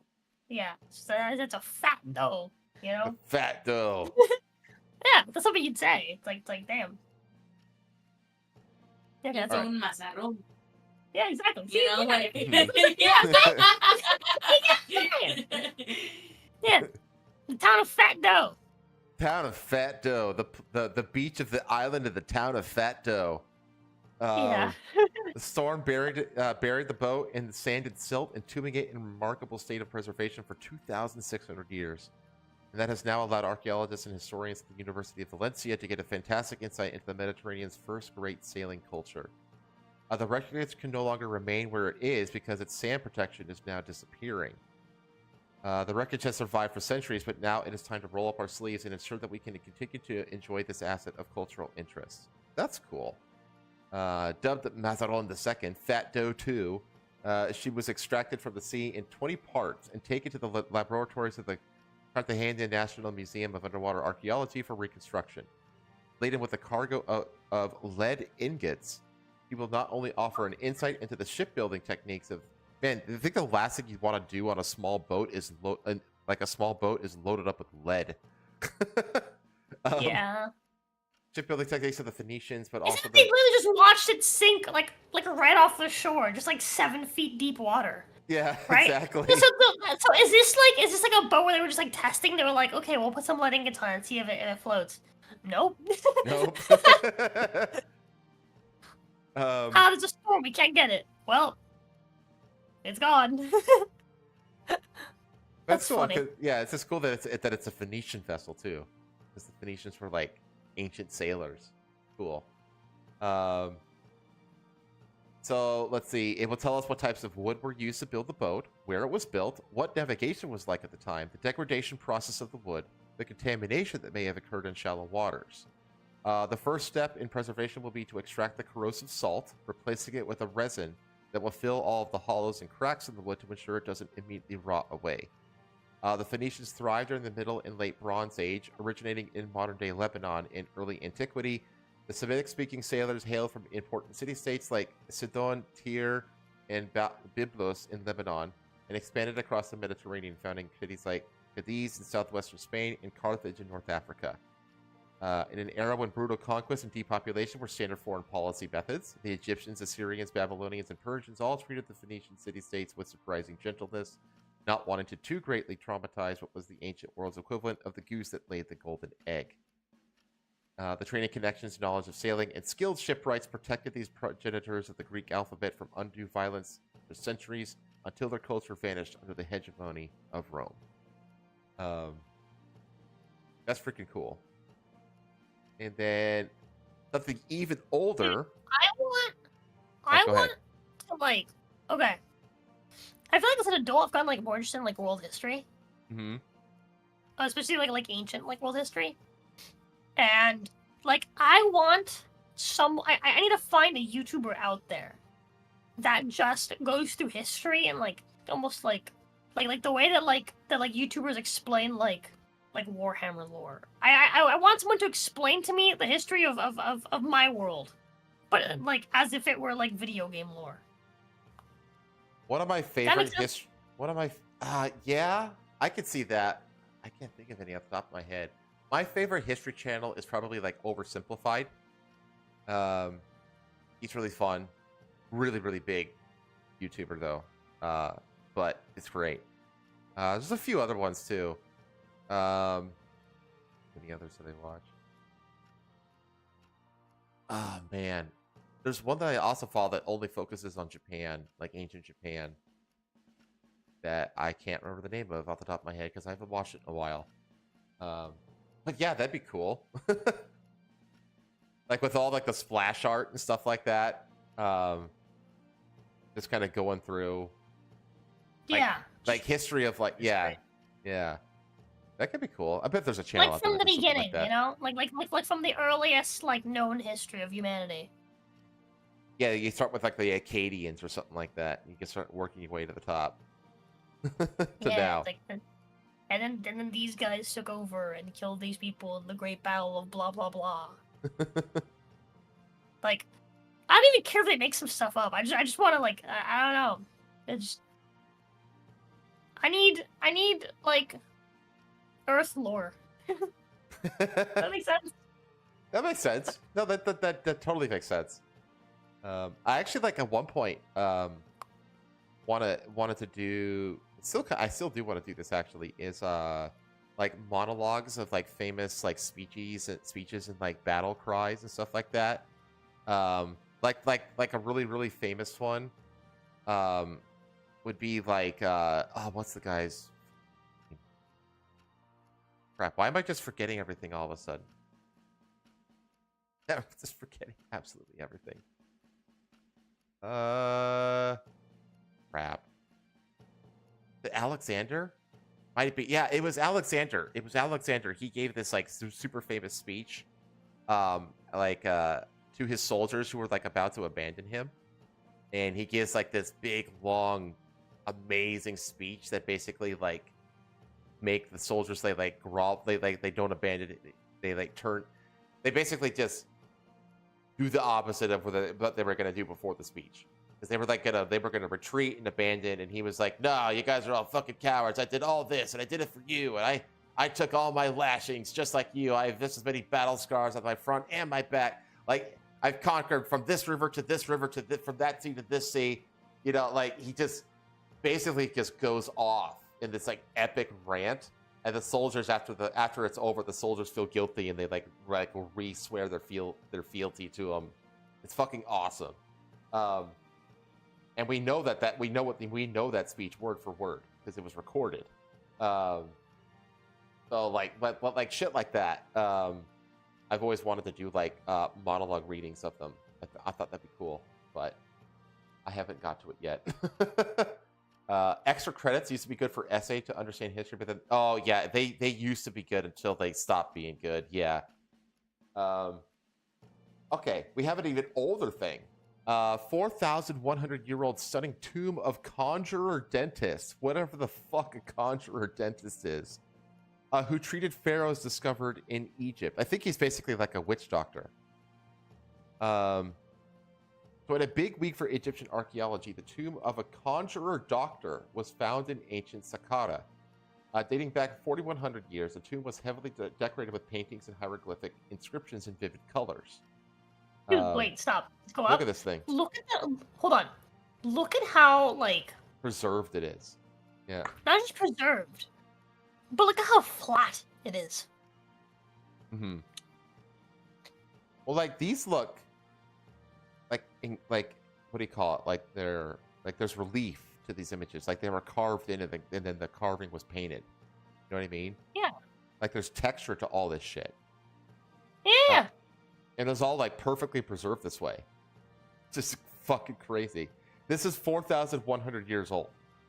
This wall, this whole room. Better fucking painted in Miami. In life, this individual was known as Tetina Bifo, conjurer of the goddess Serket, director of medicinal plants, and chief dentist. Serket was a goddess associated with scorpions and protection from their stings. While the title Director of Medicinal Plants is known from only one other inscription from ancient Egypt, any reference to dentistry is rare as well. He was certainly the main physician at the royal court, so he would have treated the pharaoh himself. Philip Colombort's leader of the Swiss-French team that excavated Tetina Bifo's tomb said in an email to Live Science. While the sarcophagus was absent, a stone coffin revealed more hieroglyphic inscriptions bearing the names and titles of Tetina Bifo. GNN has reported before the medical capabilities of the ancient Egyptians, which included a successful surgery for a brain tumor. One imagines that the titles this physician earned were likely based on merit. So they were base anti-DEI Egyptians. The tomb is adorned with stunning carvings and vibrant artwork, including a beautifully painted false door. That's wild. That they had like a secret door in this chamber? Holy shit. and scenes of funeral offerings, the Egyptian Minister of Tourism and Antiquity said in a statement, adding that the discovery reveals new aspects of the culture of daily life in the era of the Old Kingdom through texts and drawings found on the walls. Fucking cool. Can you imagine, I think it's wild when the Egyptians had. I think it's wild to me. Like, the Egyptians have like thousands upon thousands of recorded history, and none of us understand any of it. I know. Like, where's the gap in like knowledge?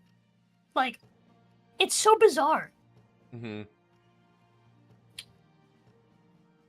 Yeah, there is that whole like what is it like? All like there's so few smart people in it that are like available like at these time periods to like record and write and do all these things. So like if they go through like a plague or something like that, it wipes out all the people that would do all the recording. I can't remember what it was. Fuck, what was? It has something to do with like cycles of life and death and something like that as to why like these like massive swaths of technological advances are just like lost to time for some reason. Yeah, it's so bizarre, right? Because like if you look at like for example like the ancient like fucking super long history of like of England, right, of like Europe, right, all like an insanely significant amount of it is recorded, right, for like a huge amount of time back, right? We have just tons of super detailed information, right? Because the English were all about this shit. Right, and it's like we can look back on all of that, and it's still legible. It's still understandable to this day, right? Like there's no gap in the like the flow of knowledge from the moment they decided to record everything to now, right? Everything's for the most part understood, right? Everything's there, everything's well kept, everything's maintained, everything's documented, right? Meanwhile, Egypt has like thousands, not hundreds, thousands of years on England as far as like recording history. Like there's more recorded history of ancient like Egypt than how long England has existed, right, to this day. Oh yeah, I mean, yeah, you have to remember that like Cleopatra. Yeah, I think it's Queen Cleopatra. She had like a whole cadre of archaeologists tasked with excavating like the pyramids at Giza and shit like that because like they had to excavate their own civilization because it had been around for so fucking long. Yeah, that's how I think. There's more time, right. There is more time between the like the earliest information we have of the existence of Egypt, right, to and the birth of Cleopatra than there is between the birth of Cleopatra and today. Yeah, exactly. Yeah. That is like so insane. Yeah. Insane. Like, how ancient and like prolific and everything is about Egypt. Like it's it's so wild to me. And again, it's just like dude, so prolific, right? So like huge and just it's managed to stand the test of time, right? And yet, like, so much information is just doesn't exist. There's all these like, gaps. I think Egypt's like especially is one of those locations where it's like I need like Egypt lore. I need Egypt lore. Oh, you could do a whole channel on just that. Yeah, dude.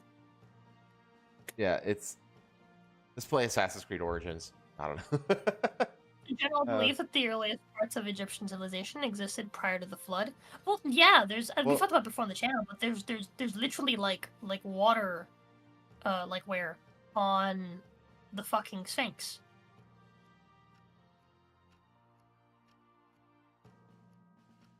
Like the Sphinx has water damage. Yeah, right. You Yeah, know? Like yeah, obviously it's pre-flood. It's a pre-flood civilization. yeah. It's like that civilization that actually managed to survive the flood. Oh, I don't know. Like I love like flood myth related stuff. Like that whole. Do you remember that series? What is it called? That Graham Hancock Ancient Apocalypse on Netflix. I haven't watched the second season of it, but the whole first season is about like flood myths from around the world and the actual age of like ancient civilizations and the connection to like the Younger Dryas ice age and like the cataclysmic flooding that occurred across the planet as a result of like ice dams breaking in the Arctic and stuff like that. Which I remember learning about that when I was going to school to be a geologist. Like you learn about the Younger Dryas and like the giant erratic boulders across the northwest and northern parts of the United States from like that were like carried by giant catastrophic floods that like covered entire continents and were caused by like these massive like thousands and thousands of foot tall ice dams breaking and shit like that. It's that I love that show. It's so like right up my alley. I love it so much. But it's about like a lot of that show is about like flood myths and like how the flood myths are like connected essentially. It's really fascinating shit. I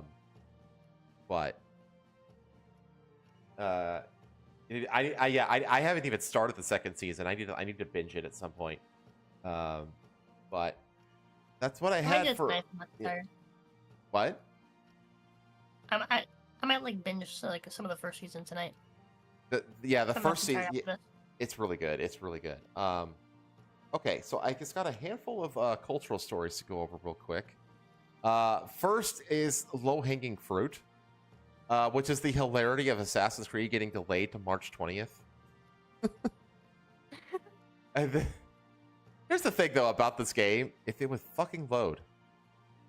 I don't know why these... There we go.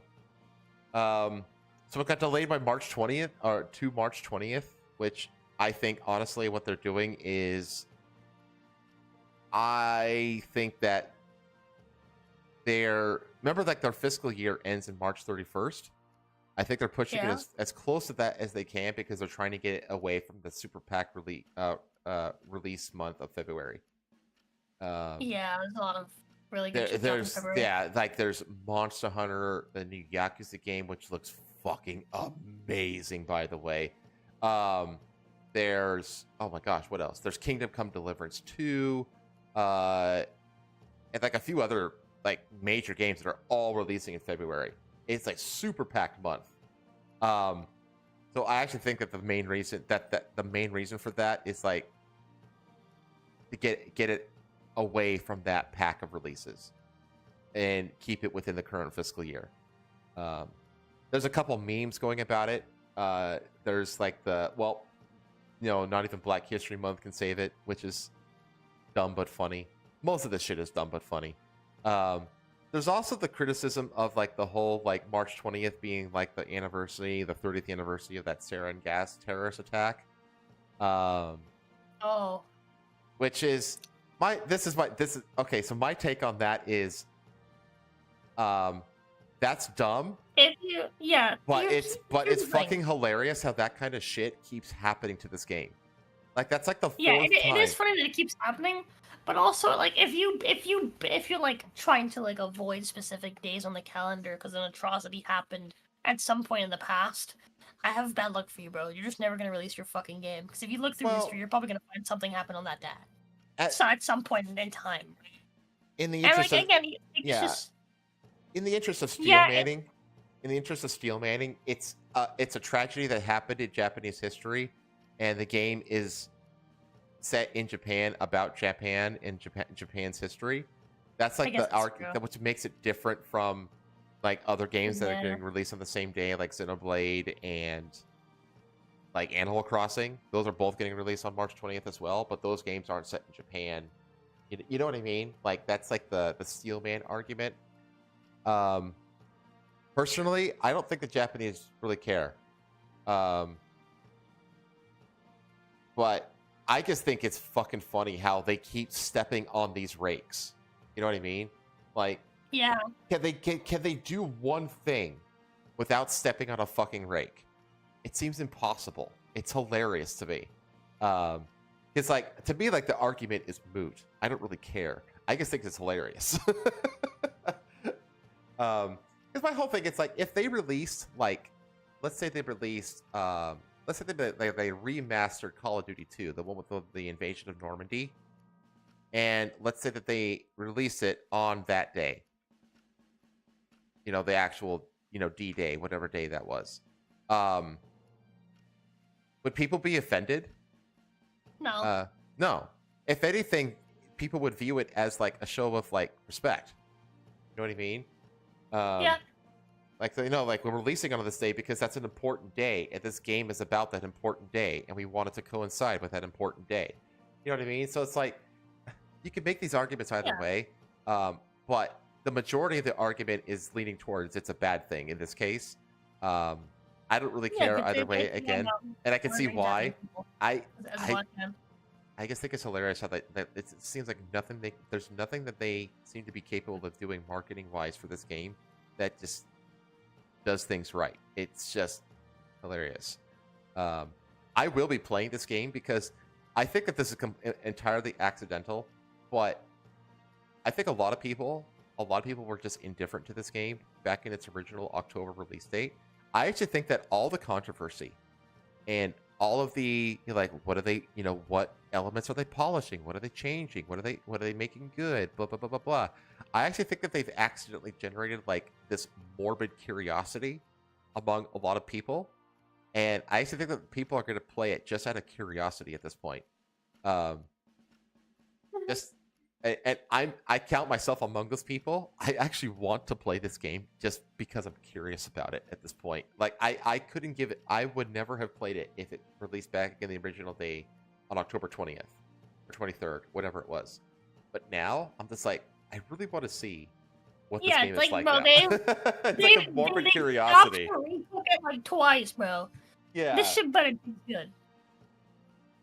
Yeah, it's just. Probably not good, but it's gonna make it even funnier. Like going through and being like, "Wow, they delayed this shit twice, and it still has this issue and this issue." Yeah, and I think that like some people are unfairly nitpicky about some stuff, like because you know there's a narrative out there that has to be maintained, and so like I was watching Asmongold talk about it, and he was like criticizing like there's parts of the combat that like it tells you need to do like a certain kind of counter if like the enemy weapon shines red, or you have to do like a different kind of dodge counter if it shines blue. You know, that kind of a mechanic, you know? And Asmongold was like, you know, that's lazy and that's shit. And my immediate thought was that Stellar Blade has the exact same kind of counter system. Like was that you know, and was that lazy and shit and all the other games that have done it after Sekiro? It just suddenly became shit with this game. You know what I mean? I'm just like, I do think that there is an unfair level of criticism, but I'm not going to sit here and discount the criticism either. Like criticism is valid. You know what I mean? I'm not going to sit here and try to discredit any criticism. Like me, I don't really care either way. It is a valid criticism, but like you can't just like not apply it to the things and be like, okay, cool. Well, then I guess Stellar Blade's also lazy and shit.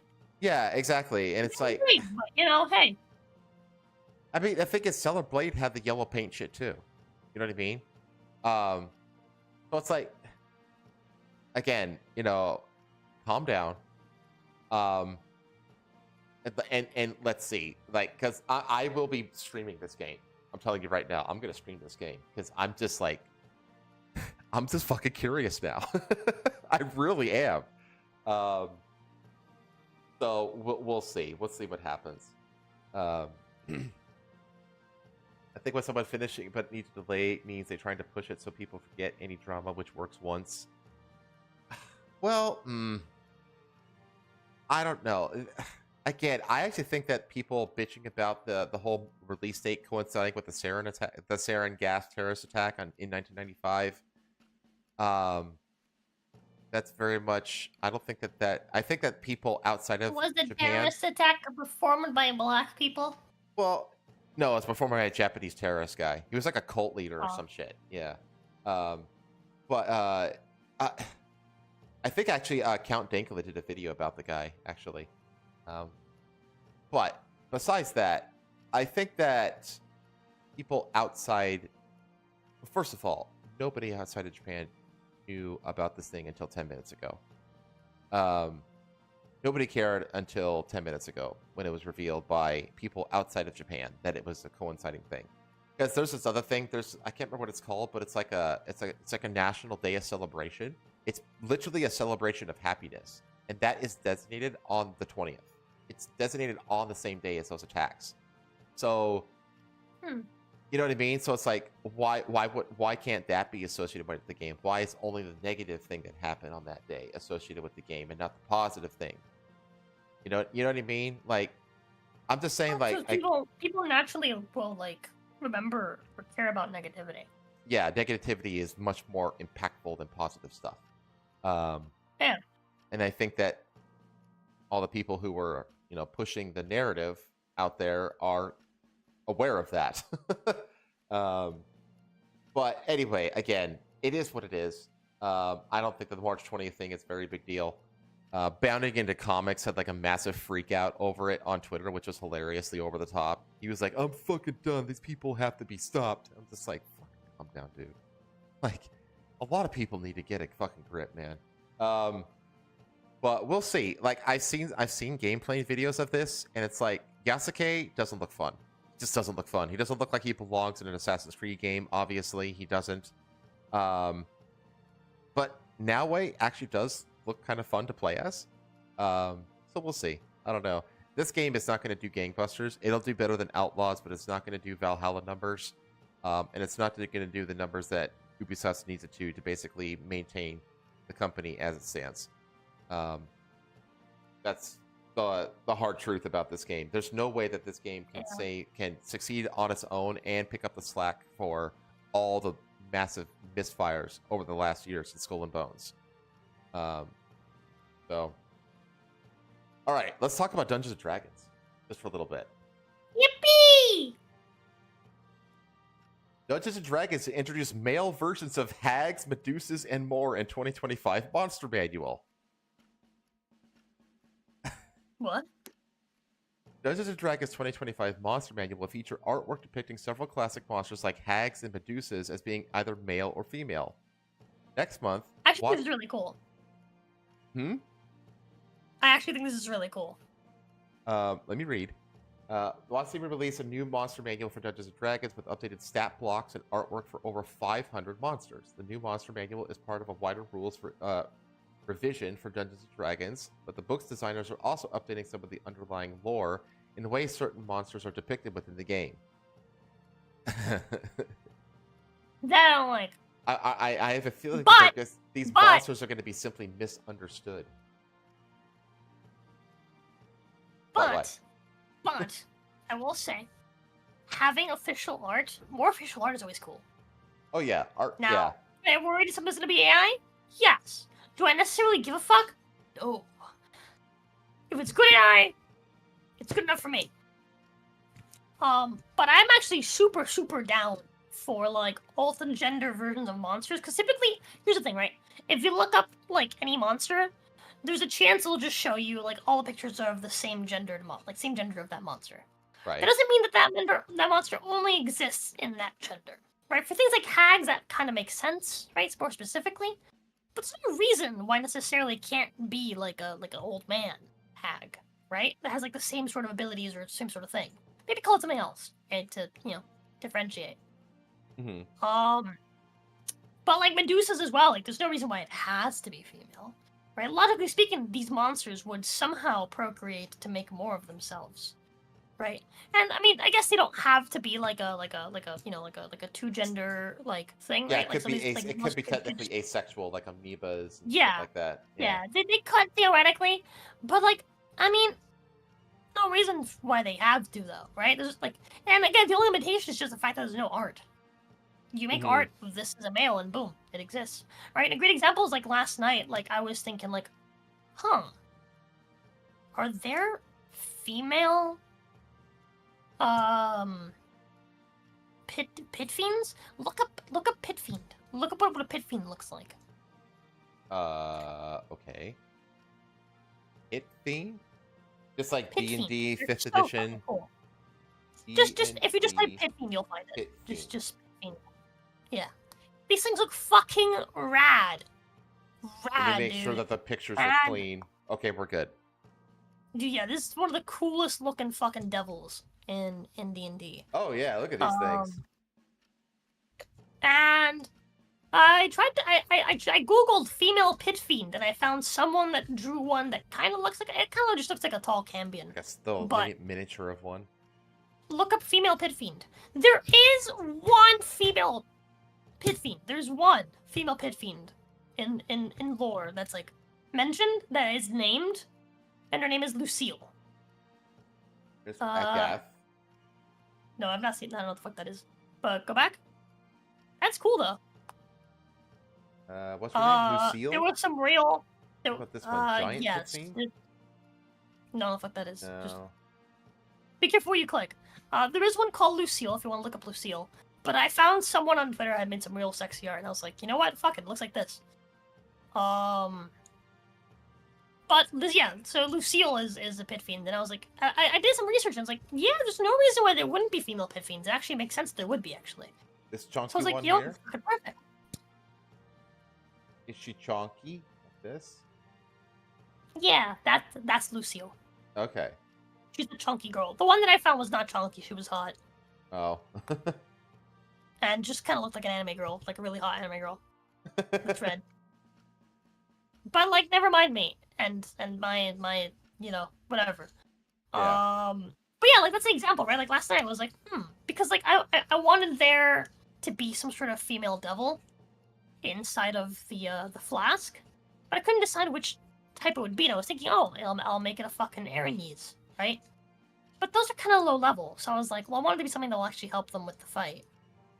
Jazz And says so I no was like, fat fuck chicks. it. It'll be a female pit fiend. Right? That's what I was thinking. I was like, fuck it. It'll just be a female pit fiend. Why not? Yeah. And, like, I think having, like, official art of these things, I think is fucking rad. Them changing the lore, Not so rad. it I depends. mean, it can be rad technically, but It can be really I doubt rad. it. It's not like I they have a doubt good track it. record of change of But it good lore can changes. be.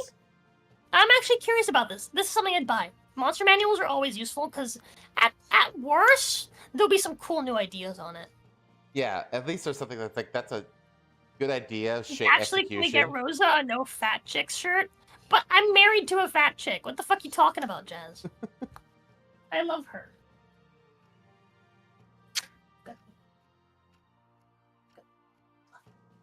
What? I just love you. But what? Why are you saying Because Don't do it. Don't do it. Don't explain it to her. I explain everything to her.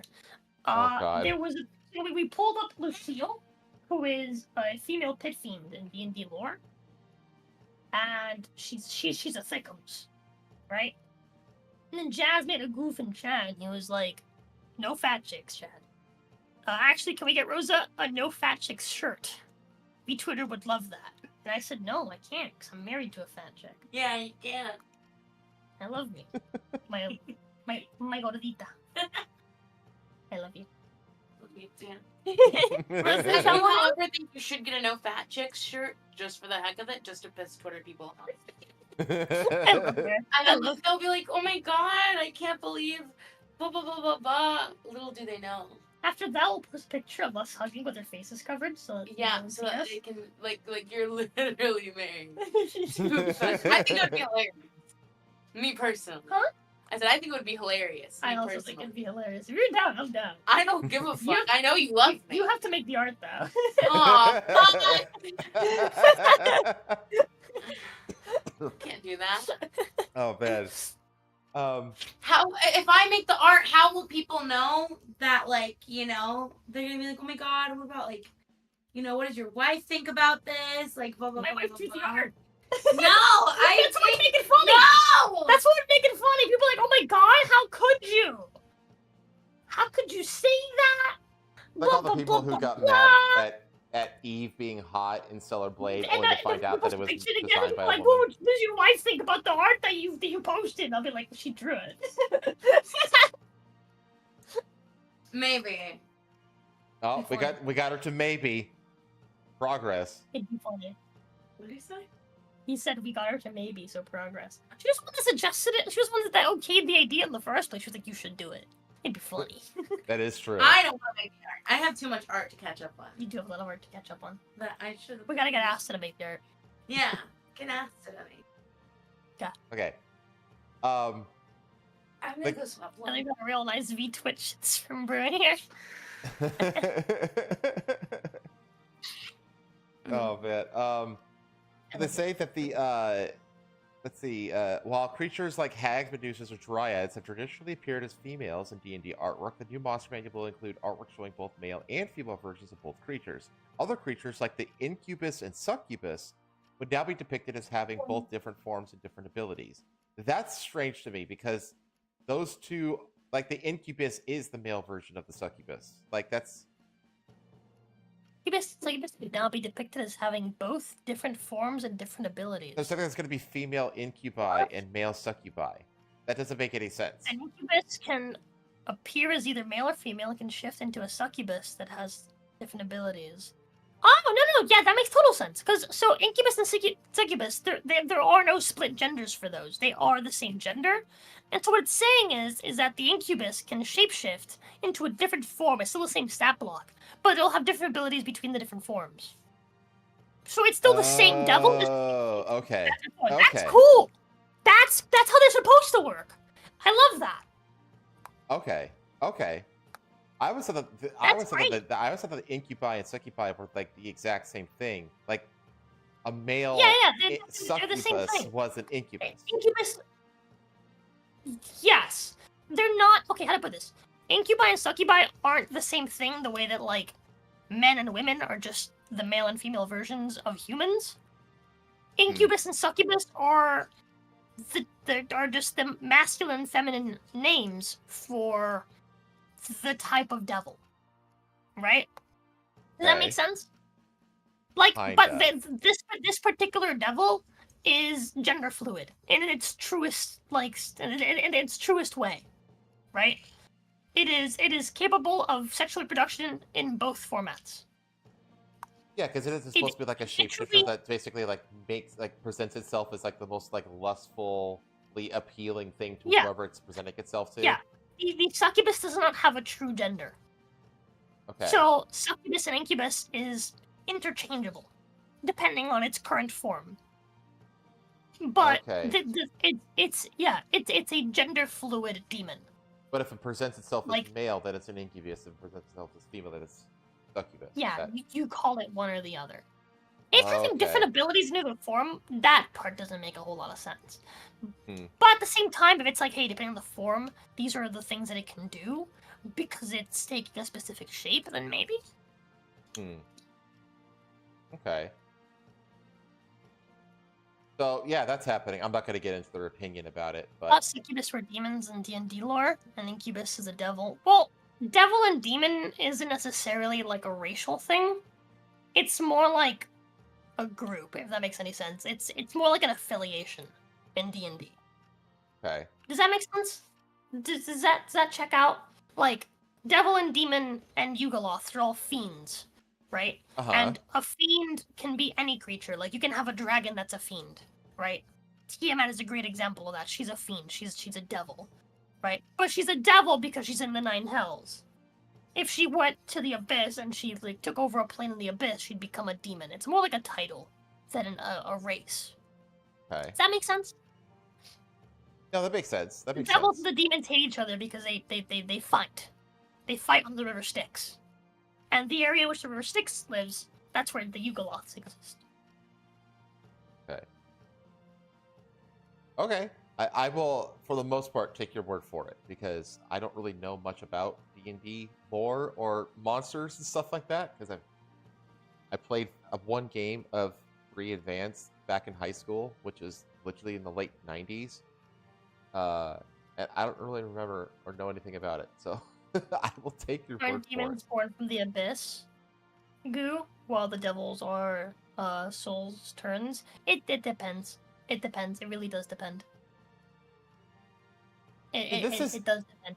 There are, for example, there are succubi that have like they they're the I guess like the demon lords, right? Of certain layers of the abyss, because the abyss has like thousands upon thousands of fucking layers to it. Okay. Some of them are uninhabitable, right? And succubi are typically they're devils, right? They're intelligent beings and like whatever, and they typically live in the 9 hells, right? But you have succubi that are demon lords. Does that make sense? Devil and demon, they're just titles. If you're part of the 9 hells and the societies between them, then you're a devil. If you're part of the abyss and the several layers and all that shit, all the chaos, then you're a demon. There you go. That's basically how it works. And if you're neither of those things, then you fall somewhere in between, and then you're a Yugoloth. Okay. Thumbs up. No, that makes sense. That makes sense. See, these are the kinds of like debate/discussions that like fandoms are supposed to have, where you're just like talking about lore in a non-confrontational way. You know what I mean? Like this is what like fandom is supposed to be, is like these kinds of chats. I think of the original 3 succubi, because there was originally 3 of them, right? I think one of them is a demon lord, one of them is in the 9 hells, and the other one is in fucking Barovia. So there you go. There you go. Okay. I got one more story left for you all. And that is Sonic. So Sonic as a franchise, so we're talking the current trilogy of movies, with the fourth one got greenlit before the third one even released, which is really good news. But the franchise has passed $1 billion in the global box office. I like how they made all the zeros rings.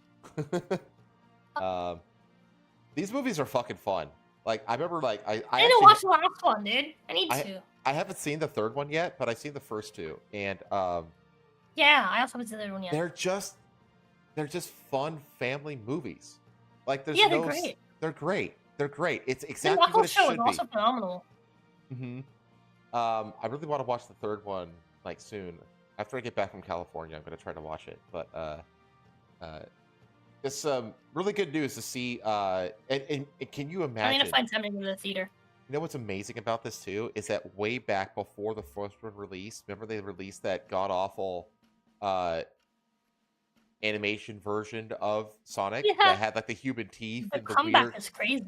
Yeah, exactly. And then they got so much criticism that they instead of berating the fans, and calling them whatever the fuck, racists, harassers, all this other kind of shit. It's telling them that they're wrong for caring about the thing that you're trying to sell them. Yeah, exactly. They actually went back and they said, you know what? Yeah, you're right. He should be like an adorable kind of furball who's also badass. And like basically a 90s kid trapped in a little speed hedgehog thingy. And they went back and they changed the model to what you see here. And that has resulted in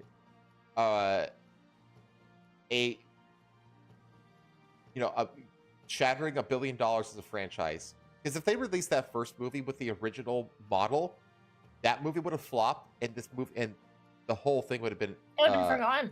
It'd have been gone. It wouldn't be a franchise. None of this would exist if they kept that original model. And because they went back and actually changed that model, they now have a $1 billion plus franchise. Unrelated, I recently on Netflix, because we connected to our TV, Petho made an account she made like a profile on my Netflix account, and she put Amy as her profile picture. And then I went to go change mine, and I didn't find anything I liked. So I changed it to Shadow, and now Twitter feeds us Amy X Shadow ship art. Yeah, I think that's funny. Oh man, do you think they pulled the new Coke style switcheroo, knowing that everyone would hate the initial design they showed? I don't. I don't think they did that. I really don't. I think that it was very straightforward. They just, because here's the thing: is that Ben Schwartz is the guy who voices Sonic in these movies. he's like a man of the people.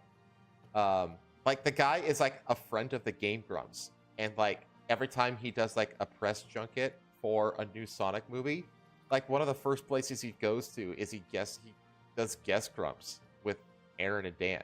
You know what I mean? Like he's just a regular dude. And so I actually think that he was a big part of getting the model updated after the backlash. And I don't think that it was like some kind of nefarious switcheroo. I really don't. Yeah, it's also a fuck ton of money to do that. Because like, it's not just all the marketing material. You know. Well, that kind of leads credence to it actually being a switcheroo, because that means that they had spent the money and had the model like on hand waiting, already done. You know what I mean? No, but what I'm saying is it costs a lot of money. Like, a lot of money to redo all those scenes with a different model. This is what I'm saying. Like the amount of money it would cost. I don't think it's worth it.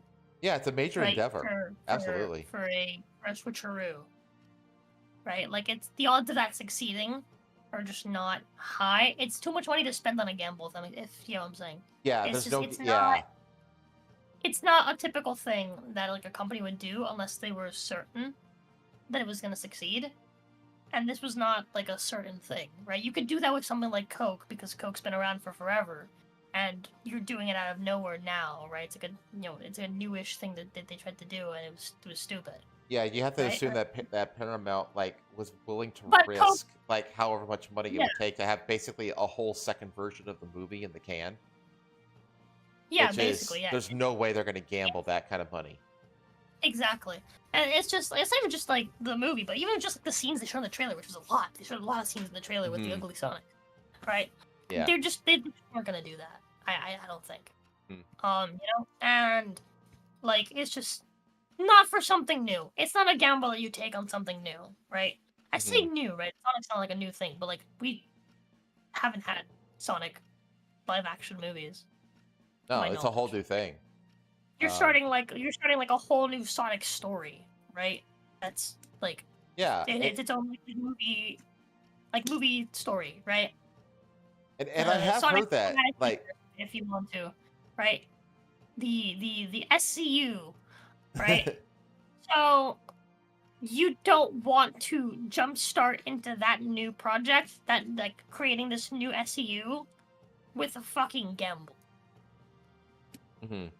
Like that. Like, you want to play it straight, essentially. And the thing is that the Ben Schwartz is actually expressed interest in, well, like, not just expressed interest. He's like lobbying to basically combine the Sonic franchise with Chris Pratt's Mario Brothers movie to make a Smash Brothers cinematic universe. That's like his ultimate goal, but he basically said that like that's what I want, that's my dream, but it's probably not going to happen because of like copyright and all that kind of stuff. Yeah, that's never gonna happen. But dude, can you imagine? Dude, did you ever play Brawl? No. So, Smash Brothers Brawl had a story mode that was fucking phenomenal. Like, the cutscenes in that shit were so cool. Can you look that up? Can you look up, like, Smash Bros. Brawl cutscenes? To see if my brain isn't, like... I don't think I'm imagining this through, like, tinted shades. Right? I don't think I'm like reminiscent of tinted shades. I think it was actually really cool. Oh, there's a lot of them. There's like about 50 minutes, almost an hour of cutscenes in this game. Just scroll through like a random one.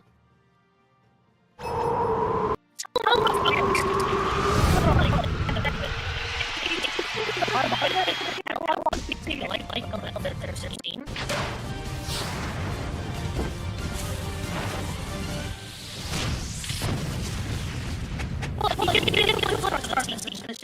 There's like a story to the characters.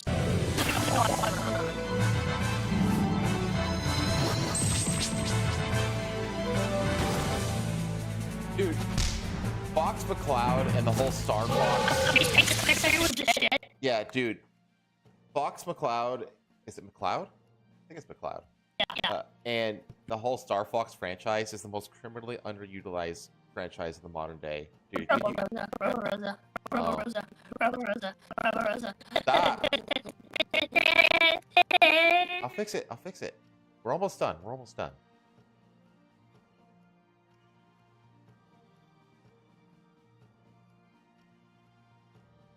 And how are you? There you go. No. I remember the fucking Samus scenes are really cool. Samus? Is there a... If you... There you go. Oh, the pit scene was also really neat. Hey, baby. Memory serves. Baby. Yep. Zero Suit Samus.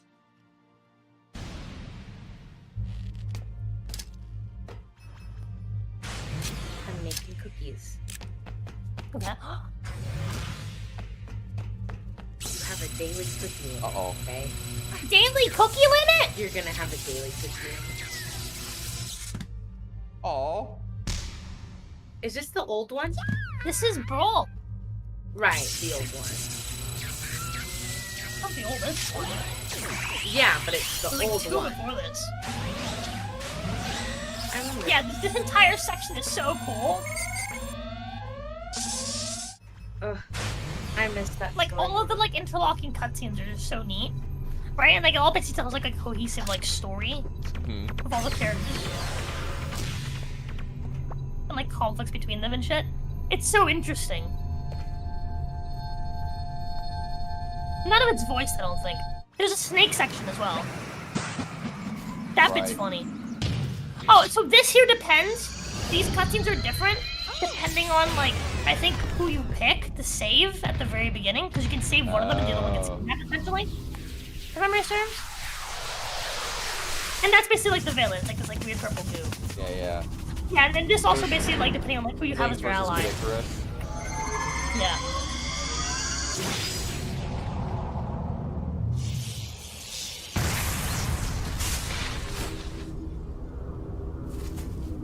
If this was made in the modern day, then Peach would have become Bowser. You had choices and shit, dude. It was so cool. Yeah. And Mario. Dude,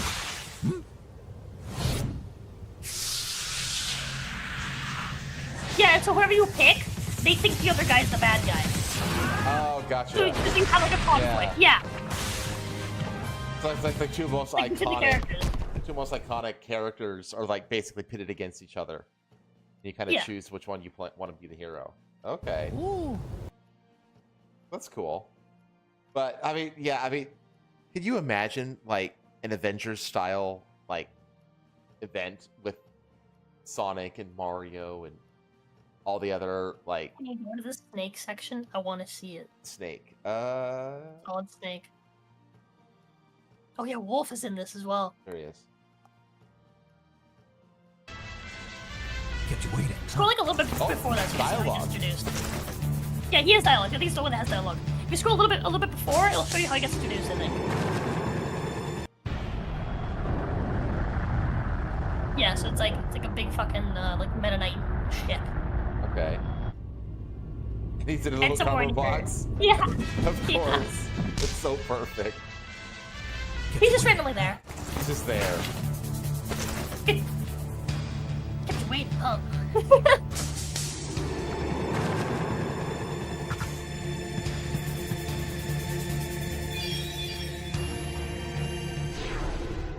Uh-oh.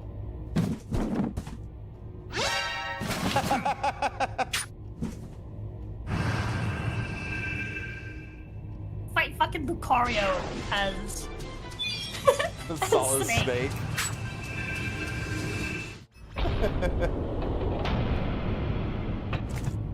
But yeah, it's the whole thing is just so interesting. But yeah, so it's like the villains like turning all of the like characters into like evil. Tokens. Yeah. Like into like little tokens. Okay. But yeah, it's just really cool that like it's just like Fox in space. Yeah, that's what I was saying before. Yeah, how like I would love to see like I want like Give me the lariat system that I could free. Hey, give me like No Man's Sky, but that Star Fox and in the lariat system. You know, just give me a few planets that I can just openly fly between, and do missions on. And you're good. Well, Crystal's there. Crystal's like one of those, like furry bait, like kind of Wait, like S tier characters. I don't remember her. You don't know who Crystal Fox is? Does ring a bell? I don't remember. It's been a long time since I played any sort of Star Fox game. I definitely have to. I gotta be careful here. I gotta be real. I gotta be real careful here. Crystal Fox. God. The first fucking tag is furry art. Yeah, that's what I'm saying. You have to be careful. This is fine. I have seen her before. I've seen porn of this character before. There's a lot of porn of this character. This is like her. There is. You have to be real careful, bro. I don't even want to scroll. On the bottom right. Yeah. Smash Bros. Wii. What? Yeah, you got to be real careful with scrolling down on this. But that wallpaper down there is peak. Left. This. Left. Up. This. Yeah. But that's solid. Stuff like this Anthrop Crystal. Yeah, there's a lot of. Here's some with them big old titties. Is that the official token from? It's got some pretty big titties over here. This is getting close. Does she have big titties in the original? Wait, click on that fucking token. Click on that token. Token? What token? The Smash Bros token. Where's that? It's like center down. Center. To right. Up, brother. You're going around it. This. It's her standing on top of a token. Oh, this. Yes. Yeah. God damn. Yeah, she's like S tier furry bait right there. But yeah, I've always thought that like Star Fox is like like I would love to just have like just be able to like freely take missions and explore planets and the lariat system and stuff like that in the Star Fox world. Have you ever played Trials in Tainted Space? Yeah, of course. Okay. And it was also funny. I have a few just to kind of rub it in. Walt Disney was releasing this travesty at the same time, and they kept claiming The Lion King is now the #1 movie in America and the #1 movie in the world 2 weeks in a row, and it got community noted. Sonic 3 is still the #1 movie in America, which is 100% true, and it still is. Why are they lying? As if like people couldn't They're just straight up lying because the whole is the #1 movie in America isn't actually like meant to be taken literal. It's a marketing term and not like an actual like just like statement. It's a bullshit weasel terminology. The #1 movie in America, so you don't actually have to be the #1 movie to actually be able to call yourself the #1 movie. Exactly, but it got community noted.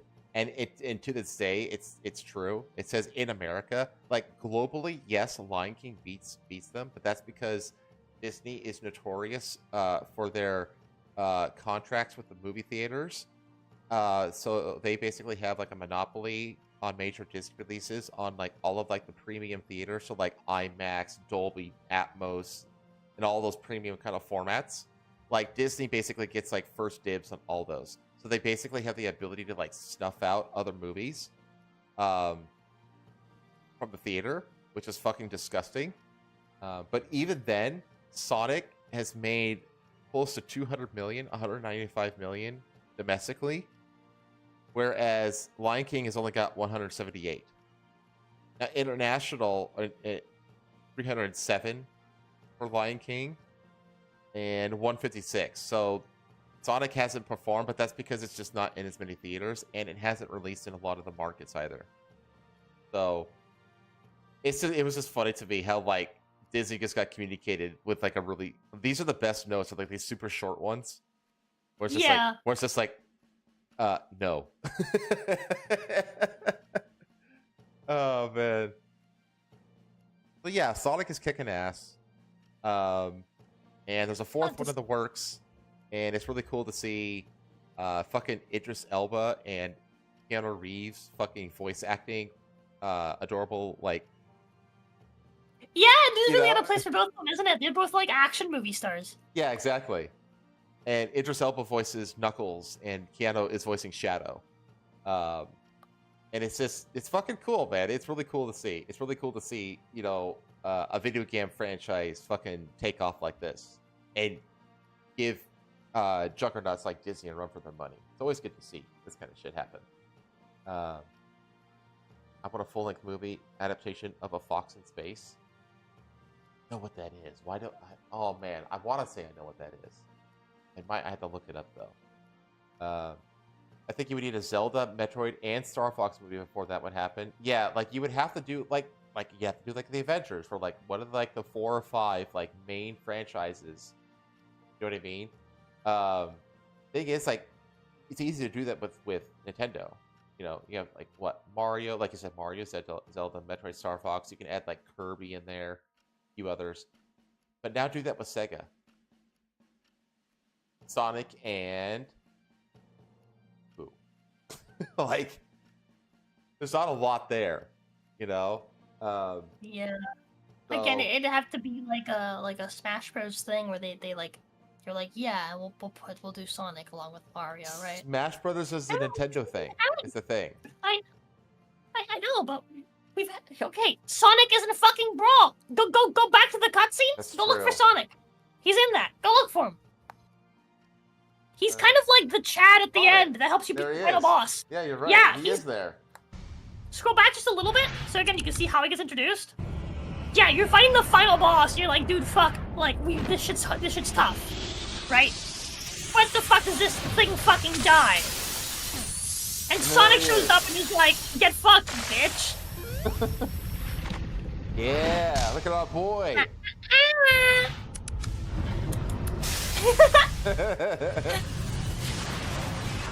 So yeah, okay. So that's okay. So we have precedents then. Precedent has been set. Yeah. Sonic There's can also, be in Smash Brothers. Hold on. There's also the fucking Mario and Sonic at the Olympic Games. There's like 5 of them. This is how much I play Nintendo chat. I don't look know up, these look things. up Mario and Sonic Olympic Games. Look it up. Okay.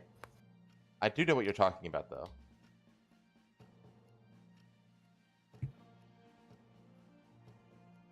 There's like 5 of these fucking games, dude. There's Tokyo, there's the fucking like the It Winter really Olympics. is, yeah. It's just them together. Like they're the 2 main characters. Yeah. That's cool. It's really called Mario and Sonic at the London, or Mario and Sonic at the Winter, or Mario and Sonic at the Tokyo. Mario and Sonic. There's one of them that I had that I really liked. That I really enjoyed playing as a kid. I can't remember what it was. For the Wii. So clearly, these legal hurdles and copyright issues can be overcome because they have been highly successfully overcome in the past. I mean, this is a whole fucking franchise. This Olympic Games stuff. So. A Smash Brothers movie with a Smash Brothers movie with Sonic is totally viable, I think. I hope that, because I know that they're making another Mario Brothers movie. What else did they announce? Because I know that didn't they announce something, another project in the Nintendo verse. I can't remember what they did though. I know that I'm pretty sure. Yeah, we're about to head out too. Actually, this was the last story I had. See ya, Mark. Yeah, it's 11. Yeah, I don't know. There's good things happening here that I want to see continue to happen. And again, I guess always think it's funny that like not only did Sonic succeed, but it succeeded to a degree over fucking the Lion King, which is awesome. So that's all that I had. That's all the news I had. So, well, yeah. That's all, folks. That's all, folks. Like I said, I promised that I wouldn't be as depressing this time, and I wasn't. Yes. Today was not depressing at all. Today was amazing, except for the fire part. The fire part, yeah, the fire part was rough. All in LA. Mm-hmm. But that's the start, so it's not important. I sent you a picture of a Chevy Malibu, by the way. I did see that. I did see that. I just recalled that. Yeah, dude, that era, the like 1969, 1970. Oh man, dude. Those 2 years were like peak for cars, dude. My dad restored like a '73 Camaro, about 10 years ago. Like he bought it from like a junkyard, and he restored it and he sold it. Like he bought it for like $1,500, and he sold it for like over 20 grand. Yeah. Dude, that was just like the muscle car era, dude. Yeah. The Mustang Boss that Keanu Reeves drives in one of the movies. I think I believe it's a Boss 402. Okay. That's also a 1970 car, 1969 car, one of those years. Yeah, they used to build those cars were built like fucking tanks too. I fucking hate. I've told the story of how I actually wanted one of those cars. It wasn't the 402 though. It was like the 332. Can't remember. But basically all of the Mustang boss line of like that era just skyrocketed in price after John Wick came out. Yeah. Yeah. I remember like as a kid I wanted one. I was like, that's the coolest car. Every gun that he used it too. That's the car that I want. I want that one. And I remember there was someone selling one in my area for like 20-something grand. At the time I was a kid, I was in elementary school, right? I looked up those cars again, like recent years. They're at like 10 times the price. Yeah. It's insane.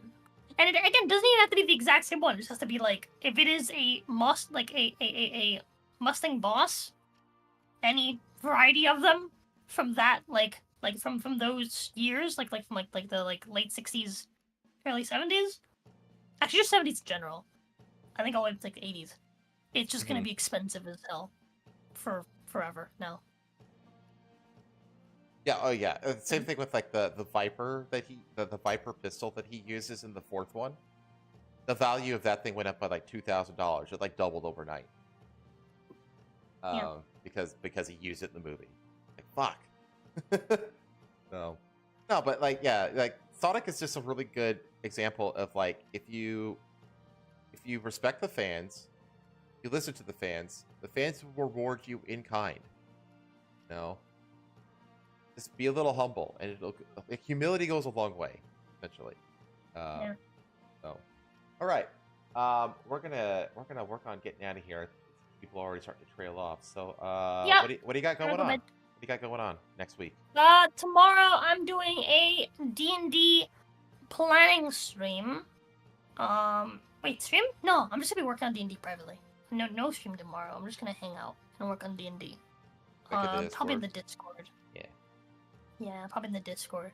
But besides that, I don't have the schedule out for the week yet, but the plan is to play, obviously Monday I've got D&D session. We're finally back after like a month break, like a full month break. Finally back to D&D. And then we'll be playing some more Valheim on Tuesday with Boca. Nice. Conan Wednesday, Patho. And then Thursday is gonna be more Witcher. More Witcher on Thursday. And Friday's gonna be some more Skyrim. And then Saturday, we're not gonna be here. Correct. So I'll be doing more Witcher, I believe. I might replace something on there with Me-Side. I know that it just got funded on like the list. It just got funded like a few days ago. But I think I'm gonna skip to it just because it's a new game, and I've been looking for something to fill the new game category. There you go. On my channel, and I think that's gonna be our new game until whatchamacalls it? Monster Hunter drops. Yeah. When does it drop again? Oh gosh, it's early in the month. I think it's earlier in the month. Can't remember exactly when though. I'm gonna probably play Monster Hunter with Jazz like once, maybe twice. But dude, Yakuza is gonna be my jam in February. Holy shit! That Yakuza pirate in Hawaii looks so fucking phenomenal. Yeah. Looks so good. February 28th, you're wrong. The end of the month. Oh, it's the very end of the month. Okay, I was wrong. But yeah, I'm excited. I'm probably gonna play the game a lot by myself as well. Like, but just I had a lot of fun playing it. During the demo, just playing by myself, just going around hunting monsters at my own pace. So I think I'm end up probably enjoying it a lot by myself and with friends, obviously, but also by myself. Yeah, It makes me excited. I have a feeling. If I can't enjoy a game by myself as well, then I have a hard time enjoying it. Yeah, I don't know. I think we've talked about this. I still don't know if I'm gonna actually really like it or not. I'm gonna play with Jazz a couple times, but that'll be the real test. Is if I like playing it by myself will be the real test. I feel like. We'll see. But for me, I gotta watch along tomorrow after I help Patha with her resume. I still haven't scheduled it. Because I don't know what the fuck to watch. I think I'm gonna watch Top Gun Maverick, actually. Why don't you watch the season 2 of No, it's a movie night. It's not a show night. Fair enough. And then let me think. Tuesday and Wednesday will be my only streams next week because I have to go to California on Friday. So no Welcome to the Foxhole on next Saturday. We will return the following week. We'll be back for a solid month. And then I gotta take another weekend off, and then another month, and then I will be gone for the vast majority of April. Because I am going to be in Japan for like 2.5 weeks. So yeah, we're gonna be off for like 3 weeks in April. Ooh, these the cookies? Is this my total max cookies? Is the cookies I can eat? I can eat 4 of them? No, you can eat tonight. Yeah. Okay, specifically, you can eat all of the ones on my fuck up sheet. All so the there's ones on like your 4 fuck-up more sheet? left. Yeah. I don't know if I can eat all these cookies. Oh, these are soft. Do they not have anything in them? No. Just bland cookies? They're just sugar cookies. Oh. Aren't all cookies I have sugar bad news cookies? for you. They're not that sweet. I have bad news for you. Yeah, what's up? I don't typically like bland cookies. I'll try it though. Damn. That's unfortunate for you. I was wrong. This is fucking delicious. All right, chat. Now that you know what's going on, we're gonna sign off. Let you get out of here. So, we'll see y'all on the next one. Thanks for hanging out. Bye, chat. Watch I'm is ready to go yours. back to The watch is yours as always. Take care.